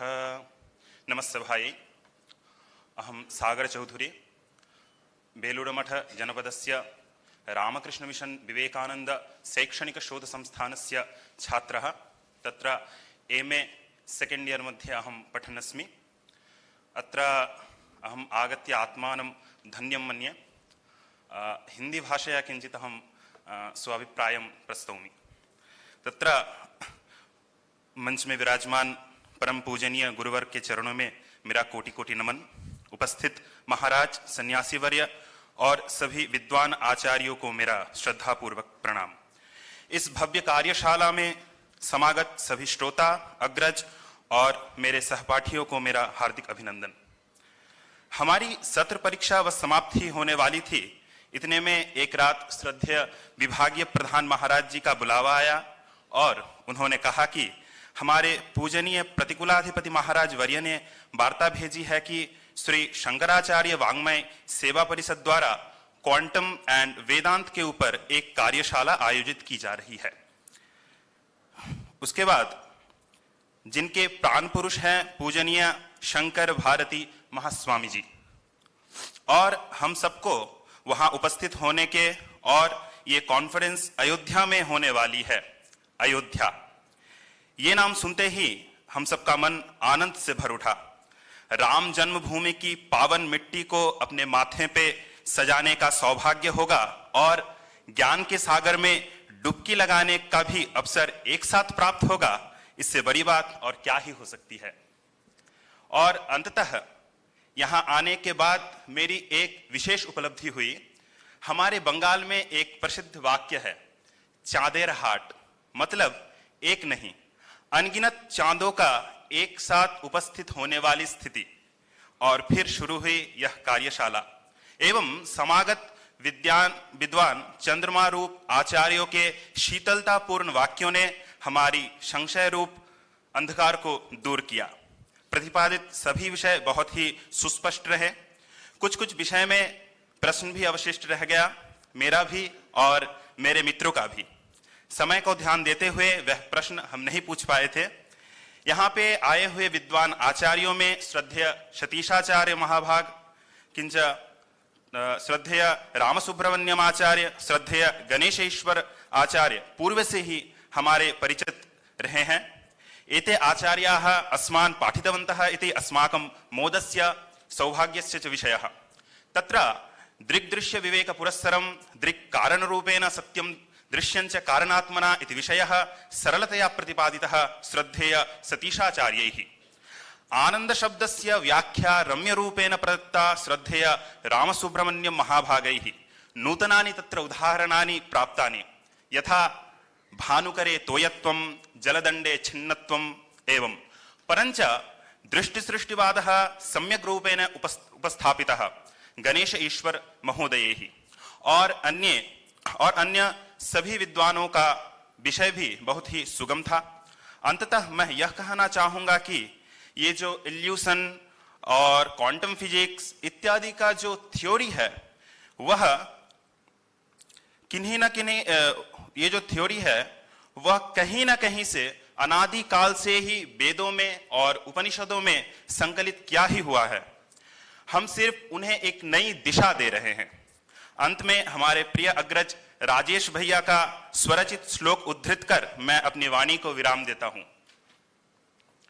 श्री राम पादस्थरजः प्रणन्तुं संवित्सरसार रसंच पातुं समागतास्म पुरुषोत्तमस्य राज्यम अयोध्याम सुखधाम रम्यम। जय श्री राम। धन्यवाद।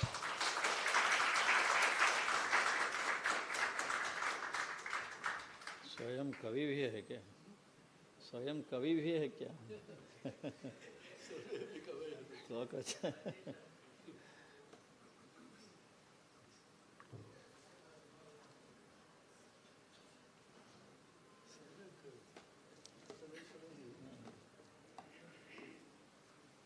My name is Madhusudan. I come from Bangalore. I work for Tata Communications.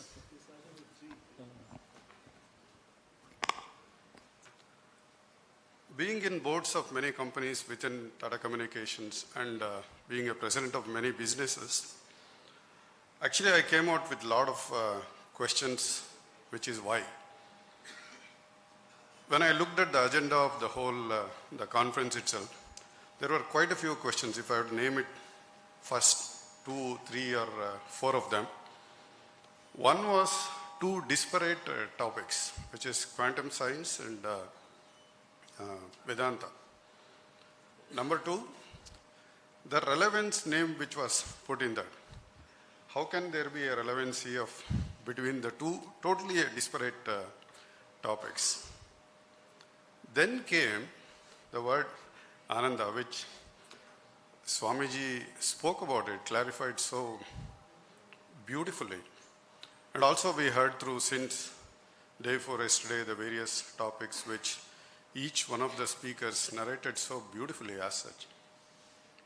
When I looked at it, basically being an engineer myself, quantum physics, I was looking at one, a physics that describes the behavior of nature at or the below the atom level. That's what, at a very, very broad level I could understand it.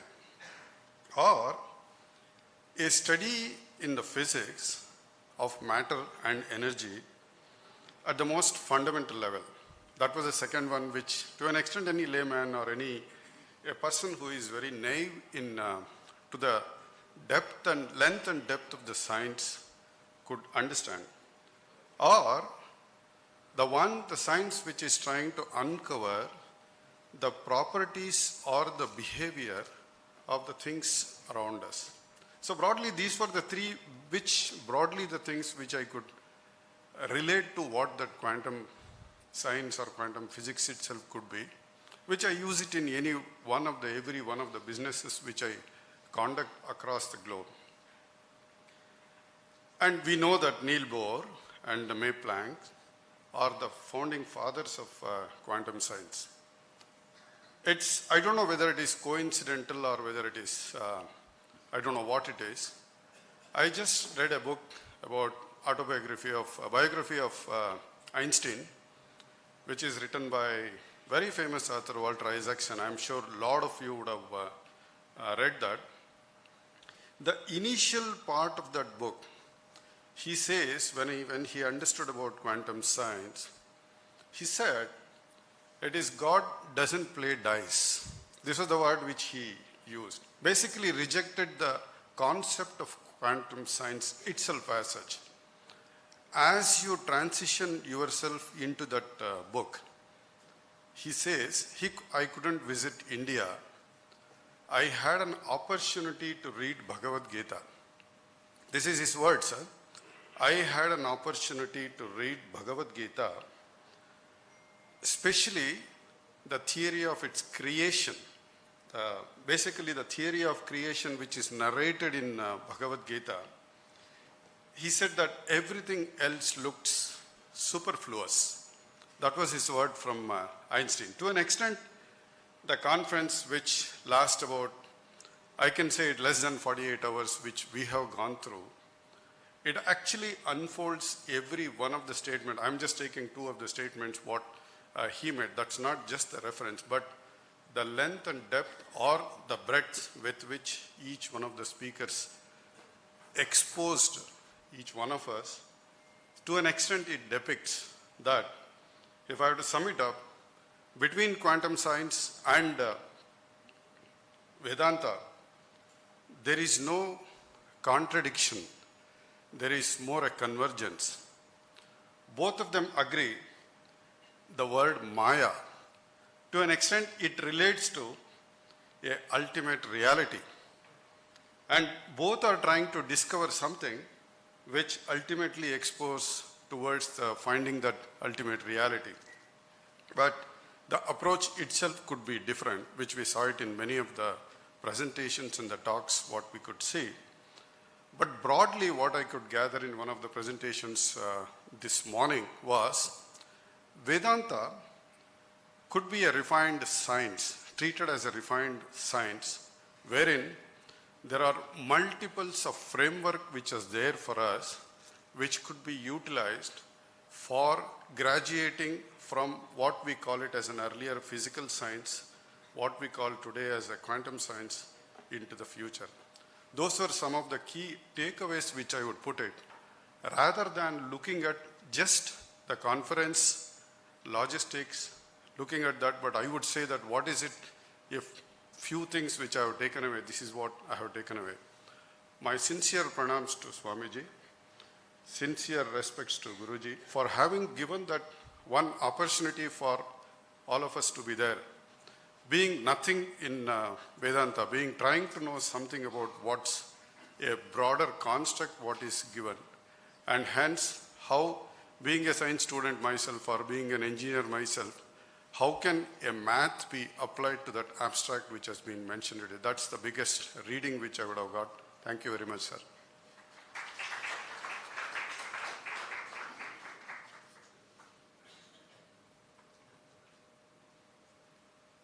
Thank you very much. May I now request Swami Japasiddhanandaji to kindly come and say a few words.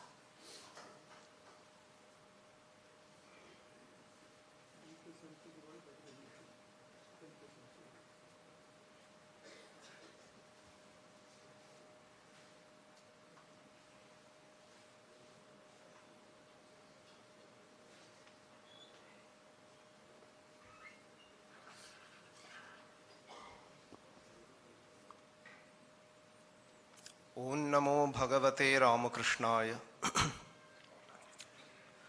परम पूजनीयेभ्यः श्रीमद् शंकर भारती महास्वामी पादेभ्यः, परम पूजनीयेभ्यः श्रीमद् आत्मप्रियानंद स्वामी चरणेभ्यः, अन्येभ्यः यतिभ्यश्च सश्रद्धं प्रणामाः। अत्र स्थितेभ्यः सर्वेभ्यः विद्वद्भ्यश्च आदरणीयेभ्यः अध्यापकेभ्यः professors तेभ्यश्च नमांसि। छात्रेभ्यः शोधकर्तृभ्यश्च शुभाशयाः। प्रायेण दिनद्वयम् अभिव्याप्य इयं विचारगोष्ठी संपन्ना। अनेके विचाराः कृताः विद्वद्भिः उभयत्र, वेदान्तशास्त्रे विज्ञाने च विद्वद्भिः अनेके विचाराः उपस्थापिताः। कालः कथं गतः इत्येव न ज्ञातम् अस्माभिः। आयोजकैः सर्वमपि समुचितं व्यवस्थापितम् इत्येतत् स्फुटं दृश्यते सर्वत्र।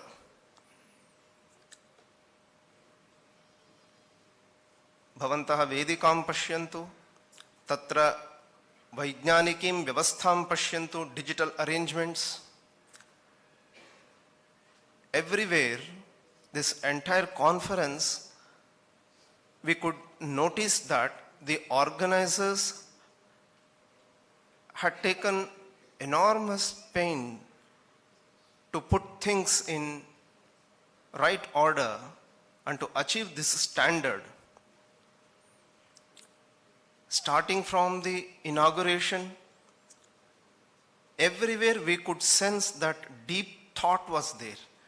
The selection of the Vedic chanting for the inauguration, and again at the closing chant, the Shankara Sangeeta,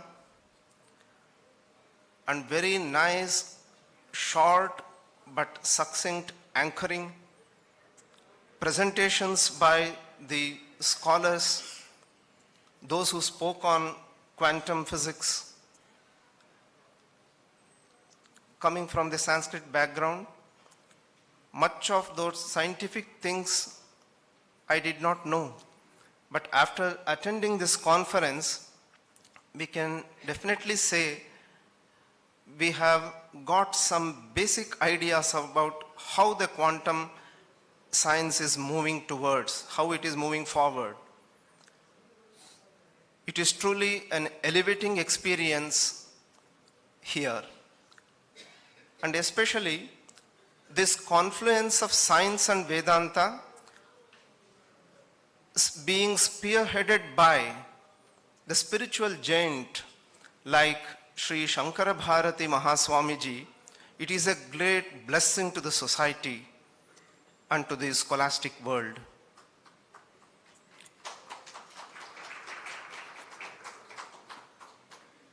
Why is it so? If it was organized by some other person, what would have been the implications? That we could see in Swamiji's talk. When Shankara Bharati Mahaswamiji spoke, he left a comment, a remark. It is very good that scientists are also thinking about the unreality of this universe. That's good. But the purpose, what is there, I don't know. That's what Swamiji had said. That leaves some room, some space for the scientists also to think that they should have some noble perspective. They should have some noble purpose in view, or else all their efforts will go in vain. Because if they have some crooked intention behind, their efforts will lose the point. That was a very good thing. Swami Vivekananda long ago pointed out that Vedanta, Advaita Vedanta, is the only religion that can cater to the needs of the scientific minds. Because here everything is mathematical and scientific. Our senior Swamijis who guide us in our spiritual life, they have been telling us, even as you have, this was mentioned by Swamiji also, we find it in the complete works of Swami Vivekananda, even as you have in the science qualifications for achieving the result in an experiment. If you are conducting an experiment, it needs, you will have to fulfill certain prerequisites. In the same way, if you want to achieve results in Vedanta, there are certain prerequisites that people forget. What are those requisites? They have been told in the sadhana sampatti. A huge leap the science has to take to get out of this time-space causation paradigm. And that cannot happen at the intellectual level. For that, the Daivi Sampat is required. Our Srimad Atmapriyananda Swamiji time and again reminds us, monks as well as students, about this Daivi Sampat. You have to practice it and try to cultivate your character and personality on this. Daivi Sampat, those who have gone through the Gita know. If we lose that, what will happen is, after realizing that the entire universe is unreal, the science may land up in some uncomfortable position and untoward circumstances may come. That is why the Gita in the Sri Krishna says, Asatyam apratishtante jagadahuranishwaram aparaspara sambhutam kimanyat kama haitukam. If some intellect comes and lands up to this, that would be a disaster. That should not happen. So what will guard us against this? Daivi Sampat, let us take it, let us practice it. Abhayam sattva samshuddhir jnana yoga vyavasthitihi, etc.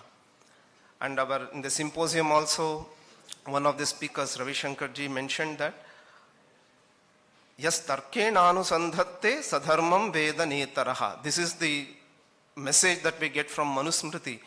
But it is said, Arshan dharmopadeshancha Veda Shastra avirodhina tarkena yaha anusandhatte. That is important, that we should not forget. If we lose that, what will happen? Bhagavan Sri Shankaracharya in his excellent Bhashya on Kathopanishad mentions, Kutarkika kubuddhi vichalitantah karananam pramanopapannamapi asakriduchyamanapi anrijubuddhinam brahmananam chetasi nadhiyate atmaikatva vijnanam. So let us pray to all these spiritual luminaries before us, Swamijis, and also to the Almighty God, that our intellect will be led in the right way and we shall realize the supreme. Jai Ram Krishna.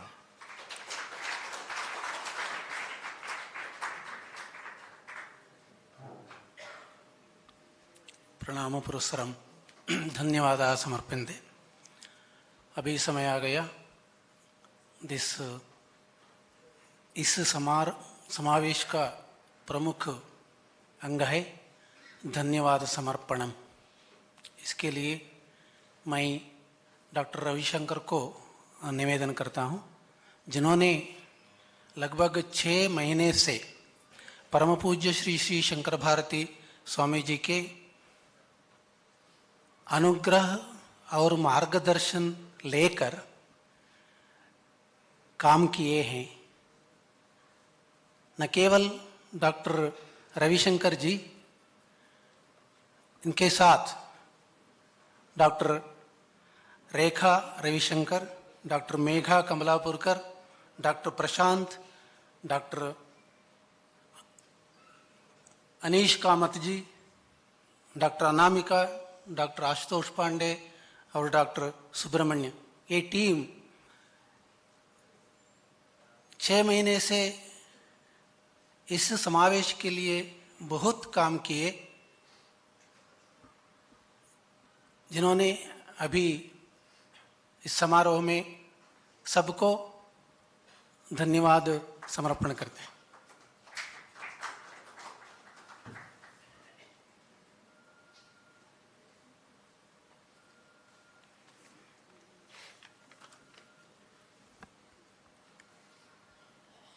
Sadashiv समारंभाम Shankaracharya मध्यमाम अस्मदाचार्य पर्यंताम Vande Guru परंपराम. Right in the presence of Bhagavad Pada Shankaracharya and Jai Shri Ram, Bolo Jai Shri Ram, and with the grace and anugraha of Param Pujya Shri Shri Shankar Bharati Mahaswamiji, we have come to this point of giving a vote of thanks. Right from the beginning, I would like to thank Shri Dinesh and Shri Mahesh, who gave a wonderful rendition of Anandam at the beginning. Thanks to the Bhaja Govindam rendition by the M.R. Jaipuria school from Lucknow. Pranams and sincere thanks to Pujya Atmapriyananda Mahaswamiji, Pro-Chancellor Vivekananda University. Only one Mahaswamiji here. With respects. Belur.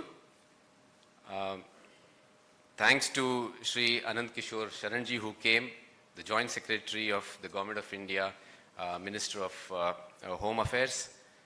Thanking Shri Girish Pati Tripathi ji, the Honorable Mayor of Ayodhya. Dr. Venkatesh Singh ji, who is the Professor of Physics, Central University of Bihar. Thanking all the Vidwans, Shri Satish ji, Kartik Sharma ji, Raghavendra Aroli ji, Ganesh Ishwar Bhatt ji, Professor Ram Subramaniam.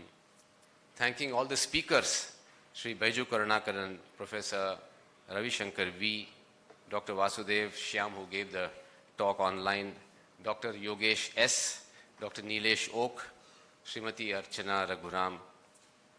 Thanking all the trustees of Sri Shankaracharya Vangmaya Seva Parishad and Vedanta Bharati, particularly also the ICPR, who allowed us to have this wonderful conference. Many thanks to so many dignitaries and delegates who have come here. From the industry, Sri Mysore Madhusudan spoke. Several other dignitaries who have been in this group, who have come on the first day. Sri Raghuram and his team, the Vedanta Bharati Karikartas.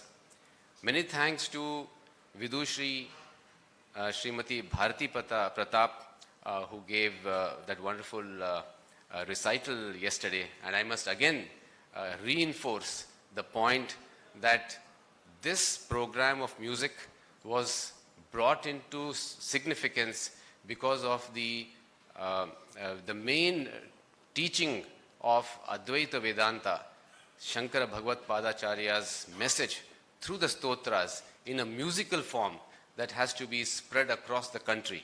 And it is a message for all of us that these stotras can be sung by musicians not only here, but all across the country in your own towns and your places. This is the second time that she has sung, the first time being 2014, and it has been received wonderfully well, as you know, yesterday. Thanks to all the students who have come from Belur, and we are very happy to see you again. You had come for the Mrityunjaya conference as well. I can't thank all the delegates enough who have brought all the zeal to register and come over here. I thank the press. There have been a lot of good reports about this conference in Karnataka.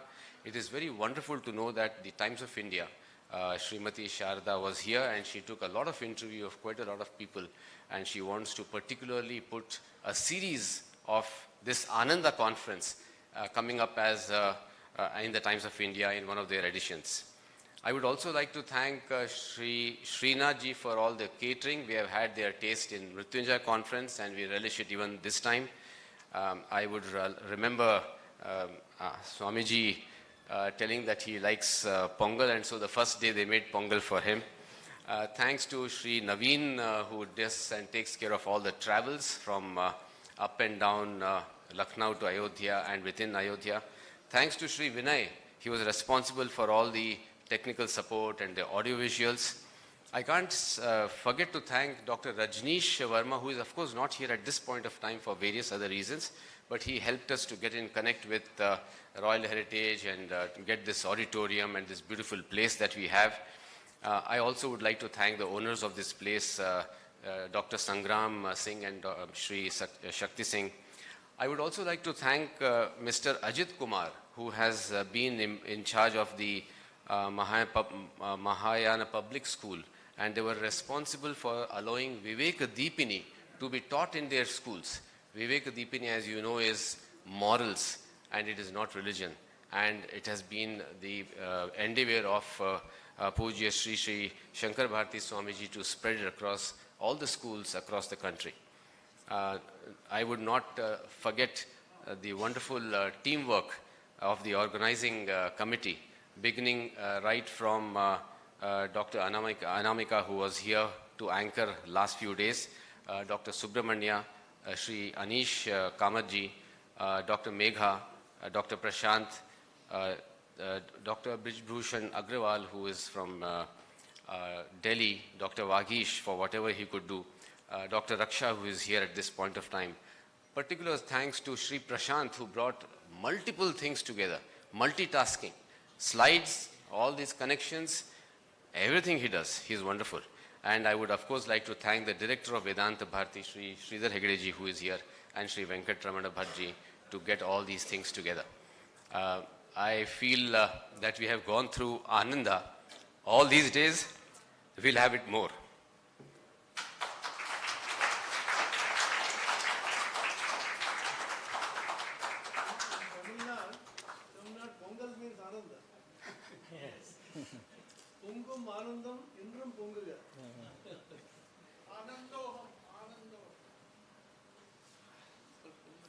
Doctor Ravishankar ji, आपको भी मैं हृदयपूर्वक धन्यवाद देता हूँ।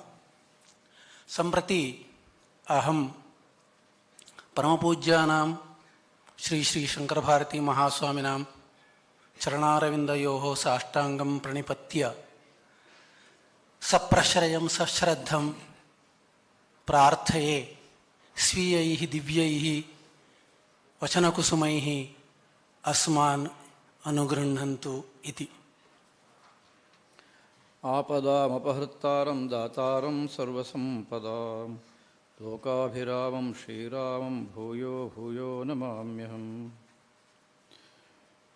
हरलीलावताराय शङ्कराय वरोजसे कैवल्यकलनाकल्पतरवे गुरवे नमः।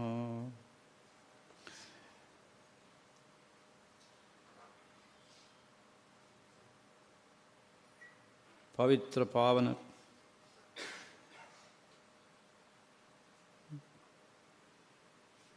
नगर मोक्ष देने वाले नगरों में श्लोक के अनुसार अयोध्या ही प्रथम है। अयोध्या, मथुरा, माया, काशी, कांची, अवंतिका ऐसा है। इसलिए यहाँ तो कण कण भी अत्यंत पवित्र है, हम सब मानते हैं भी।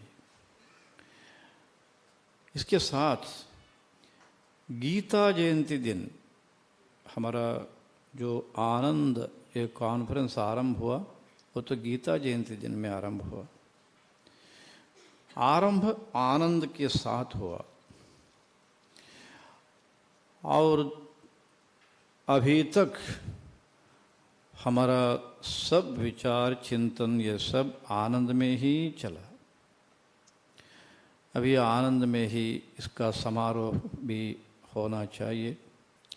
न केवल इतना, अगले भी ये आनंद का संदेश जो है, प्रपंच के बारे में वास्तव क्या है, ये सब विचार के लिए हम विचार को लेकर हम हमारा क्षेत्र में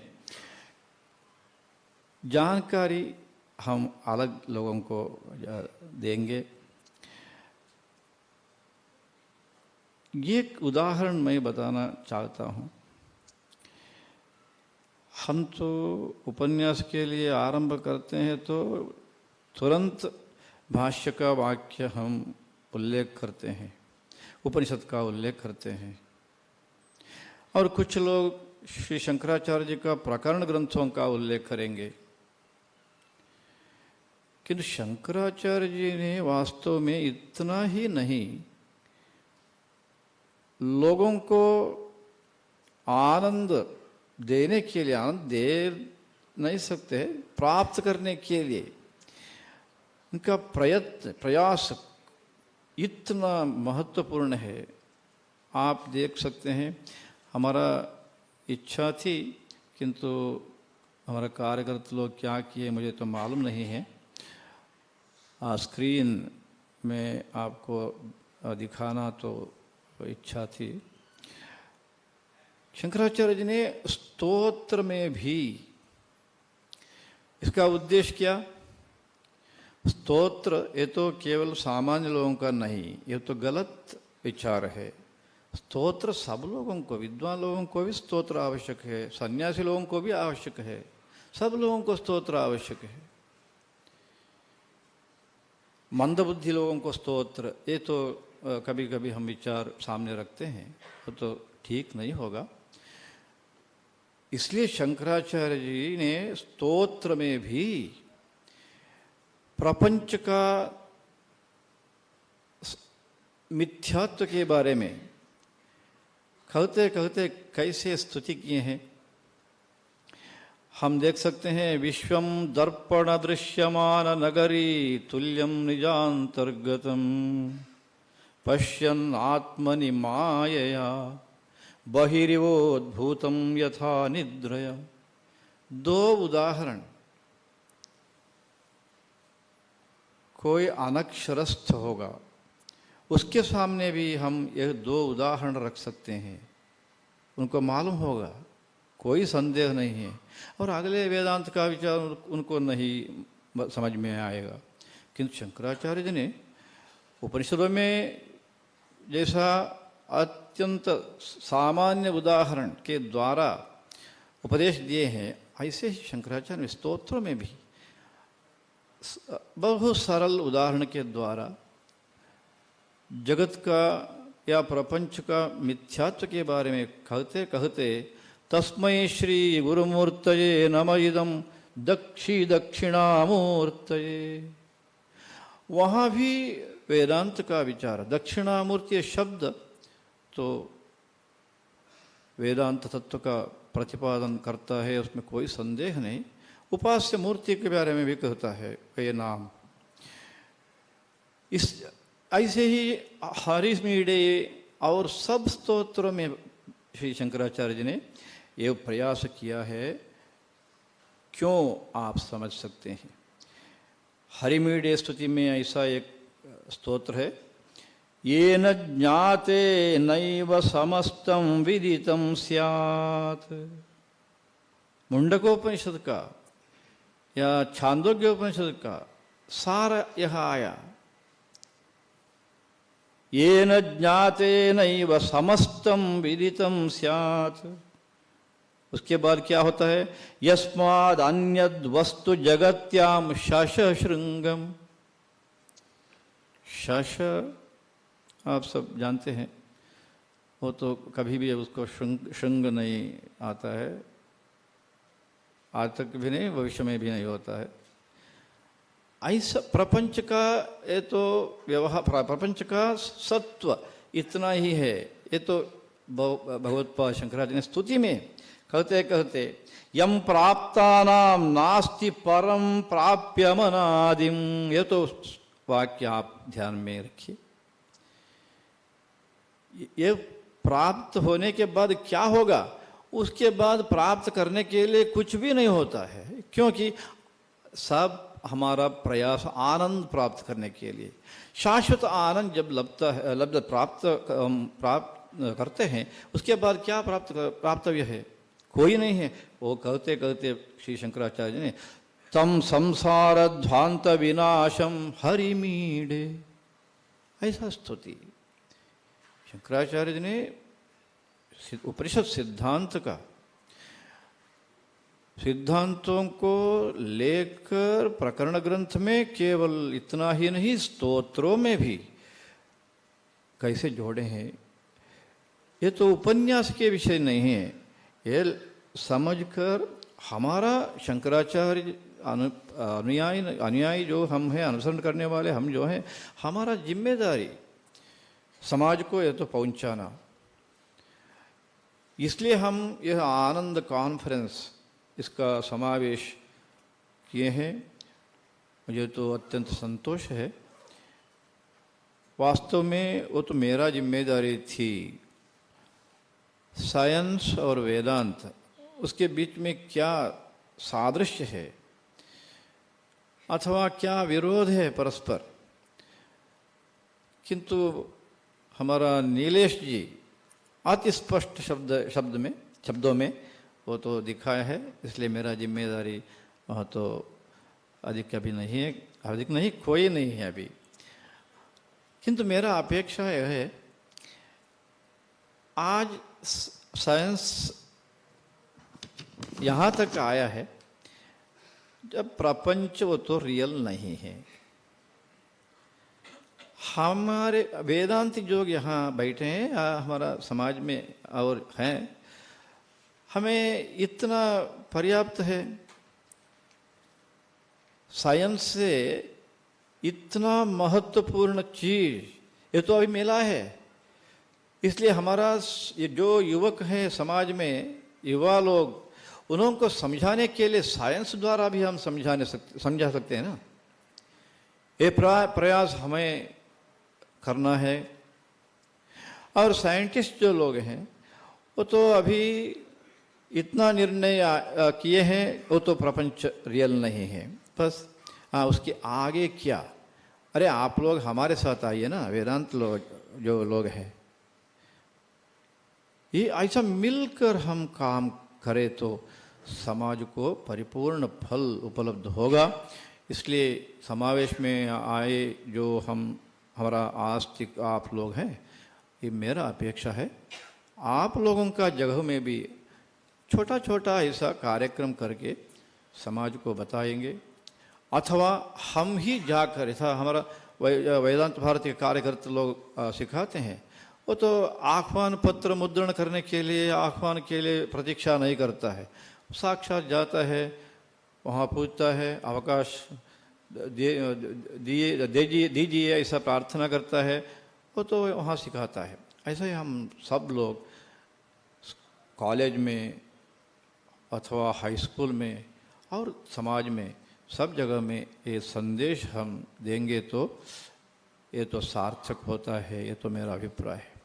और एक संतोष का विषय, संतोष की बात अभी मैं कहना चाहता हूँ। अभी हमारा आत्मप्रियानंद जी मेरे साथ बातचीत किए हैं। क्या कहे हैं हम उस अगले कहूँगा। पिछले साल जो जब हमारा मृत्युंजय कॉन्फ्रेंस हुआ, उसके बाद वो तो संतोष प्रकट करके यहाँ से निकले, बेलूर मठ गए हैं। उसके बाद डॉक्टर रविशंकर जी के साथ बहुत बार बातचीत किए हैं।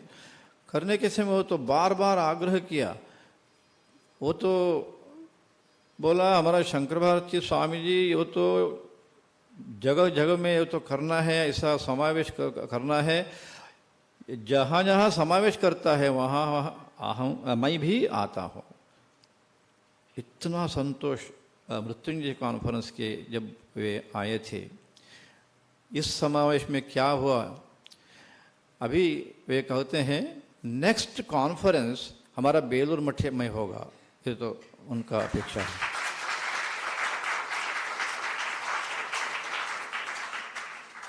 इसके साथ और एक विषय कहा, विषय क्या होगा, सब्जेक्ट क्या, टाइटल वो तो क्या, स्वामी जी का अभिप्राय है प्राण, चैतन्य और एनवायरनमेंट, इसके बारे में हम करेंगे, बेलूर मठ में करेंगे, आप सब आइए, ऐसा बोले। बेलूर मठ का आह्वान का प्रतीक करके सब हम बेलूर मठ में मिलेंगे, ये तो ठीक है, किंतु बीच में जो समय है उस समय मैं जो पहले बोला हूँ हमारा जग में हम करेंगे। जो प्रतिनिधि रूप में आए हैं सब लोगों को मैं विशेष नारायणपन बोलता हूँ। विशेष रूप में हमारा आत्म प्रियानंद जी, अभिमान इतना कि मेरा विषय किए हैं, बार बार बोलते हैं, मुझे तो बार बार आप बुलाते हैं, इसलिए क्या करना अवश्य मुझे यहाँ आना पड़ता है, संतोष में आता हूँ, ऐसा प्रकट करते हैं। और इस बार आप ध्यान में रखिए, बेलूर मठ में इसी संदर्भ में बहुत बड़ा समावेश है।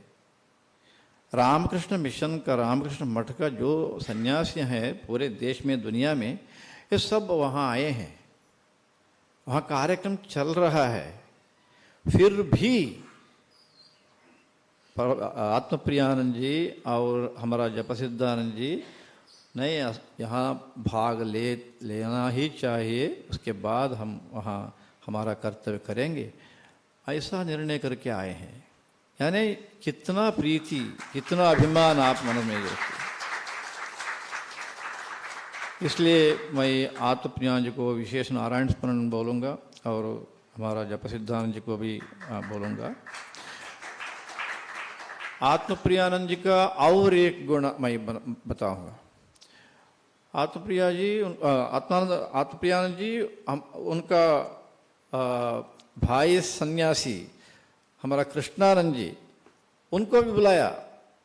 ये हम लौकिक लोग बुलाते हैं, आप आओ आप आओ आप आओ, ऐसा नहीं है। हमारा आत्मप्रियानंद जी नहीं, ऐसा उत्तम कार्यक्रम चल रहा है, समावेश है, कॉन्फ्रेंस है, आप भी आइए, ऐसा उनको जानकारी देकर अभी कृष्णानंद जी भी आए हैं, उनको भी मैं नारायण स्मरण बोलूँगा। और हमारा यह समावेश कार्यक्रम सफल करने के लिए हमारा जो कार्यकर्ताओं ने कोशिश किए हैं, सब लोगों को मैं विशेष नारायण स्मरण इस संदर्भ में बोलूँगा। और सहकार जो दिए हैं, मैं फिर नाम बताने के लिए नहीं जाऊँगा, क्योंकि अभी समय तो हुआ, हमारा रविशंकर जी बताएं, इसलिए सब लोगों को मैं नारायण स्मरण बोलूँगा। फिर जो प्रतिनिधि रूप में और हमारा विद्वान लोग, वो भी समय करके यहाँ आए हैं, वो तो शास्त्रज्ञ हो या हमारा साइंटिस्ट लोग हो, सब आए हैं, उनको भी मैं विशेष नारायण स्मरण बोलूँगा। और प्रतिनिधि लोगों को भी नारायण स्मरण बोलते मेरा कहन समाप्त करूँगा। हर नमः पार्वती पतये हर हर महादेव। सीताकांत स्मरणम जय जय राम।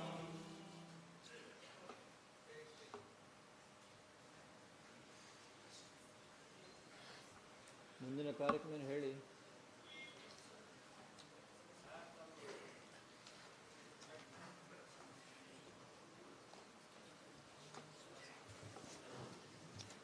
ಎಲ್ಲಿದ್ದಾರೆ?